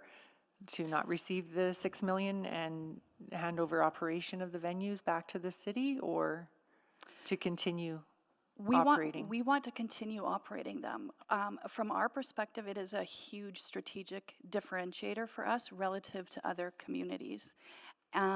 That's from a visitor economy perspective. From an investment perspective as well, the efficiency that we're able to run those venues is different than if you ran them or in other communities, because we run both of those with a more streamlined staffing levels. And again, if you look at our metrics between 2019 and 2023, even considering inflation, we were able to decrease the cost of goods, payroll, maintenance and repairs, and operating expenses, at the same time filling those venues. So as Councillor Wright noted, we have pages of sales that we have been able to put into those venues. If they were returned to the city, I think it would be more difficult to manage the costs that we're able to manage just by the nature of the entity, and that's why we have an entity like Explore Edmonton.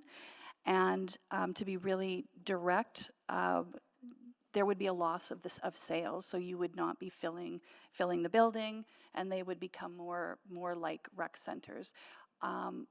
Again, I would also just note, part of a big driver for coming back here this fall was to make this decision and incorporate it into the ongoing funding. It is difficult for staff, and we respect our staff. It is difficult to have this discussion every year. And so for us, predictability and sustainability would also be very important for the business, but also for our teams. Okay, thank you for that. That's it for me, Mr. Mayor. Thank you, Councillor Principe. Councillor Rice, can you take the chair, please? Chair is taken. Thank you. To service to EPS, I am looking at the 2023 budget to 2025 budget changes. 2023 budget was, I'm just talking about tax levy supported budget, not the province revenue or the revenue that you generate. It has gone up by $39 million. Just tax levy supported, city tax levy supported. Am I hearing correctly that you're only retaining officers with their money, or you're hiring more officers with their money?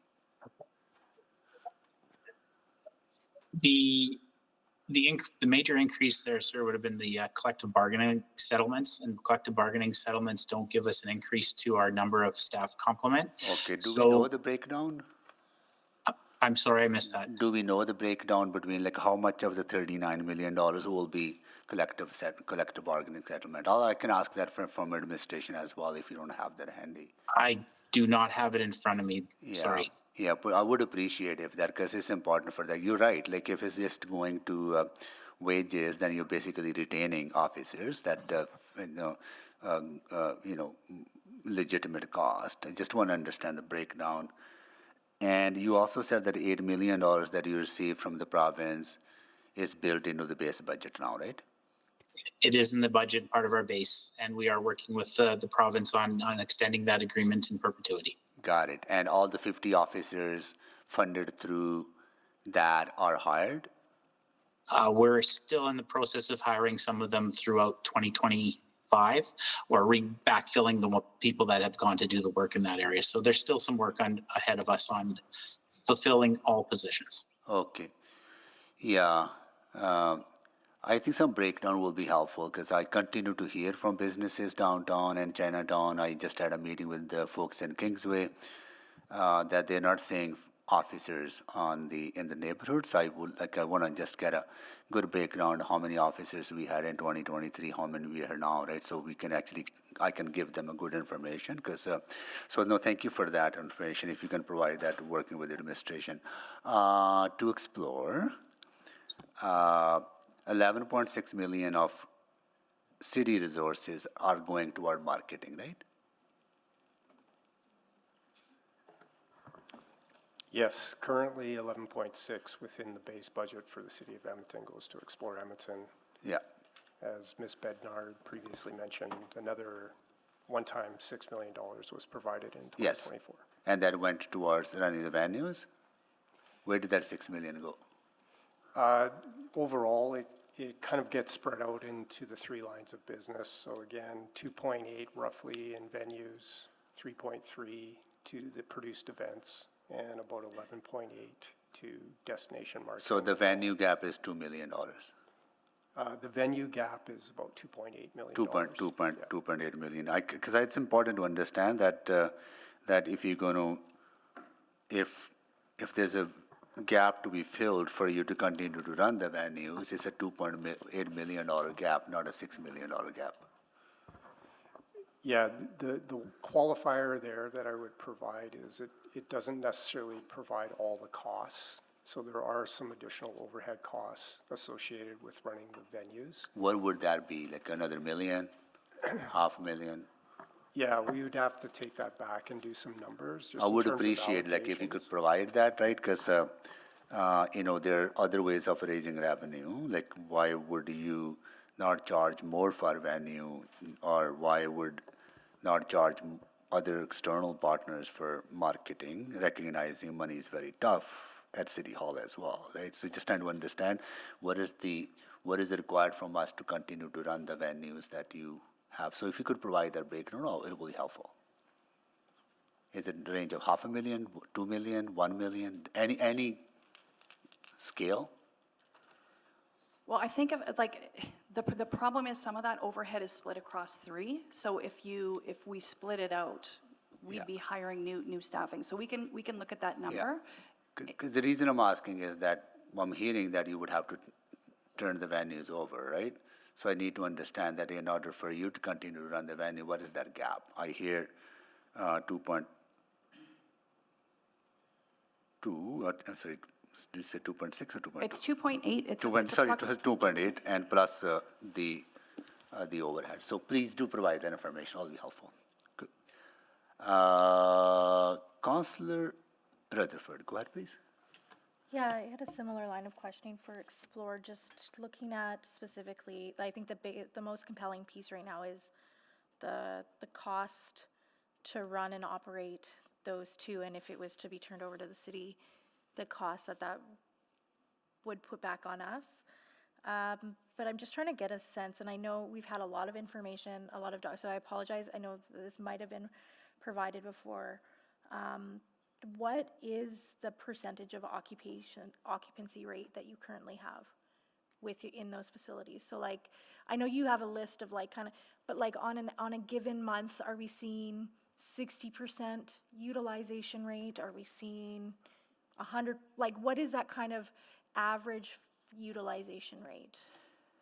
I'd have to look at that, Councillor. It really depends on the time of year. So for example, now at Christmas, I mean, we really don't do a lot in the convention center outside of parties, holiday parties. So I could look at that. A couple of points that I'd want to make on that. When we talk about the 2.8 million, that doesn't include any of the sales teams. So for example, Edmonton Destination Marketing Hotels funds our sales teams and allows us to use those teams to sell the convention center and the expo center. So we don't count those in the costs of the venue. So those are the kinds of efficiencies. I think the other thing I would point to is just our metrics. So we provide you with our economic impact metrics, and those have continued to go up as our expenses have gone down. So I would point to that. And finally, just note that as the mayor noted, what are the other ways of generating revenue? For example, the Edmonton Convention Center does the catering for the AGA now, which improves its level of service, but also drives revenue. And the way that we've been able to continue operating, even with the decrease in funding, is through those other sources of revenue. The City of Edmonton funded Explore Edmonton at 25% in 2019, and it's now at 14%. Yeah, I remember, so this is sort of like, so I can be clear with those numbers for the public's sake. When you say it used to be 25%, the ratio of City of Edmonton funding that went to Explore Edmonton's overall expenditures was 25%, and now it's down to 14%. Is that what you meant? That's correct. And that's not accounting for inflation? Or that's even with inflation, we're seeing that reduction. And that's part of the challenge. Even if you put the $6 million into the base, it doesn't account for the inflation that we have to deal with, the increase in utilities and insurance that we manage with those venues. So I really worry that saying 2.8 million is not, it does not tell the whole picture of the financial responsibility that you would need to model out going forward. And the ask for today is really ongoing, not another one. You're not here for another one time. Correct, and that was in consultation with you. So I know not you personally, with of course council and with the shareholder. The royal you. Yeah, which was last year at this time we went through the same process, and you funded the $6 million. And noted that you were not able to consider that in the base until the fall. So the short was to put that in for the spring. The medium was to put it at the base, so we have that sustainable, predictable funding. And then recognition that the long term, we've had to make cuts, and we accept that because we have all had to. And at some point in the future, we could look at other funding sources to try to restore the full funding. Okay, that provides a lot of context. And are you going to be looking in 2025 at increasing fees or anything like that for are there other things you're doing in tandem? And if so, could you speak to those? Yeah, thanks for asking. And one of the corporate objectives that and I would say one of the things Explore Edmonton is focused on is that driving business. And so one of the key measures which we will be accountable to you for and reporting to you is driving increased revenues. And so we will heighten the visibility of that. I know another component you asked for was more visibility on the impact to those 1 in 10 jobs to the businesses. So as well as local procurement and support. So we have also adapted our 25 business plan to try to better highlight and focus those for you. I would conclude by saying going from 24 to 14% investment demonstrates we had to make up that revenue somewhere, not just from other levels of government, but from corporates as well. No, thank you for those answers. Thank you. Thank you. Councillor Rice, go ahead, please. So I do have many questions to Explore Edmonton, but I will give you a break for 1 or 2 minutes, and then I will go to EFCL first. So for the EFCL, can you provide the total number of membership and across entire city and under community leagues right now? I I can't do it for today, but I know in 2022, we had about 30,000 memberships. In 2023, we had 38,000 memberships sold. And so we will have the final numbers for 2024 in the next couple months.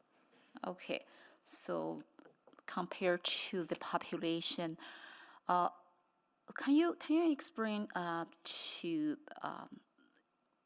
what's the challenge, what's the change right now EFSL and specifically for the community leagues facing, and compared to the population keep growth, and but the money we invested to support our communities right now actually is not benefited for the majority of population. Thank you, Councillor Rice. I think community leagues function as open spaces for everyone that lives in the neighborhood. So no event, no activity that a league hosts is exclusive to the people that hold memberships. We always encourage people to purchase memberships as a way of belonging and building that neighborhood pride. But that is only one metric that we use when we are working with community leagues. We look at how many programs they're offering, how they're engaging with their community, and memberships is just one of those pieces. And so we're seeing leagues are really struggling as they look to volunteerism and how to engage more with their community, and they're getting, as we're seeing, the membership numbers are going back up again after COVID. So we're really excited about that, and even in reports from leagues over this year, we are seeing more and more people, new people, join the boards of directors. We're seeing some new energy, and so we're hopeful that as we continue to grow the organization, as that leagues continue to look at different ways to engage with their neighbors, we will see those membership numbers rise, but I would say that's only one metric that we use. I understand the point, only one metric.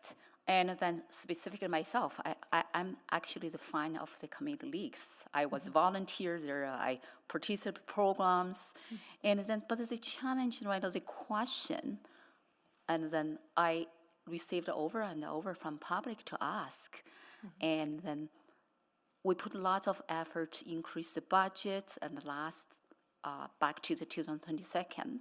And to support the individual community leagues. And however, specific community leagues is serve the laborers. But what's the challenge? I think my question is still not answered. What's the challenge? Why we still not get the people? Yes, I agree with you. Our public, our services provided by community league is open to the public. Anybody could join and in the neighborhood, in the community. But why people still not get to there, and then what's the value for the money we paid there? And so that's why I keep asking this question, and through our one-on-one conversation and right now as well in the public, but the answer is not answer my questions. Councillor Rice, just for the record, I do want to say that community leagues have not received an increase in funding in over 6 years, if not over 10 years. The money that the EFCL came and asked for, requested in 2022 was for the organization. And since then, we've been able to grow the number of resources and training opportunities and workshops that we've been able to offer to leagues in that time. So this is the first time that we've come back to council to ask for money specifically for leagues, specifically for their infrastructure. We will require more funding for our operating grants as we move forward, as leagues are faced with more higher inflation, with increased costs to run their facilities and their amenities, not just their halls, but all of their activities, which we know Edmontonians are looking for now more than ever. Okay, I appreciate that point because we are talking about there are actually two entities, individual community leagues and EFCL organizations. Correct. So you want to separate that. So I appreciate that point. For the question to the Explore Edmonton, I know I don't have enough time. I may need to come back. But just come back. Great. Councillor Wright, go ahead, please. Thank you very much. To the police service, I guess, I'm looking at the police service budget variance. I think it's as of September 30th off the Police Commission website. And I'm just, you'd mentioned, or you'd answered to Mayor Sohi about you haven't quite hired all those 50 police officers paid for by the province. But I'm looking at the report here, And it's not just 50, it looks like sort of the forecast was that we were going to be down vacant positions about 54, but now projections are about 92 officers. How come? Specific to the 2024 financial variance report is what you're looking at, ma'am? September 30th, 2024. Okay. In the province only gave us funding for 25 positions throughout 2024, and we will continue to hire them sort of the last part of 2024 and into 2025. And other vacancies are operational vacancies are related to other areas where we might have people who are off on position management or some form of leave for some medical reason. And so we do have operational vacancies where people are non-operational. And those are the vacancies that we're talking about that are outside of the 50 new police officers. Okay, so this is outside the 50 new. There's a combination Okay. of when we do the financial report, it's inclusive of everything. I'm trying to split the two situations together, but we're in the process of hiring the 50 new police officers funded by the province. We received funding for half of them in 2024, and we will receive the rest of it throughout 2025 on an ongoing basis. Okay. But then we do have operational vacancies that have been there throughout time that are funded from tax levy or another source. But we generally do have some operational vacancies. Okay. And I believe you presented that to the commission a couple of times, have you not, Rob? We have. Yeah. Okay. And not everybody watches the police commission meeting, so that's why I just wanted to highlight that in this venue as well. And then I'm with the provincial transportation minister's announcement today about the automated enforcement and everything. I think some people are thinking, we can, in order to sort of supplement that or to help with the safety in our neighborhoods, that we can draw on our police services traffic safety branch, but I don't think we have enough people there, do we? That'd be more of an operational question for that specific area to say that they have the right number of people or do not have the right number of people in that specific section. Okay, and then looking at the same report, the variance report for the Traffic Safety Act fines, so that's above and beyond the photo radar. That doesn't include that.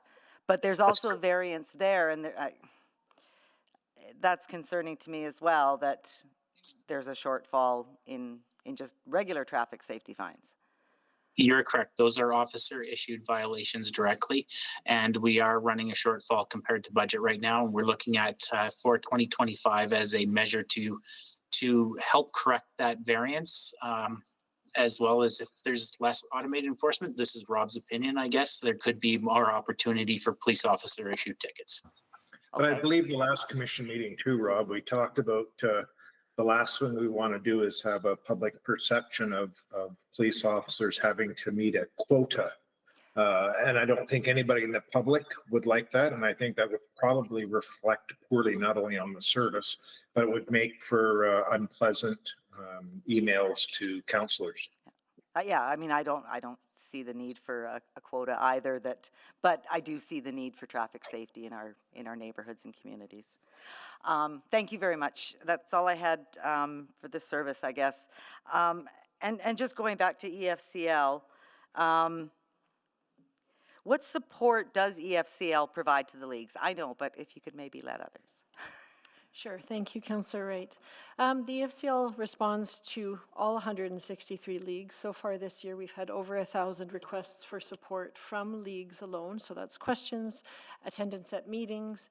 We do have online training for every new board member that joins, and we do have weekly cafes, mentorship cafes, we call them, that are focused on different topic areas where people can come and learn and grow. And I just, as another note from a previous colleague, I want to make sure that folks know that the number of volunteer hours that was put into our leagues over the last year is 273,000 hours of volunteer labor, which we estimate is probably over $6 million of free labor that has gone into the city. Thank you so much. Councillor Principe. Thank you, Mr. Mayor. I have a question, EFCL. Not all community leagues will have the same amount of money. in their coffers. So how will all the community leagues that do need those upgrades, do all of them have enough funding to pay 50%? Yeah, I'll pass that over to my colleague, Colin Johnson here. Hi, so one of the critical issues is that commonly the match for these funds is the provincial CFEP funding, which requires the dollars to be in place before the application can even be submitted. Leagues tend to be successful on smaller asks like the ones that would be involved here. So while many leagues do have reserves in place that they could use for this, the key funding point would be CFEP, which really can't be sought until the matching dollars are already in place. So that would be one of the key points of having this bucket of funding available first. Okay, so are there some community leagues that may not qualify because they may not have, because do they have to pay 50%, the community league themselves? We call CLIP like the first entry into funding. So often the city is the one that gives the funding first, and then they use that money to leverage to other grants, is what Colin was referring to. So then they take that money, they go to the province, and they say, okay, we've gotten $100,000 from the city, and so they can match, the province can then match that funding. Okay, so when you say 50-50, it's not 50 from this amount of money, from this grant money, plus what the community leagues themselves have? If they have it, that is always an option, yeah. But often they don't, so they do need to find another grant. So the 50-50 you're talking about is with another, leveraging it for another, for a provincial grant? Correct. Okay, I didn't realize that. Yeah. Okay. Yeah, that's the most common, and I think Steve from Fraser Community League may want to chime in here. Go ahead. Yeah, if I may, thank you. Stephen Godet, I'm an elected volunteer board member of the board here and treasurer. So we just successfully did a small CLIP grant for $8,000 at Fraser Community League for some sidewalk repair. We used AGLC funds. So that was another source of funding to offset. That was the other 50% is what we used in that case. Thank you. Okay, so, all right, okay, thanks for that. Thank you. Councillor Jans. Thank you. And I guess I'm trying to get a sense of, and maybe I'm not using, because it's not the total budgeted amount for the police, because that would be the net expenditure. I'm looking at the going from 509 million to 545 million to 559 million. But if I go back to the other sheet on page attachment 2, the net operating requirements, it had 422 million, 451 million, 464 million. So I'm trying to figure out what is the delta each year in the tax supported funding in the funding formula going to the police. I'm not sure if the service could help there.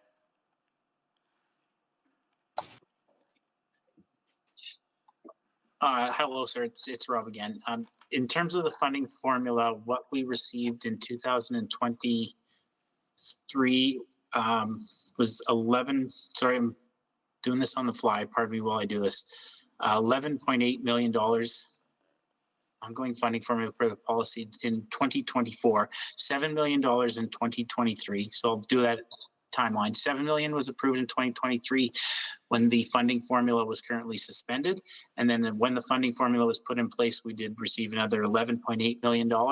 And what is being proposed right now is another $12 million in 2025 and approximately $11 million in 2026. And of that amount, now that's I guess where I realize we've made a decision on the funding formula, but because it's capped at 30%, and you don't have a sense of what the city budget is entirely going to land at, inflationary costs, etc., it seems like we may be in a scenario where you could be seeing between, for sake of argument, like 8 or 9 or 11 million in formula need. Is that correct? Like how do we make sure that we're not taking more than needed and allocating appropriate, like, do we reverse engineer from do you follow what I'm saying? Like, do we reverse engineer from the 30% of the budget first, or do we set a budget and say this is what this is what we need, and if it's under the 30%, so be it. Councillor Jans, up here. Oh, hi.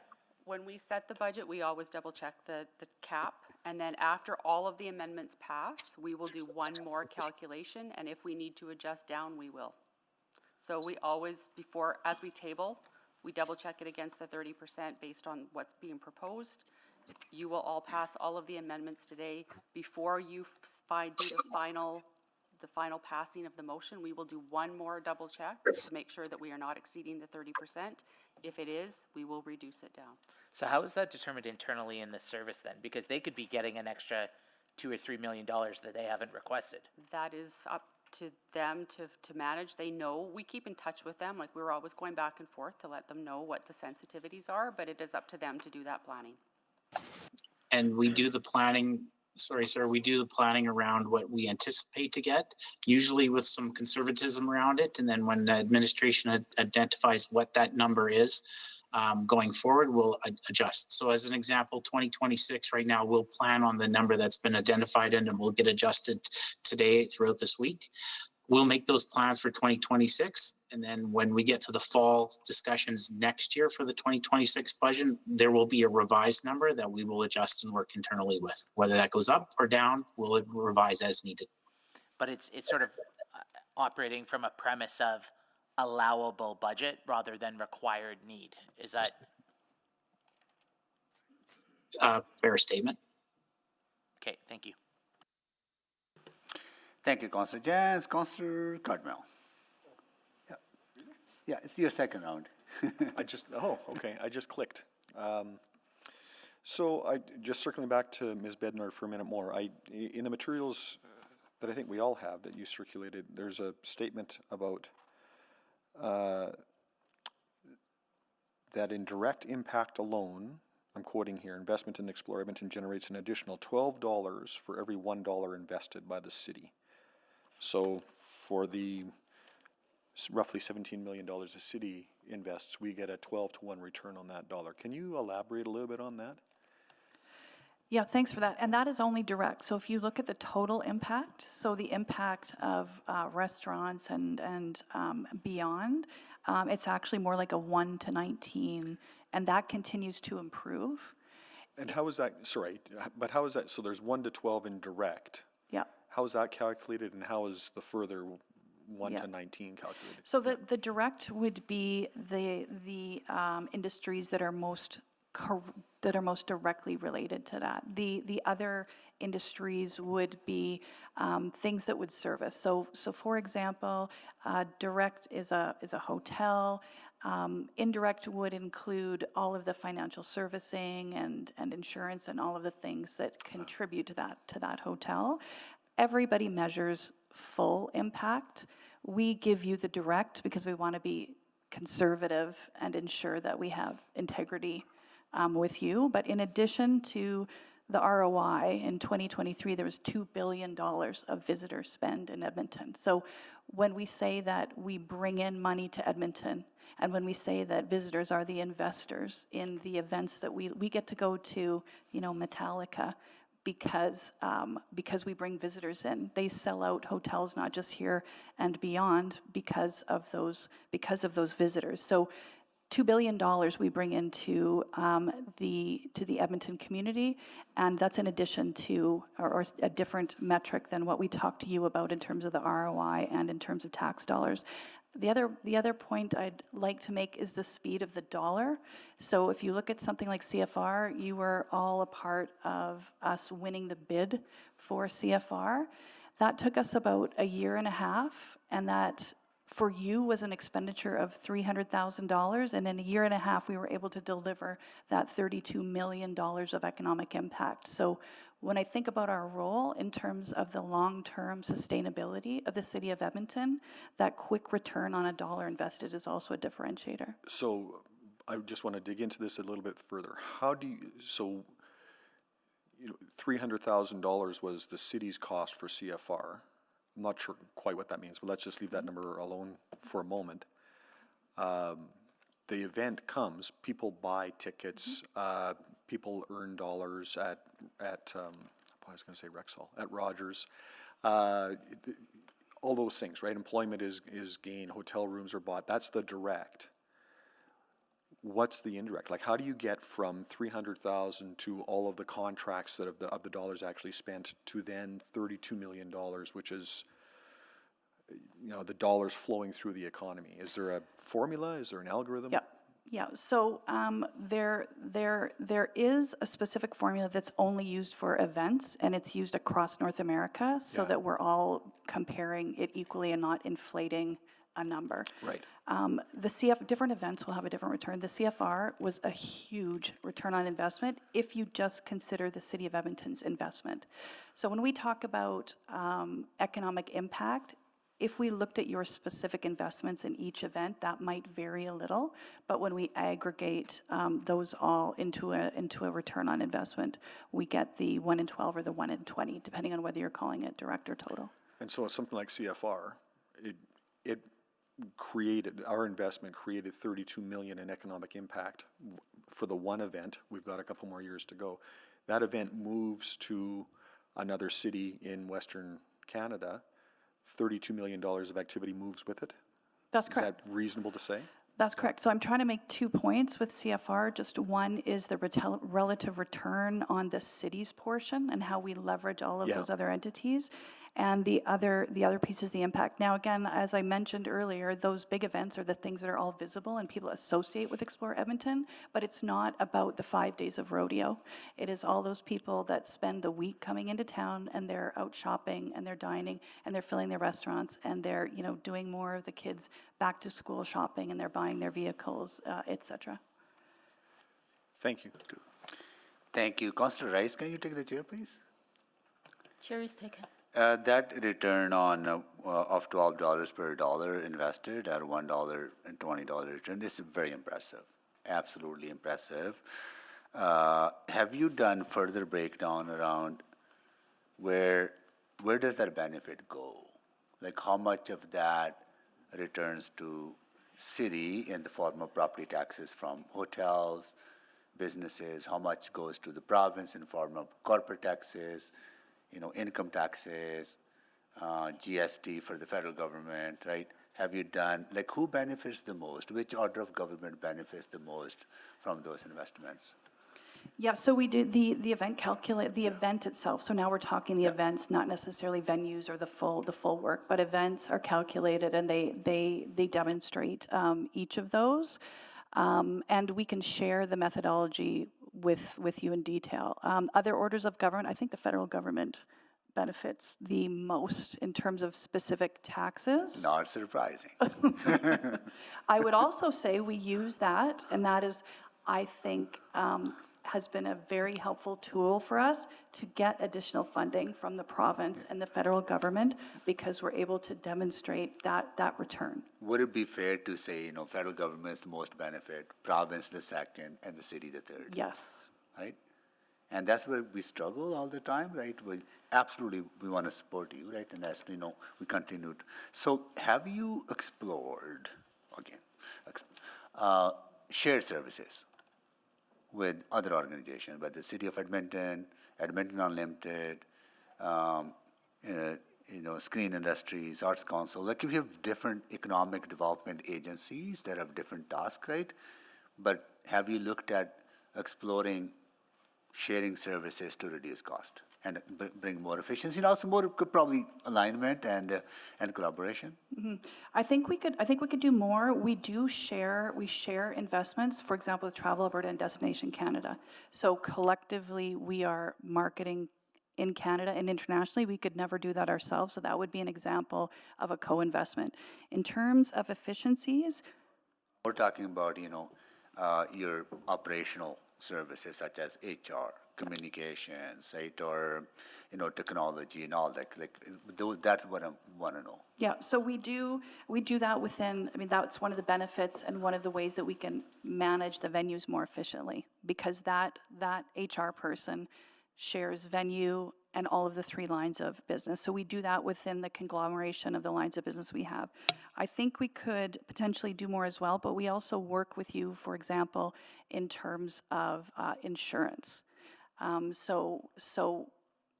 Again, there's some insurance and utility and other pieces. I think that's a constant evaluation because that needs to be competitive and we need to ensure we are getting the benefit of that. But that would be another couple of examples. Yeah, it's an area I think that we are doing some work in, as Tracy mentioned, certainly in insurance. We also have gone through a joint RFP process with the folks in finance around audit fees, audit services. We've started some conversations with our IT department and the IT folks in the city of Edmonton and more broadly in the community around IT services in general. So I think it's a path that we are exploring. We're already doing some things, and I think we're looking for some opportunities to share some resources and create some greater efficiency. Okay, good. Another question is, like, I'm hearing a lot from business leaders. I've done extensive engagement over the last 3 months related to budget. One message is coming very clear to me is that our economic development strategy is pretty scattered. It is not coordinated. I have a subsequent motion related to that I'm going to bring forward, and on the shared service as well. Maybe we'll follow up on that conversation later on. Thank you so much. Councillor, I'll take the chair back, and Councillor Rice. Thank you. Finally, get my turn to your question. So I always appreciate economic impact and explore element brought to our city, including other economic development organizations they brought to the city as well. And I'm looking forward for that benefits our city could get and from tourism economy. I think that type of conversation, I joined the event and I really see that future and how we can work together to support our city for that piece, specifically get the benefit. But my question, I want to focus on the budget. That is a main purpose here today. So can you tell me for 2025, 2026, what is your revenue and for Explore Edmonton?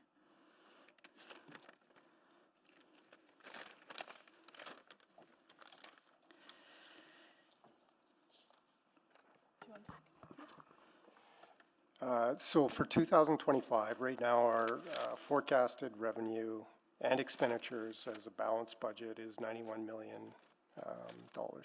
I need a separate number. What is revenue? What is late expenditures? So revenue would be 73.9 million. And then expenditures? On the expense side, it would be 91.7. So then you request late operation requirements? Yeah, the operational requirement would be 17.7 from the city. 17.7. So this is compared to 2024. Is there any change? There's a slight change in 2024. I believe our expenditures were 92.6, so we've decreased slightly. Okay, so then my question will become, and first of all, on the expenditure side, and back to the 2021, the actual expenditure and for the personnel is $19.6 million. Then increase to 2022 and more, almost close to 10 million. And then stay the same and as a $28.6 million for the personnel expenses. And if I look at the revenue, starting from 2022 to 2026, so my question is, with the big jump of personnel expenditures, but I did not see that revenue jump increase. And based on what I heard, the 2 cents, and through the answer to my colleagues' questions, OP12, and you get lots of cuts. That's his number one, but I did not see that cuts where it is. Number two, we brought lots of investment return back, and what is the direct financial benefits our city gets. So I did not see that. I would like to see some information fill this gap. Okay, I can answer part of that. So I'll start at the high level and then try to get down. But if I compare 2019 to now, for example, your investment has decreased from 24% to 14%. So we've had to make up revenues for our expenses in other ways, and significantly that's been through private investment. EDMH, our hotels have invested more and provided a 4-year commitment. In addition, as the mayor noted, although the 1 in 12 and 1 in 19 is the generic ROI, specific events, we've worked with different levels of government to increase the funding. In terms of our OP12, and this is, a couple years old, but we delivered the OP12 staffing plan to you, which required us to adjust the number of staff down, so there were impacts to staff. We did not fill the management vacancies. We had to fill the venue vacancies first, post-COVID. So as there was more business in those venues, we brought more of those personnel online. So we have about 1,100 venue employees, about 220 corporate employees. So full-time FTE is 556, that is FTE. And because we talk about if we didn't get money, you return back to the state, I would like to know the portion of this FTEs, how many, and is actually on the 2 sites and 2 venues. Yeah, you have an FTE number, I have an employee number, so there are about 1,100 employees at the venues, about 220 corporate staff, some of which are overseeing programs in the venues. Thank you. Is Integrity Commissioner online? Okay. I can call her. Can you please? Yeah. Like to join the meeting? Yeah, if she can. Councillor Rutherford, go ahead, please. Yeah, okay, thank you. I don't have any more questions for Explore. I think the previous conversations, the numbers you provided today give me enough context as a decision maker. So I don't want you to take not any more questions but I really want to focus on my questions today around what I need to make a decision. So I want to go to EFCL. Because I guess one of the things that I'm hesitant on is, like, you literally heard Explore say how last year they got a one-time funding and now we're in this situation and it's really not sustainable. But I know you had 2 service packages, you removed the one that was ongoing, and you scaled back the infrastructure ask to just the one time, because likely we would be able to use money from council contingency for that amount, but council contingency also can only be one time.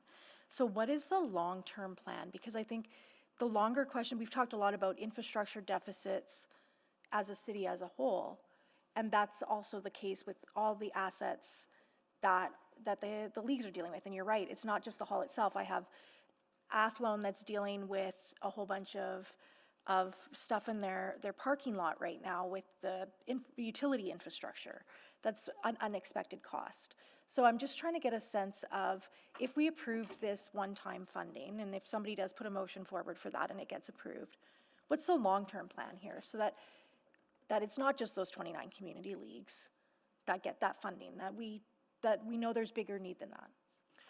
Yeah, no, thank you, Councillor Rutherford. There is bigger need than that. And this was to really just start the conversation around what do we need to start investing in. Similar to what Explore has said, I mean, these assets will become your assets if they depreciate to the point where the boards can no longer manage them.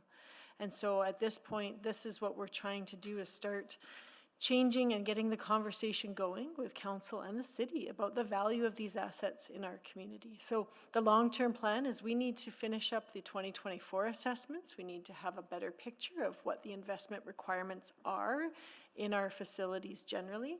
We still have more to do in 2025, but we'll have a really good sense in early 2025 of what the investment requirements are. And as I've said, we will likely be back, unfortunately. I mean, this is the reality of it. So the long-term plan is to come back to you with a more fulsome ask. This is just to address life safety in 2023. So can you explain a little bit more about, when you say life safety, what does that mean? So, like, what are we talking about here? I'm When you going say to pass life it to safety Sean Good, who is specifically. our facility and an infrastructure advisor who has been to every single one of these. So Sean, I'm going to pass that one to you. Awesome. Thanks, Laura. Thanks, Councillor. When it comes to life safety, we're talking about means of egress. We're talking about fire protection. We're talking about fire separations and penetrations. We're talking about what keeps the buildings safe for the occupants. If any of those things are compromised, the safety of the occupants is as well. Okay, and what happens if, let's say there is a league in which let's just use the hall because it's the easiest one we all think about, a community league hall that no longer, the league says, you know, this is getting too expensive, too costly, we can no longer maintain this hall. I know there's the tripartite agreement.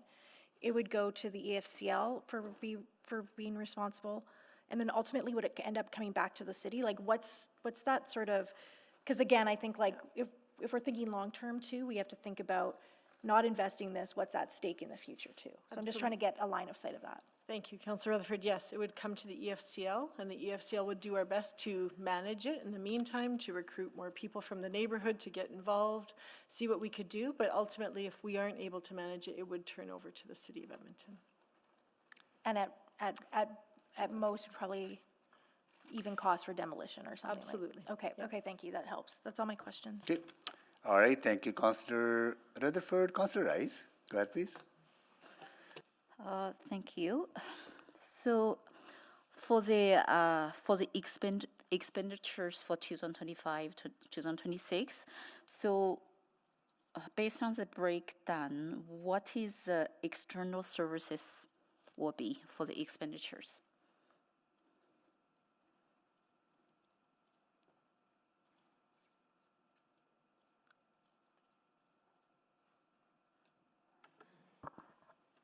Sorry, the external services for 2025? Yeah.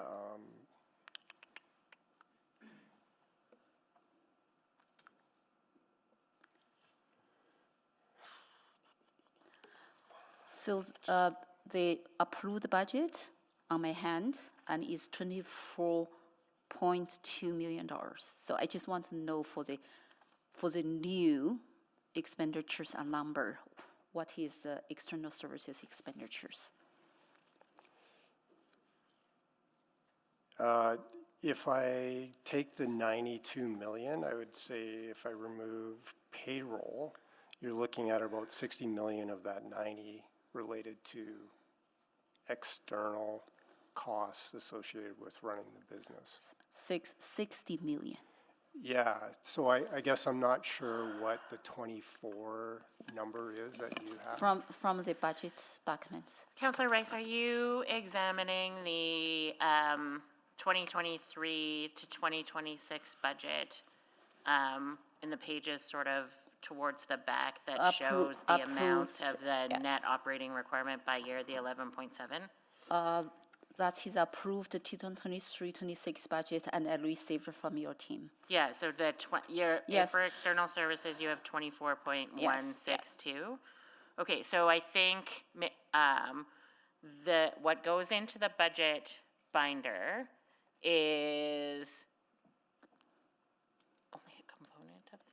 So my question is, I think like when we bring you the budget, we're showing you user fees and transfers from reserves, the personnel, the materials, the external services in the format that we budget. But Explore Edmonton also prepares a more detailed budget that they have their board approved. I understand that, but at least we should have a same number and for the same category. So that is why I'm asking the category for the external services. What do you budget for the 2025-2026? For the expenditure side, not revenue side. And I understand the question, and I would also note, in addition to the package that administration prepares, as the shareholder, you get the detailed breakdown and budget. So those are posted and will be part of the shareholder meeting. I can run through some numbers for you now if you'd. So my concern is here. related to question. And if they approve the 2023-26 cycle budget, 4-year cycle budget, our expenditures number and from original $59 million to $92 million. That means we increase expenditure lots. And I would like to know what type of expenditures occur during this expenditure increase. And because it's not a small amount. So if I go high level, and from total expenditure, net expenditure in the budget documents, and to the $92.6 million, for the huge increase, what will occur and for the expenditures? Can you tell me a little bit details and for this increase? Yeah, I mean, it's difficult because I know we have two different sets of numbers. Certainly, there was increasing costs as we brought the venues back online post-COVID. I mean, we operated those venues as shelters and as immunization facilities. So that would be the big expenditure increase. And significantly, we would see that in personnel because we didn't again, and just to go back on your personnel question, even those 225 that I named as corporate, 40 of those are unfilled because we're holding those. So personnel on the venue side, we did bring back online. And as business increases, we have more hourly times that we allocate to employees. My time is out, Ms. Mayor. I still have more questions. Yeah, we have time before we break, so carry on. You want to go do another round? Go ahead. So, okay. No, there's Okay. no one else, so go No ahead. one- No, go ahead. Okay. So if we increase significant expenditures budget over $34 million based on simple math here,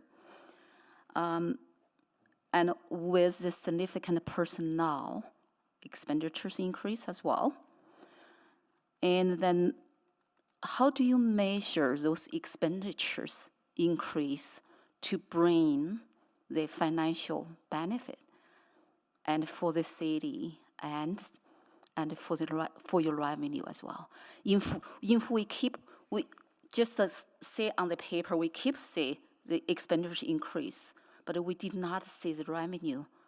How do you measure that increase will really bring the financial benefit?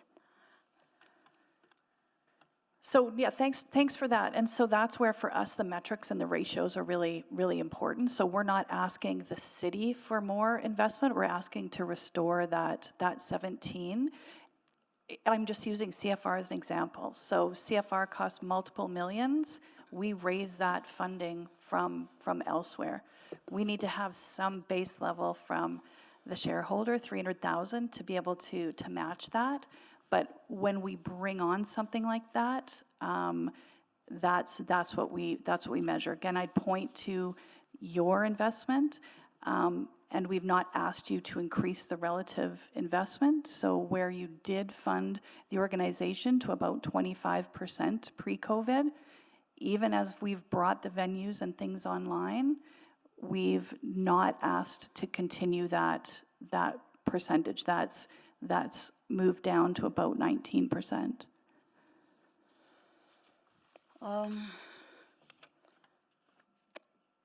I will give you a little bit of break here, even though my question may still not answered.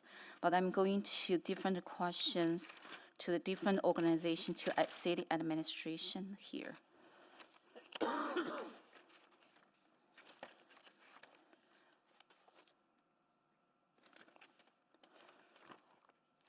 For Edmonton Arts Council. So Edmonton Arts Council's net operating requirement.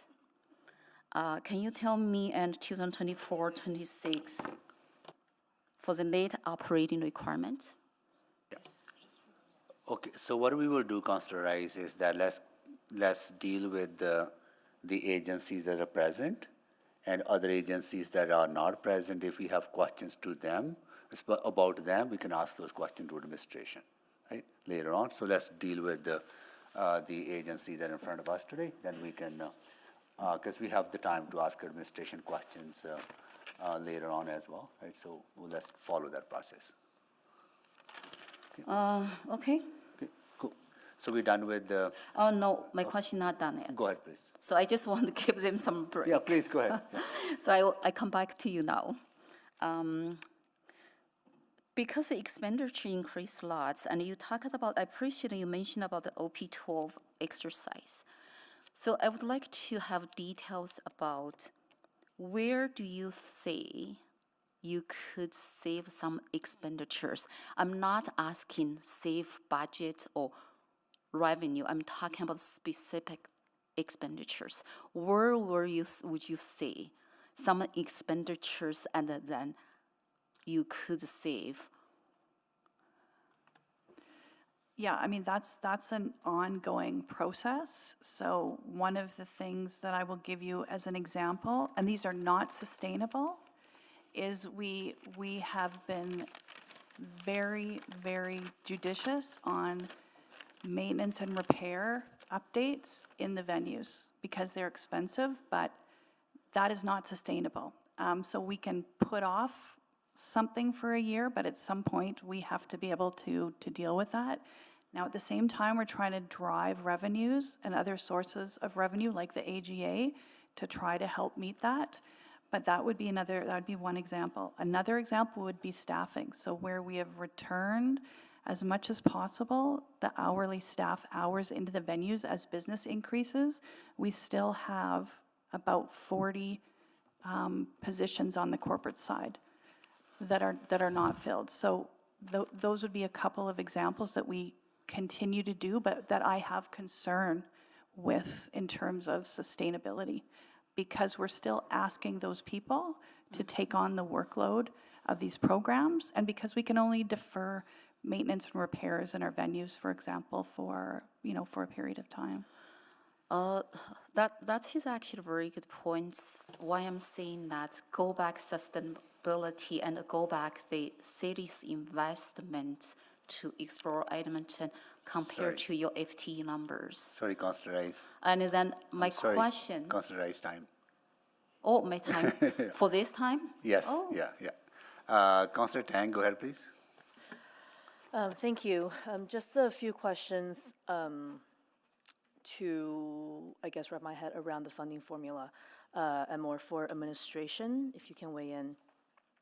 Can you just remind me why we landed on the 30% ratio when you first recommended that formula? So when we were originally establishing the funding formula, one of the principles that we were trying to follow is not wanting to enable a constraint that meant that EPS couldn't grow faster than our civic departments.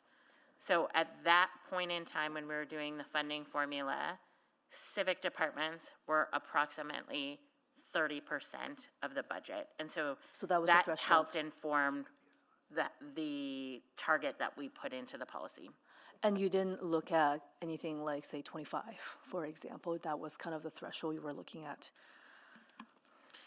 Yeah, we didn't start from a place that would have required a scaled back of police. We started from a point in time that said if we operated going forward and we wanted to ensure that the growth of EPS didn't outpace the growth of civic departments, here's the number we needed to start with. Okay. And I think earlier there was a number that was raised, that was 39 million increase since 2023 when the formula went into effect on the tax operated side. What does that translate into in terms of percentage? Sorry, in terms of a tax levy? No, this is I think it was in an earlier response to the mayor's question. It was a $39 million increase to the EPS funding since 2023. I guess I'm just wondering what that translates into from a percentage perspective. Sorry, which percentage are you asking me the question on? The 30%, or are you asking what does that translate into in an increase in, a percentage increase in property taxes? No, I guess I'm asking from a 30%. I guess I'm thinking of it differently. So the 30% is the ratio between EPS and the total. I think what I'm struggling with is between 2023 and now, is the rest of the civic department also, forget about the 30%, is their increase proportional to? I would say yes, because we haven't had to claw back funding from police. So what has been allocated has been in line with the increases experienced in civic departments. And then for 2026, because the calculation is also based on population and inflation, you're just using sort of economic forecasts indicators to make that. We are looking at the budget as proposed budget for the civic departments as well as proposed budget for EPS, and we make sure that it stays within that 30% cap. Right, So we and just then, look at all the proposed, yeah. but I'm just like, some of the other variables, I guess, it's just like using whatever information you have on the economic forecast, right? Yeah, so we forecast inflation, we forecast growth, and that's what gets incorporated, and I believe it's every second year there's a true-up. Okay, great, thank you. Councillor Rice, can you take the chair, please? Chair is taken. And this is to EPS. The variances that you run, right? Do they go to where do they go to it? Do they go to a reserve? The variances in year go to the operating reserve. Operating reserve, then that reserve is used for, say, if you're having more police officers work overtime. Is that what do you use that reserve for? So the reserve is a result of variances within a given year. And in the end of 2023, we were over budget by about $1.1 million. Yep. In 2024, we are planning to replenish the reserve at this point in time with projections to put a favorable amount of money into the reserve at the end of 2024. If that happens in 2025, if we have situations where we have extra costs, whether it's for overtime or revenue shortfalls, it would be combined together, and that reserve could be utilized to offset any, say, future deficits. Okay, got it. And within those variances, you also track, right, if there's a trend in certain areas where you say, okay, there's this area of the service is, we are locating, always running a positive variance, the other area that's running a negative variance, and you track that to kind of balance it out, right? Or put money back into if there's negative variance on a permanent basis. Absolutely. We look at individual areas at a very micro level to see if there's any budget reallocations that can happen within the service. And then the financial report is a cumulative effect of everything, revenues, expenses, and so on. Okay. And again, if I may, Mr. Mayor, the importance of the funding formula that we have is that the service is given an envelope of money that they are responsible for. Yeah. Whether there's overages or underages, we are responsible for funding that, and they are responsible to the commission for where those funds lay.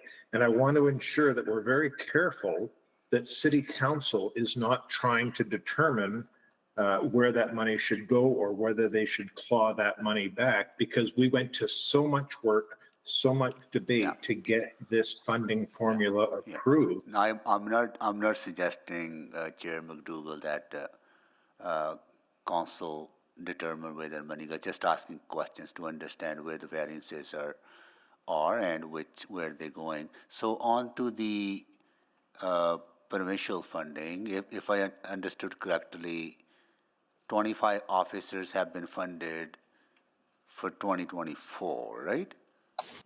Yes, sir. And so next year you will hire another 25, and then moving forward, the entire cost of those 50 officers will be covered by the province. And does that also include kind of incremental cost in the Probably not salaries, because that's cities. Actually, would that incremental cost be covered by the province, and also all the equipment related cost? The full cost of a police officer is covered by the province, right? That is the plan. We are still working through the details with them. Okay, would that include salaries as well, future salaries? That is the plan, sir. Oh, okay. Well, that's good to know. I think that's pretty. I think that's a very good approach to take from the previous approach of capping the cost of officers. I think it was $100,000 that they capped for 2007. Good. No, thank you for sharing that. That's actually very good information. With that, I will take the chair back and go to Councillor Rice. Return the chair. Thank you, Mayor Sohi. I still have a question for Explore Edmonton.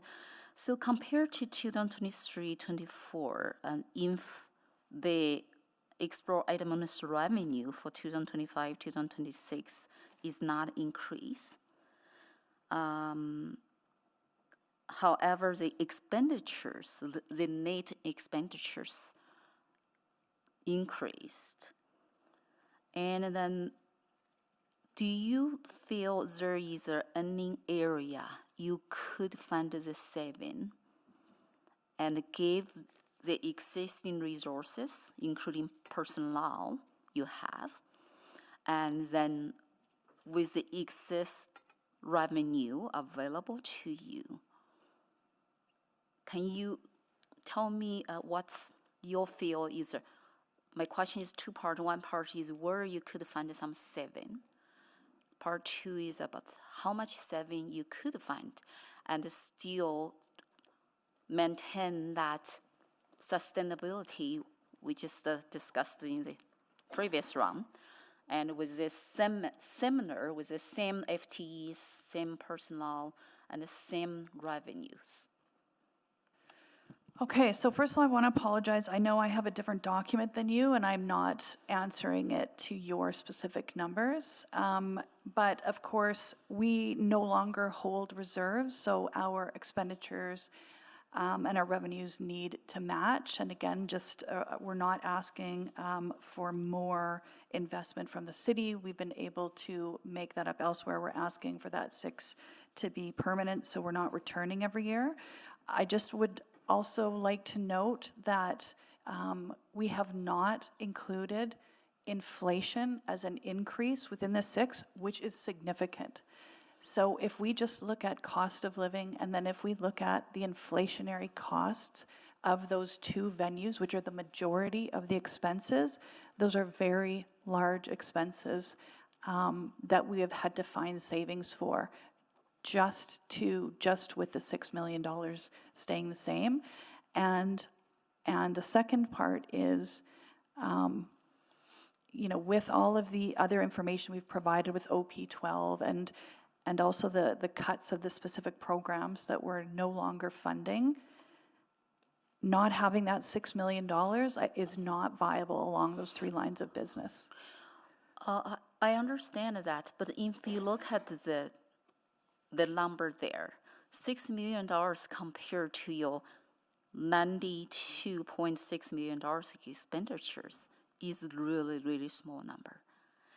And so compared to that, it's really small number. This is why I'm really confusing here. So we keep hurt if we didn't provide that $6 million, and then you have to return to the 2 venues and to the city. But have you ever provided a detailed breakdown for these 2 venues for them to keep function? What is maintenance cost? What is a personal cost? And what is any other charges, other costs could be? And then compare to the investment city provided. If that data could be compared to what investment our city put right now on you, because your revenue is not only from our city, your revenue from different resources. And so that is why I keep asking for us to invest that much money in, and is there any way you could save somewhere in the expenditures and then to match the city's investment. So we seems like we're not get on the same line and for that financial questions, but I really looking for that information to see if we could save some money here. Because ABC, like Mayor Sohi mentioned and in other meeting, and then we looking for the ABC and doing same exercises for the efficiency piece. And then that is the piece I'm looking for. Councillor, I apologize because I feel like I can't give the answer I would like to give. We have spent 2 years looking at the high level and every single line item in our budget. And I want to acknowledge you as the shareholder and our board and our teams who have done that and do that every day. And I think that the metrics demonstrate what we've been able to do. I understand what you're saying, and you're appreciating that we've driven in other revenues, and you're saying, can we help further on the expense side? There comes a point where we cannot pull another dollar out of our investment without compromising the assets and the programs. Good. Thank you. Thank you, Councillor Rice. Any more questions, colleagues? Any other questions to the 3 agencies that are present here today? No? On behalf of Council, I want to thank you, all of you for being present. You know, we do ask tough questions, and thank you so much for answering those tough questions in a very open way, right? Appreciate that you're doing that. Okay, with that, you are, I wouldn't say, well, you're free to stay as long as you want, right? But no more questions to you. Thank you so much for joining us. Okay. Thanks, Mayor and Council. Take care. Do you want to take your break now? We will take our break now, and we'll be back at, say, you need break as well, right? So you want, 20 to 4? you're okay to take break now as well? Yeah. Okay, so how about we back at 3:30? No? 3:34? 3:40. 3:40? Okay, 3:40. Or 3:45, so 3:45. You worked out. That's okay, another 10 minutes, what is it, 30?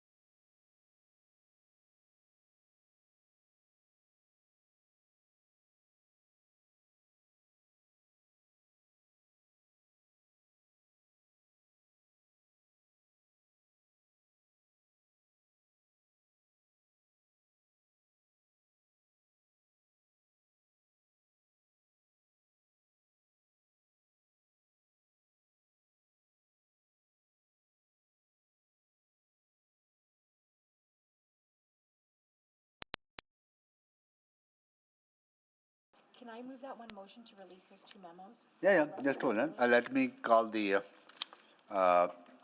meeting back to order and do a roll call. Councillor Wright, Good afternoon. Councillor Knack, Good afternoon. Councillor Principe. Yeah, close it, please. No. It's too much noise. It's just sporadic, it's all Okay, gone now. we'll see how it goes. Okay. All right. We get.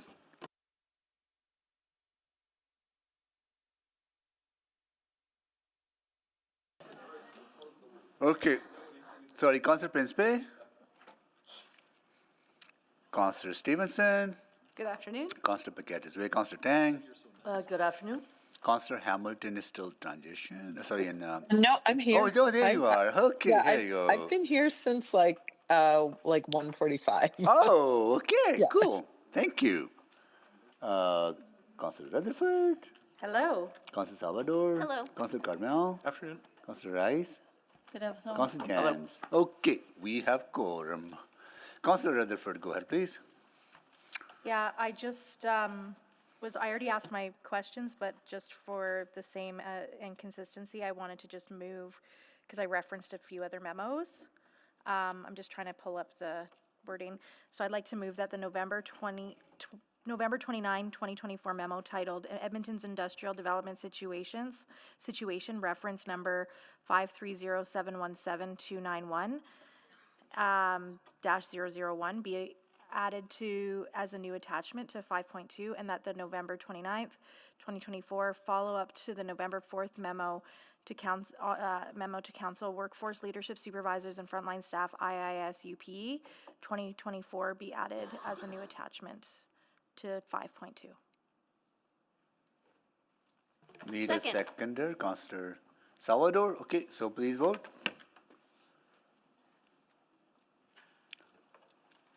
MJ's just sending the vote out now.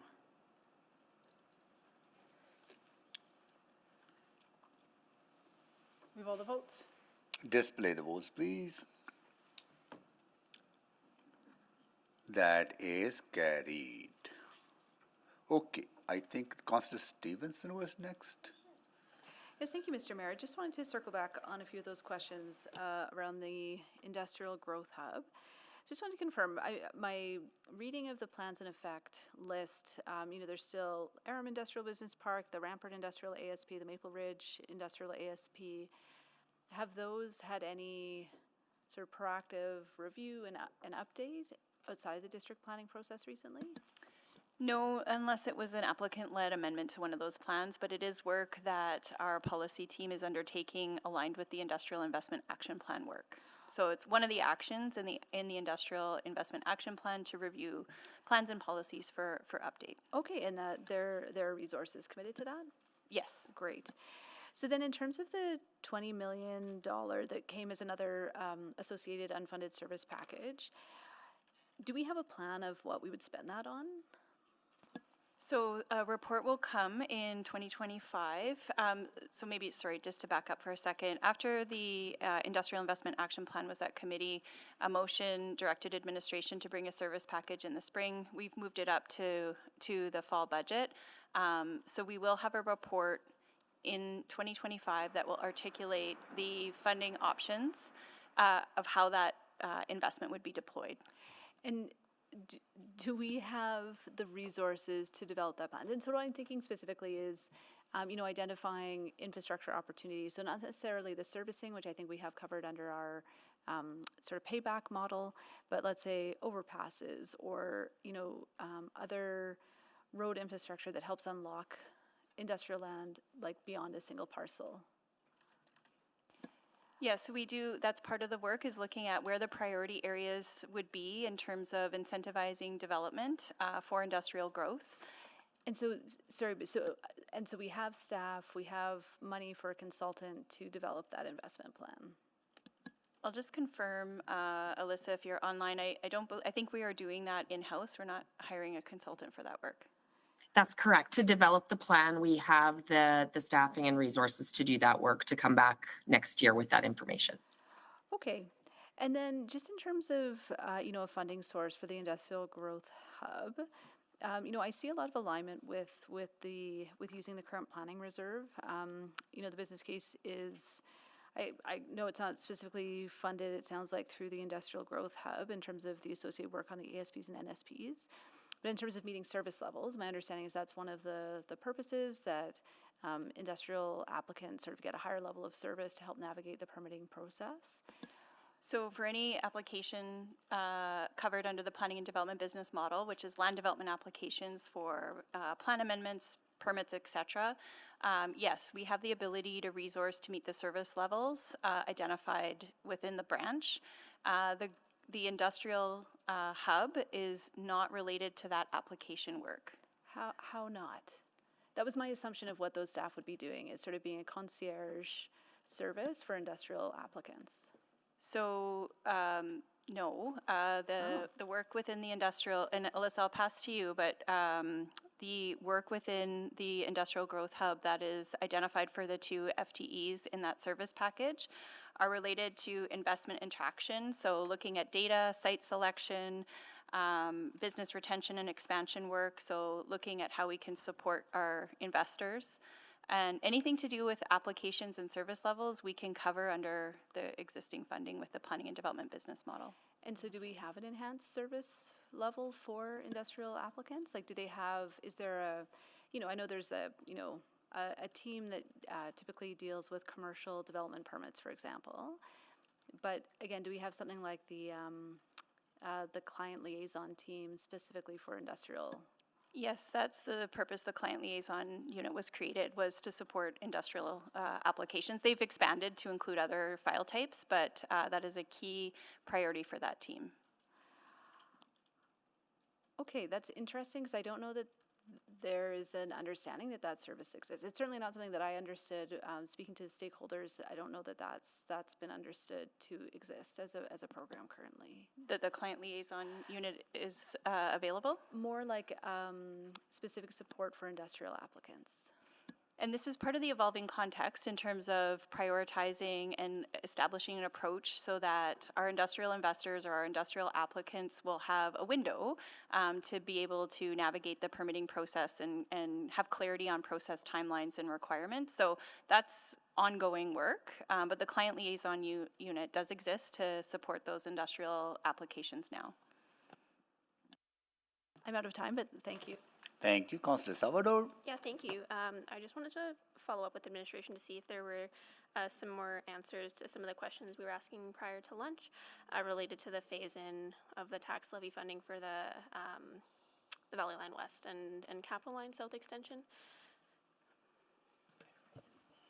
Yeah, thanks, Councillor Salvador. So just providing some more background on that. So starting in when those capital profiles were approved for the Valley Line West, sorry, just the other line is not coming to me right now, and Capital Line South extension, we'd estimated the operating impacts of capital for those two to come online around 2028, based on timelines back then. That's subject to change depending on project timelines now.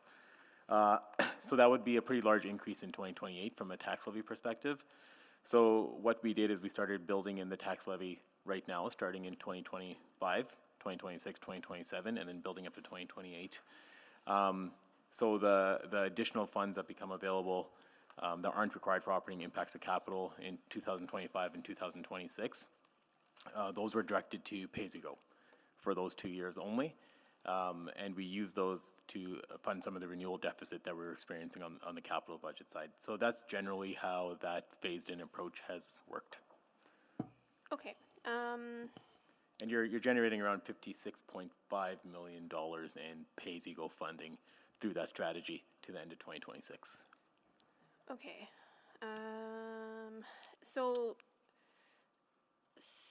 those dollars are essentially, the dollars in PAYGO are already committed then to capital renewal projects. Like there's no, the only option if we were to try to remove any of those dollars would be to start looking at, I guess, unfunding existing capital renewal projects. Correct. So those dollars have all been allocated to capital projects within the 4-year capital budget.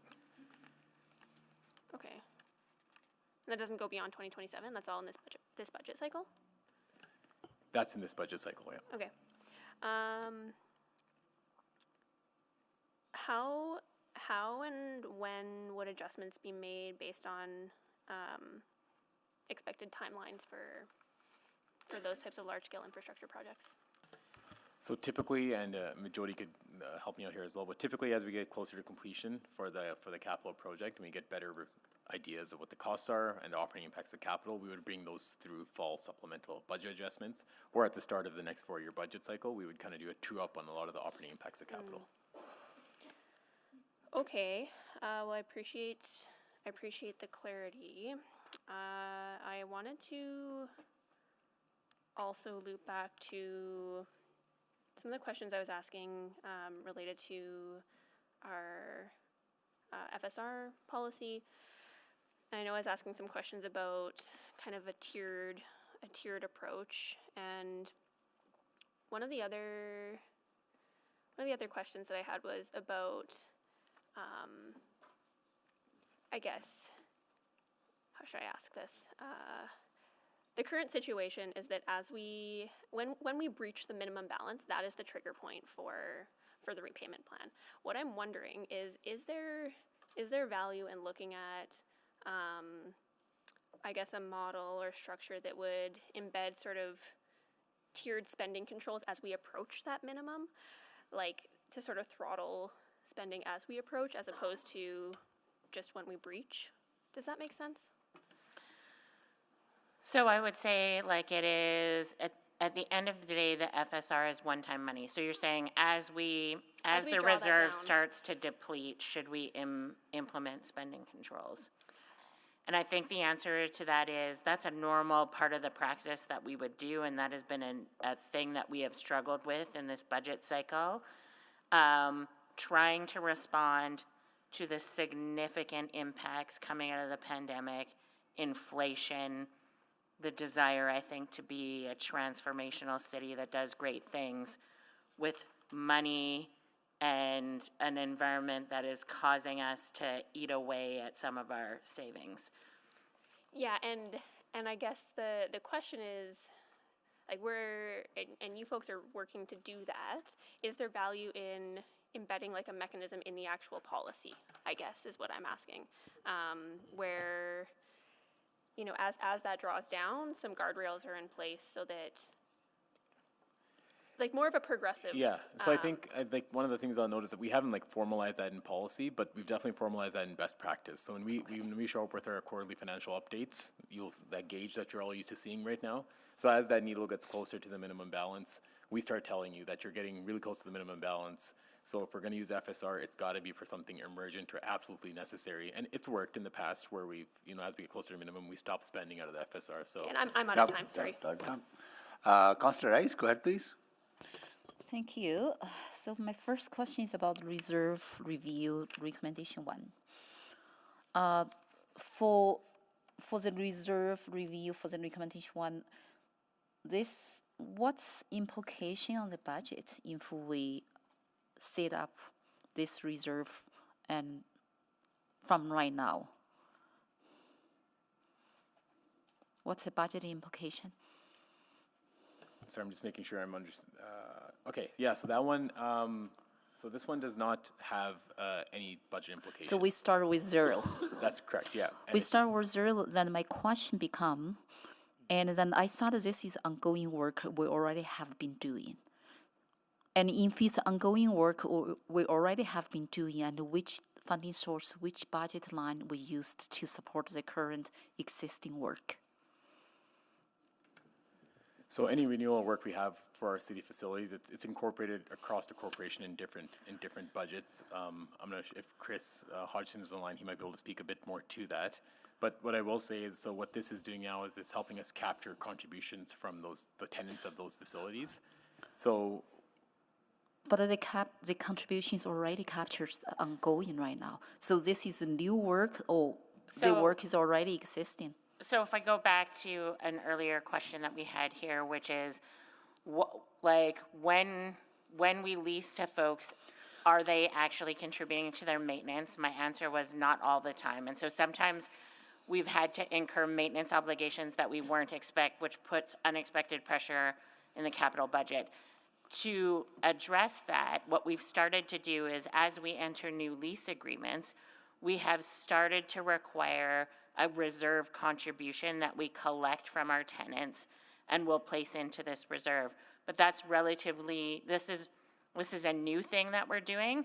So we'd like to create the reserve so that we have a single reserve that we can transfer the reserve contributions from the newer style leases that we're entering.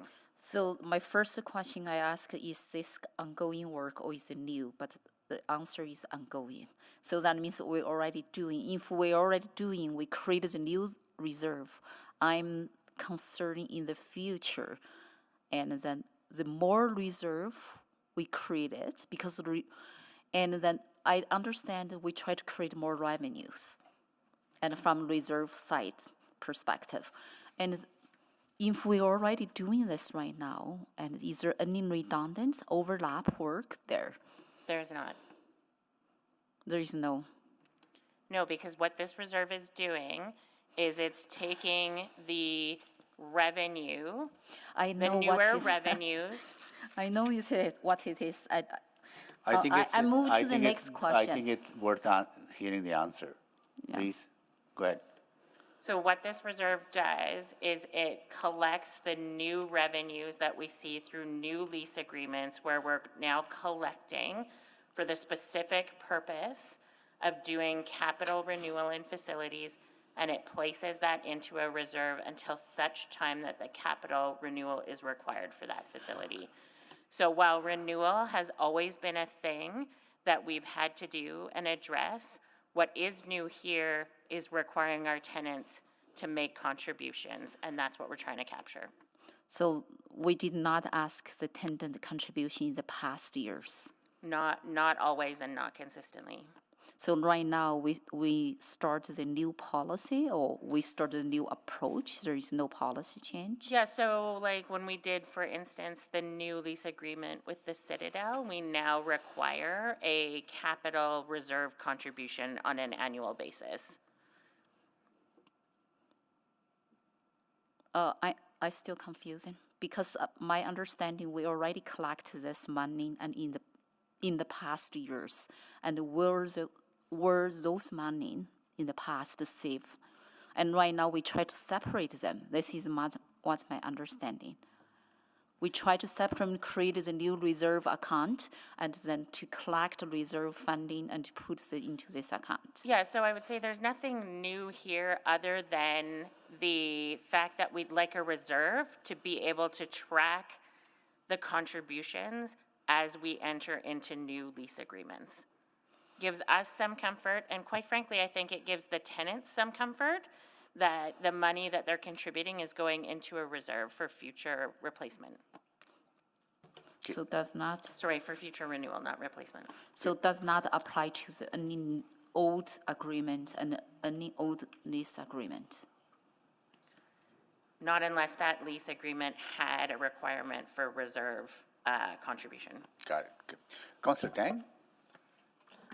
Yeah, great, thank you. I think just after the last round of Q&A, I might have a bit more questions on the industrial action plan, which we've all talked lots about between council and administration. That should be a priority moving forward. So can I ask, like, the hub idea, is it modeled a little bit like the hydrogen hub? I would say it's modeled more like our business-friendly team in terms of providing a single point of contact for industrial investors to get information, to support site selection, wayfinding to grants and incentives, aftercare support, redirecting to city services, opportunities like that. And secondly, also to do that marketing aspect of what's available in terms of industrial development in the city of Edmonton that our partners like Edmonton Global, Alberta Industrial Heartland can use to help market what's available in Edmonton. Right, and I think one of the questions was also, why is this not funded by one of our economic development agencies? But, like, to me, part of it is that we're competing with the region, right, for industrial development, and so we do need something that's specifically for Edmonton, which Edmonton Global would not be able to deliver that because their interest is for the region. That's the intent, and to provide that collateral for Edmonton Global to use when they're talking to foreign direct investment. Yeah, because I'm just trying to think, we have limited resource, there's one really large unfunded service package, and there's one smaller one, but which one will have the better bang for the buck? And, I'm hearing that sort of navigating some of the regulations, and that's also for some of the existing industrial developers, not new ones that we're trying to attract, the ones that are here now. If one of the challenges navigating some of these regulations, what I'm hearing from you say is that they could then just go through our current development services team for that. So for clarity, this is intended to support like that business-friendly approach to industrial investors. If there's an industrial application that's looking to get a development permit, then they would go through the regulatory process. So the work of the hub is in advance of making an application. And I'll maybe just pass to Alyssa to complement with more of the details. Yeah, Kim, that's correct. I think also what the hub does is, as an industrial developer, I think earlier Councillor Stevenson had mentioned, maybe there's not a large awareness of CLU. So that's the other thing that the hub can do is if it's one point of entry. So an industrial developer, regardless of what stage they're in, they come to the hub and the onus is on the team to triage that individual to the city services that best meets their need. Sometimes that'll be right in the hub. Sometimes it'll be in our existing services through CLU or other areas of the city. So it will have to, so there has to be some kind of handoff to correct to the other teams. Because I'm just wondering, the alternative is take that money and start at least begin a fund, the fund that will one day grow into that industrial development growth fund, which gets shovel-ready land for development. Wouldn't that be a bigger bang for the buck? So there's. I think go ahead, Alyssa. I think it's a different bang for your buck. I think service land is absolutely critical to have in the city because it takes our land and turns it more quickly into usable land, meaning it makes it more investable. However, the scope and scale of investment required for getting service land, the magnitude is just so much larger than what the hub would be. The hub is really about increasing demand and then having a place to catch that demand when it comes into the city so we can turn it into those applications as soon as possible and get building happening in the industrial development side. I'm just gonna sneak one more question in here for the growth fund, the $20 million ask. Have we already taken into consideration the industrial infrastructure cost sharing reserve and the revolving industrial servicing fund? When you kind of calculated this is the 20 million that's needed, you've already kind of taken those other funds into consideration? Yes, this is another tool in the toolbox. So they're separate? Yes, yes. So you have to have sort of a larger capital to be able to do or leverage those other programs. Okay, I was just hoping we could leverage the ones that we already had. Thank you. Thank you, Councillor Tang. Councillor Jans.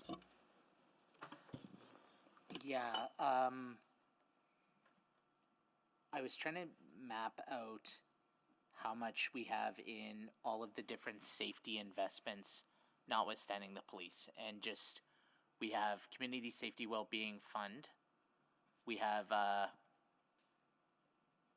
other investments through city administration, we have REACH, we have other agencies. Is there an updated list of how we look at the safety ecosystem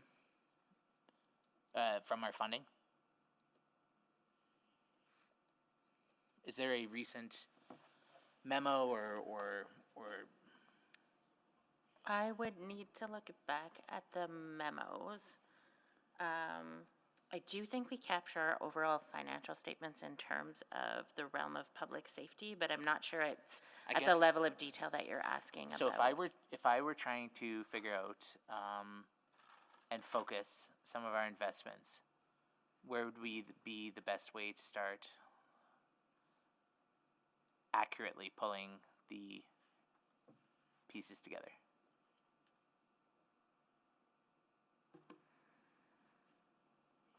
Would that be? So a sub- I feel like subsequent- safety is deeply embedded in many of the things that we do. So in terms of So- transit safety, you'd be looking at transit, you'd be looking at the peace officer roles within community services. You'd be looking at community safety and well-being. You'd be looking at police. You'd be looking at fire. So maybe more.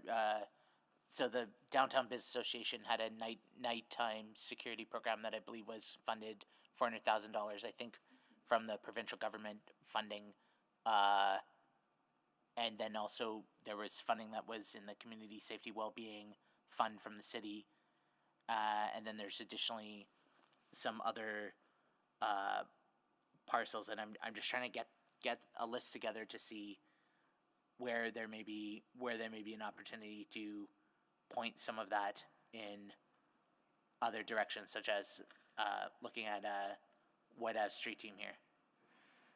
I don't have that I don't have a list like that at my fingertips. I'm having someone check to see whether we've compiled a memo of that nature in the past. Yeah, so maybe with our funding agreements or something. Okay, well, I think I'll yield my time then. Thank you. Okay. Councillor Principe? Thank you, Mr. Mayor. I have a question about the reserves again. For the affordable housing one, I noticed that there is some money remaining, but that's just spoken for. That money is spoken for, correct? It just, they haven't met their mark in order to receive the grant funding yet? Is that my understanding? I would say that that's correct for the most part. Like, the Affordable Housing Reserve would have funding, when you're seeing it not being drawn down as quickly, it is often because we've entered arrangements, but the event that triggers the recording of the expense hasn't happened yet. Right, okay. Do we have a dedicated tax levy for the affordable housing? Or do we see interest and then we dedicate the tax levy? I wouldn't call it a dedicated tax levy, but there is a component of tax revenue every year that funds affordable housing. I think it was $6 million at one point, and then in the last budget cycle, it increased by way of amendment and is now around $23 million per year. Okay, so like it seems like I'm not sure if we can keep up with the building with the amount of money we're putting into this reserve, is what it appears it possibly could be happening. I'm not sure. Like the reserve is not enough, or the reserve is? Well, there might be too much. Like, I'm not sure if I would maybe can look keep up. to my colleagues in community services to help answer that question. Yeah, thank you for the question. Our affordable housing and homelessness team is very aggressive in finding opportunities to leverage. And so with regards to the reserve, it is allocated, even though it hasn't gone through the system. But if Stacey Galatly's on the line, perhaps she can provide a bit more detail.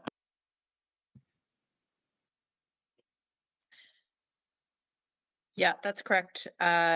Jennifer, thank you. So the Housing Reserve holds those commitments that have been already made that are then used to fund progress on the capital items as they move through the subsequent years. Okay, yeah, so it's already spoken for, the amounts that we see here in the reserve. Yeah, okay, thank you. And then the commercial revitalization, is that reserve restricted? That reserve is tied to 3 specific policies. Storefronts, I would just have to pull up the other 2. Right, yeah. There are 3. So it would have to be one of those 3 policies in order. Sorry, Councillor Principe, I was just going to let you know it was the Storefront Improvement Program, Development Incentive Program, and the Corner Stores Program. Right, so it would have to be one of those 3. We couldn't use it for, say, putting towards the tax levy. I'm assuming it would need an exception or an ability Under to the redirect policy it. again. Yeah. Okay, great, thanks. Thank you, Councillor Principe. Councillor Rice, can you take the chair, please? Chair is taken. Kim, I just want to make sure that I understand the industrial growth hub, because this is an investment that pays direct dividend in form of generating tax revenue that we barely need. And this is a number one priority that this council has identified for economic growth, but also increasing our non-residential tax base. So I want to understand, I don't want to come back year from now, or maybe won't be here, say 9 months from now, saying you have not done that you could have done because you didn't have the resources.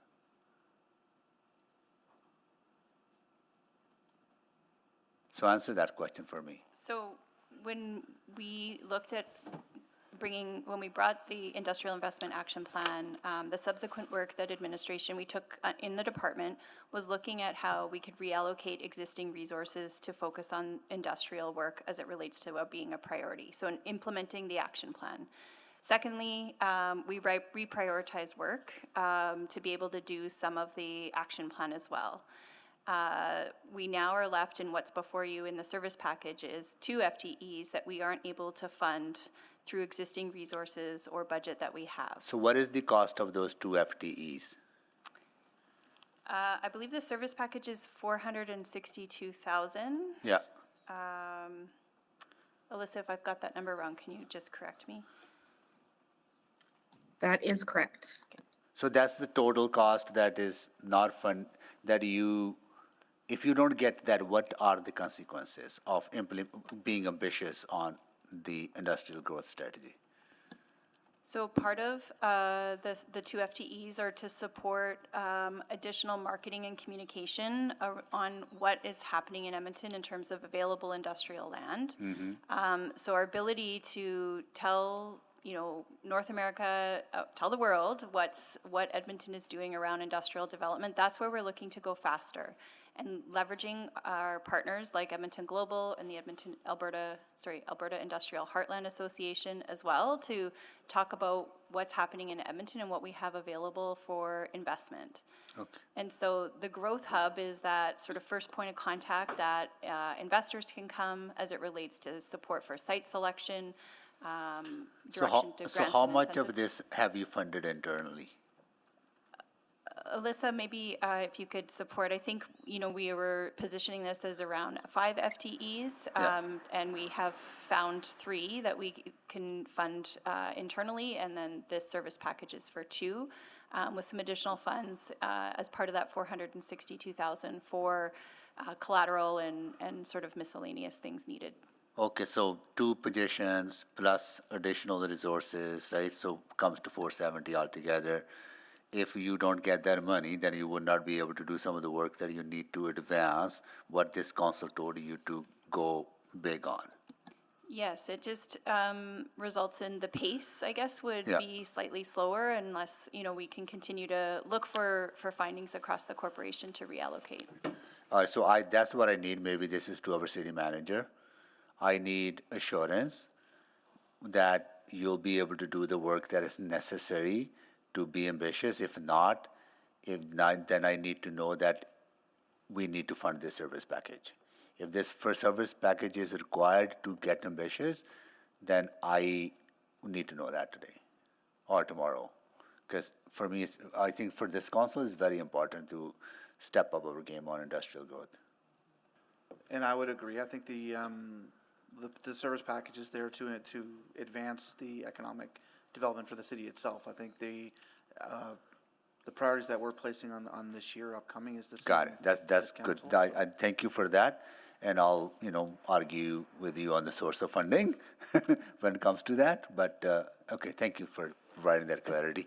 Okay, Councillor, I'll take the chair back. Councillor Stevenson, go ahead. Yeah, thank you so much. I went back to the service package just to understand why I was maybe thinking that this was a permit support. resource. So I think it's described as a centralized service center where industrial businesses and investors can access city industrial-focused services and resources. Industrial-focused services, city services, I immediately went to permitting. So what are the other industrial-focused services that we have at the city, aside from permitting? Alyssa, do you want to share some thoughts on that? Sure, it's everything from site selection, requests for information on, areas of the city where a potential investor could set up, what servicing looks like. It could be connection and introductions to others in the ecosystem that industrial investors are looking to partner with. So it's a lot of information. It might be analysis of policies to see how an operation would set up here in our city. So it's a lot of information prior to application is typically what happens. Sometimes sorry, I'm just mindful of time. I'm so sorry. Yeah, no problem. Is this a gap that we've heard from stakeholders exists? Yes, it's a gap in terms of having the capacity to deliver on the volume. We're very thin in the industrial expertise in the city of Edmonton. And so, as Kim mentioned, it's a matter of we can do it, but we're pretty thin. And so, if these two positions aren't funded, you won't have the demand side, you won't have that marketing to drive further increases in industrial development in the city, and then you won't have a place to catch it, to turn it into applications as quickly as you could, as if you had these resources in place. Okay. And then just want to ensure as well, I've heard sort of some of the conversation around, international investors. It seems like there are a lot of regional industrial players. Will there also be focus on them? Will this serve them as well in terms of the marketing and communication? Absolutely. It's for both. If we've got an industrial investor, whether they're regional or from outside of the country, if they want to come and explore Edmonton as an option, we serve both. Okay.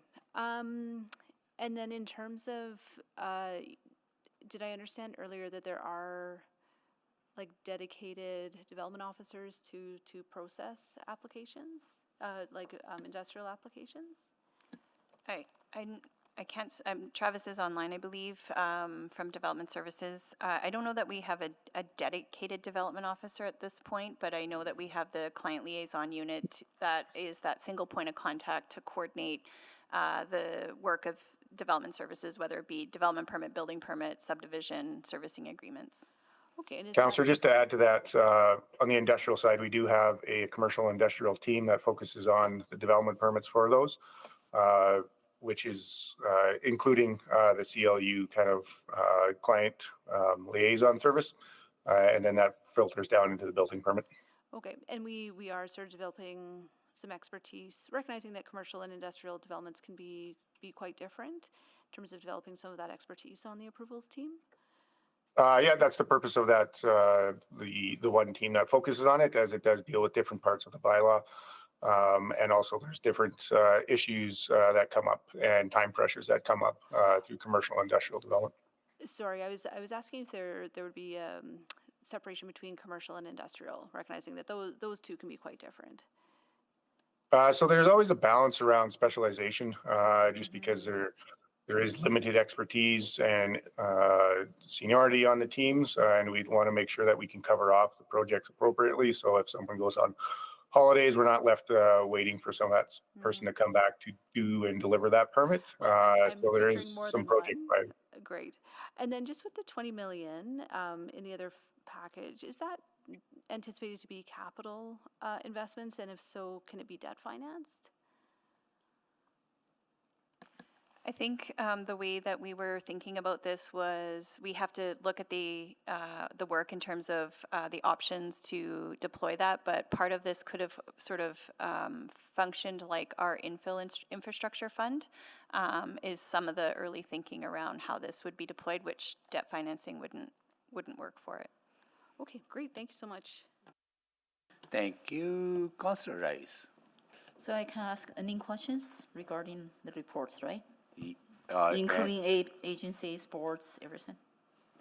If there are those questions about agencies are related to administration, yes, but if they're related to answer that only agencies can give, we did not invite because we were not told to invite them. So, well, go ahead. So I have a few questions regarding the agencies. First one is the reach element. I want to confirm a few budget numbers here. The net expenditures and for 2025 is $9.5 million. Is that correct? Hold on, I'm just pulling up the attachment. And then because you point out, and the 2026 is $10.3 million. That means for these 2 years, the expenditures budget for Reach Edmonton is over $19.7 million, close to $20 million.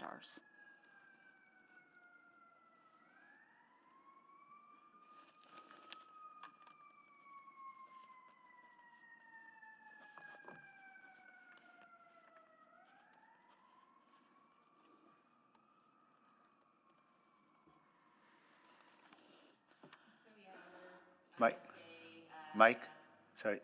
Oh, sorry, thought I turned it on. I just want to confirm yes or no, and I wouldn't mind. So I no was for my time. busy trying to pull up the document. The net expenditures for REACH are $9,347,000 in 2025 and $10,147,000 in 2026. Okay, so the total $19.7 million, that's for expenditures. Over 2 years. Over 2 years, yes, 2025 and 2026. So if that is the case, we do not have enough revenue to support this. It ends up our city has to invest almost $19 million for this. And where those money from? What's the funding source for them? So net operating requirement. So Councillor Rice, we bring you a balanced budget. So the budget that we brought you considered that those expenditures would be required for REACH and that we would fund that from tax levy. So that's in total is $18.8 million, and for 2 years. Yes, the sum of the two numbers that I just Thank read. you. I will move to my next question about Edmonton Unlimited. Edmonton Unlimited, and then we do not have 2021 actual spending. So the city started funded Edmonton Unlimited starting 2022. That's based on budget documents here. For 2025, 2026, the total budget will be $10.6 million. So each year will be up over $5 million for the Edmonton Unlimited. So maybe the easiest way to do this is Edmonton Unlimited has a revenue budget of $2.6 million in 2025, $2.4 million in 2026. It has an expenditure budget of $7.9 million in 2025, $7.8 million in 2026. And the net operating requirement is $5.3 million in 2025 and $5.4 million in 2026. I have documents in front of me, as you read. My question is, the revenue for Edmonton Unlimited is $5.9 million. That's his 2022. Why it's reduced more than half, and for 2025, 2006, as a result, the late operation requirements and keep increase. That means we have to put more tax dollars on. Is that my understanding correct? And also, I want to confirm those funding from tax levy as well. So the net amount is funded from tax levy. I'd have to go back to the original 4-year budget and just go through and see the rationale for the decline in revenues. But this supplementary budget adjustment proposes no changes to how you funded Edmonton Unlimited. But based on budgets in front of me, it's increasing. It's not about no change. And maybe we can confirm those numbers. And I don't know why it's different.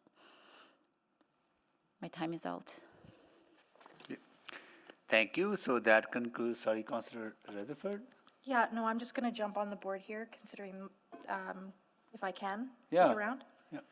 Considering that Councillor just asked questions about REACH and didn't give REACH the courtesy to be here to answer those questions, and as the council-appointed member, I would like to ask a few questions. Yeah, go ahead. Of Pertaining course, to of REACH. course.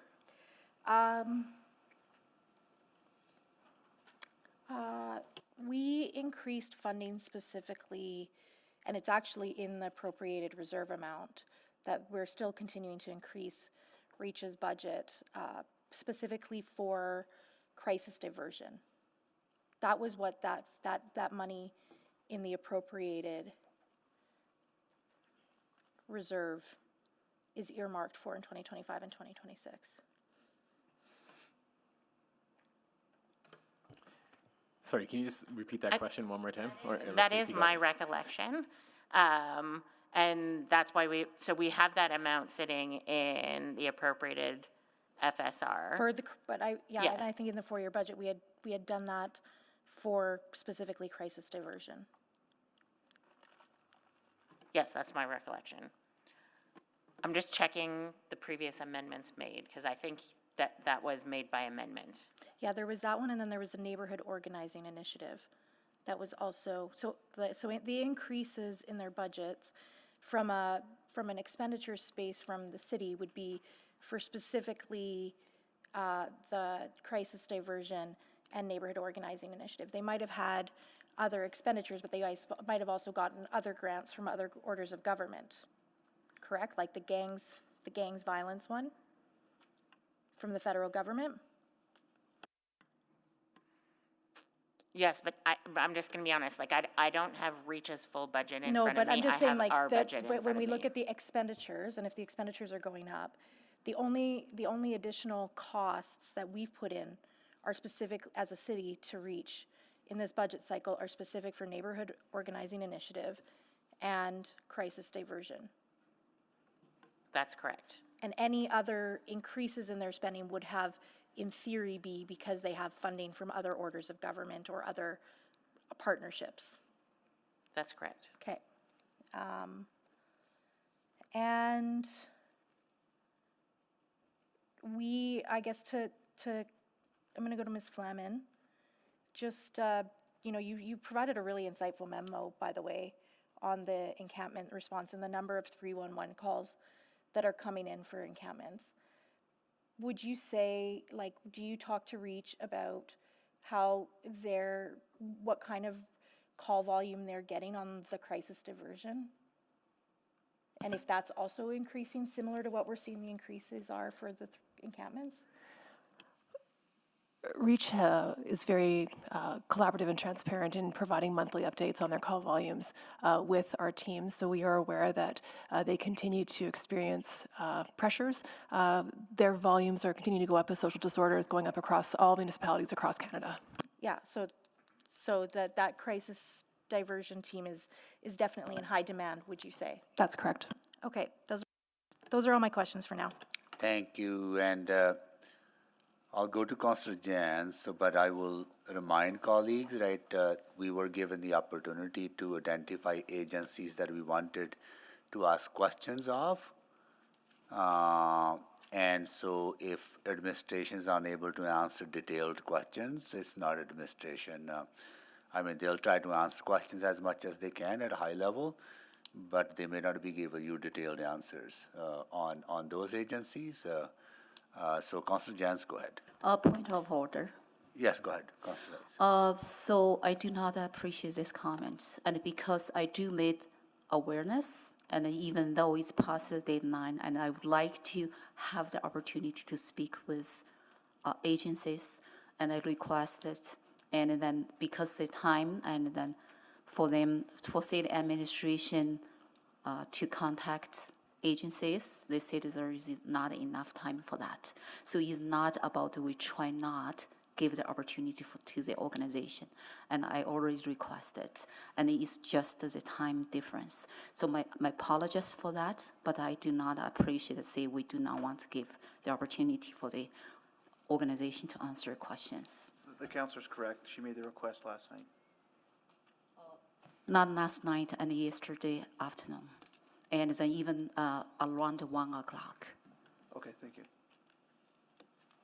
While those agencies are not here, I think we were given time, right? And by a certain date that we remind them, right? Or it's not, they're not here, so they're not here. So all I'm saying is that the administration will try to answer the questions to the level they are able to do so. They may not be able to give you the detailed answers to those questions. I will not ask the questions they cannot answer on behalf of the agencies. I only ask questions they can answer. Yeah, good. Councillor Jans, go ahead, please. Can I ask general questions about the budget still? Yeah. Okay. I believe the grants in lieu of taxes is close to $80 million. I'm confused on the timeline. When does it's about 20 million a year. When does it become $100 million? Is it 80 million owing as of December 2024, and then it becomes 100 million owing in December 2025? Do you follow my?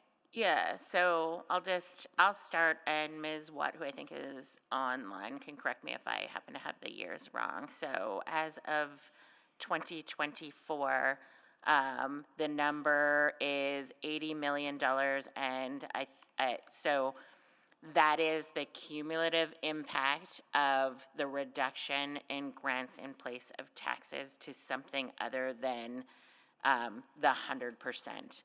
I'm just careful with the language on owing, because it's not in fact owing. There was a change made to the budget. It's about $15.5 million going forward starting in 2025. So you'd be hitting the 100 million mark probably some point in 2026.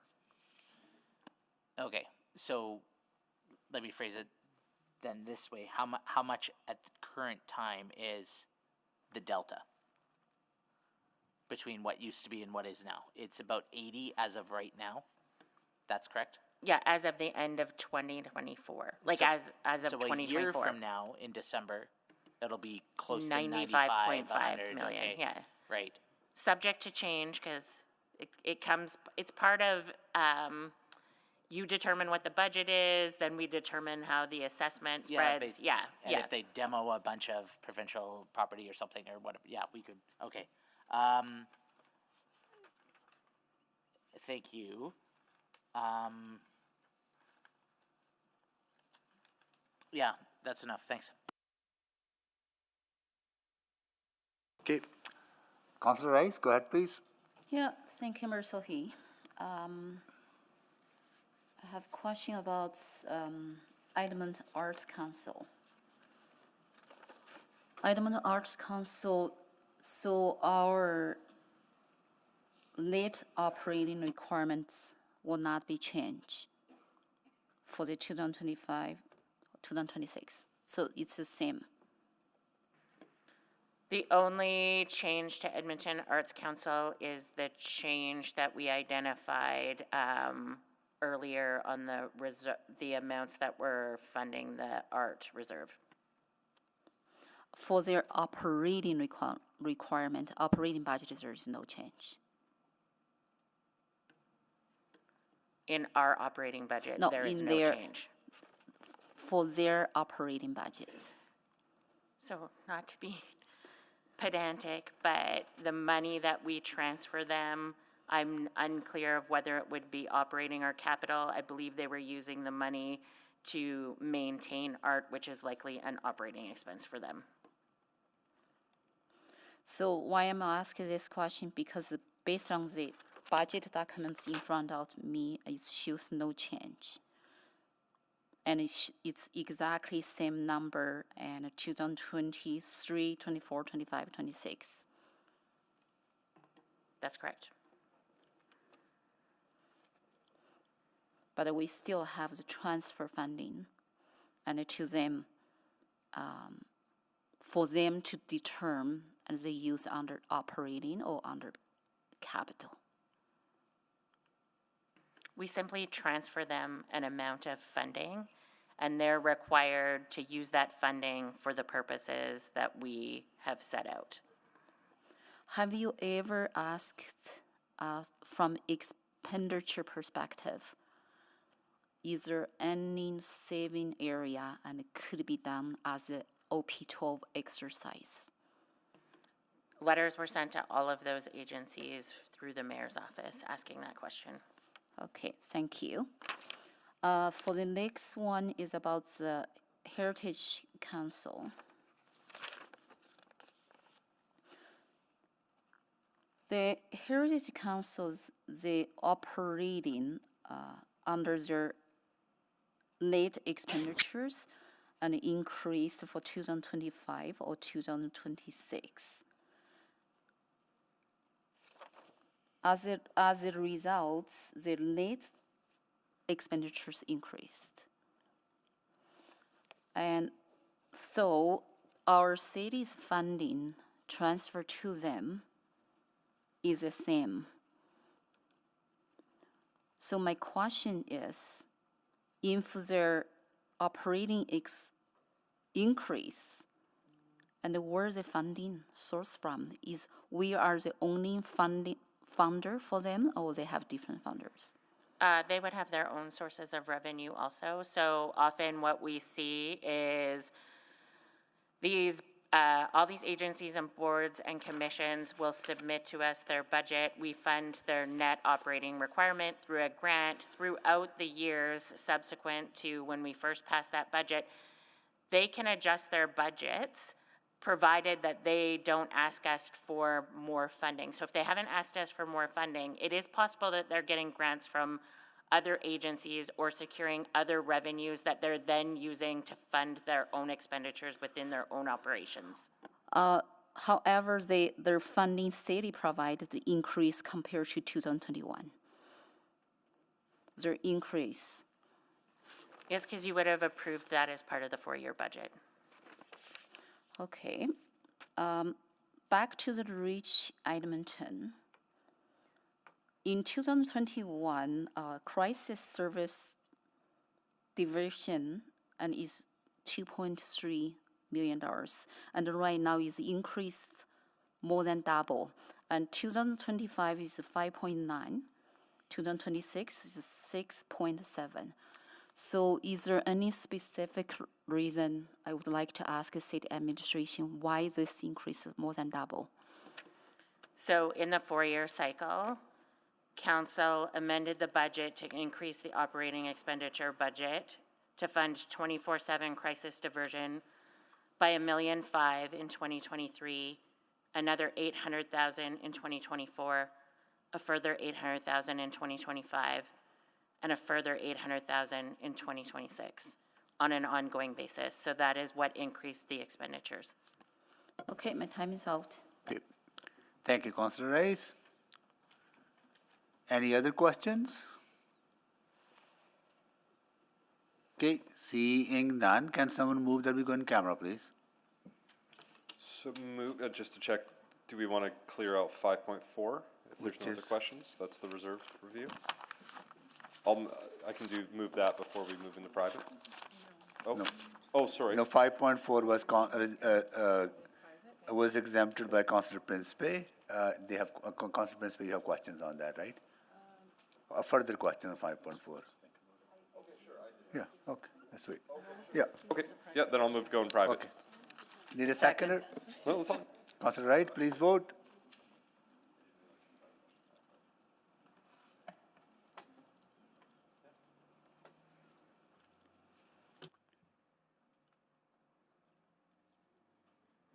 We have all the votes.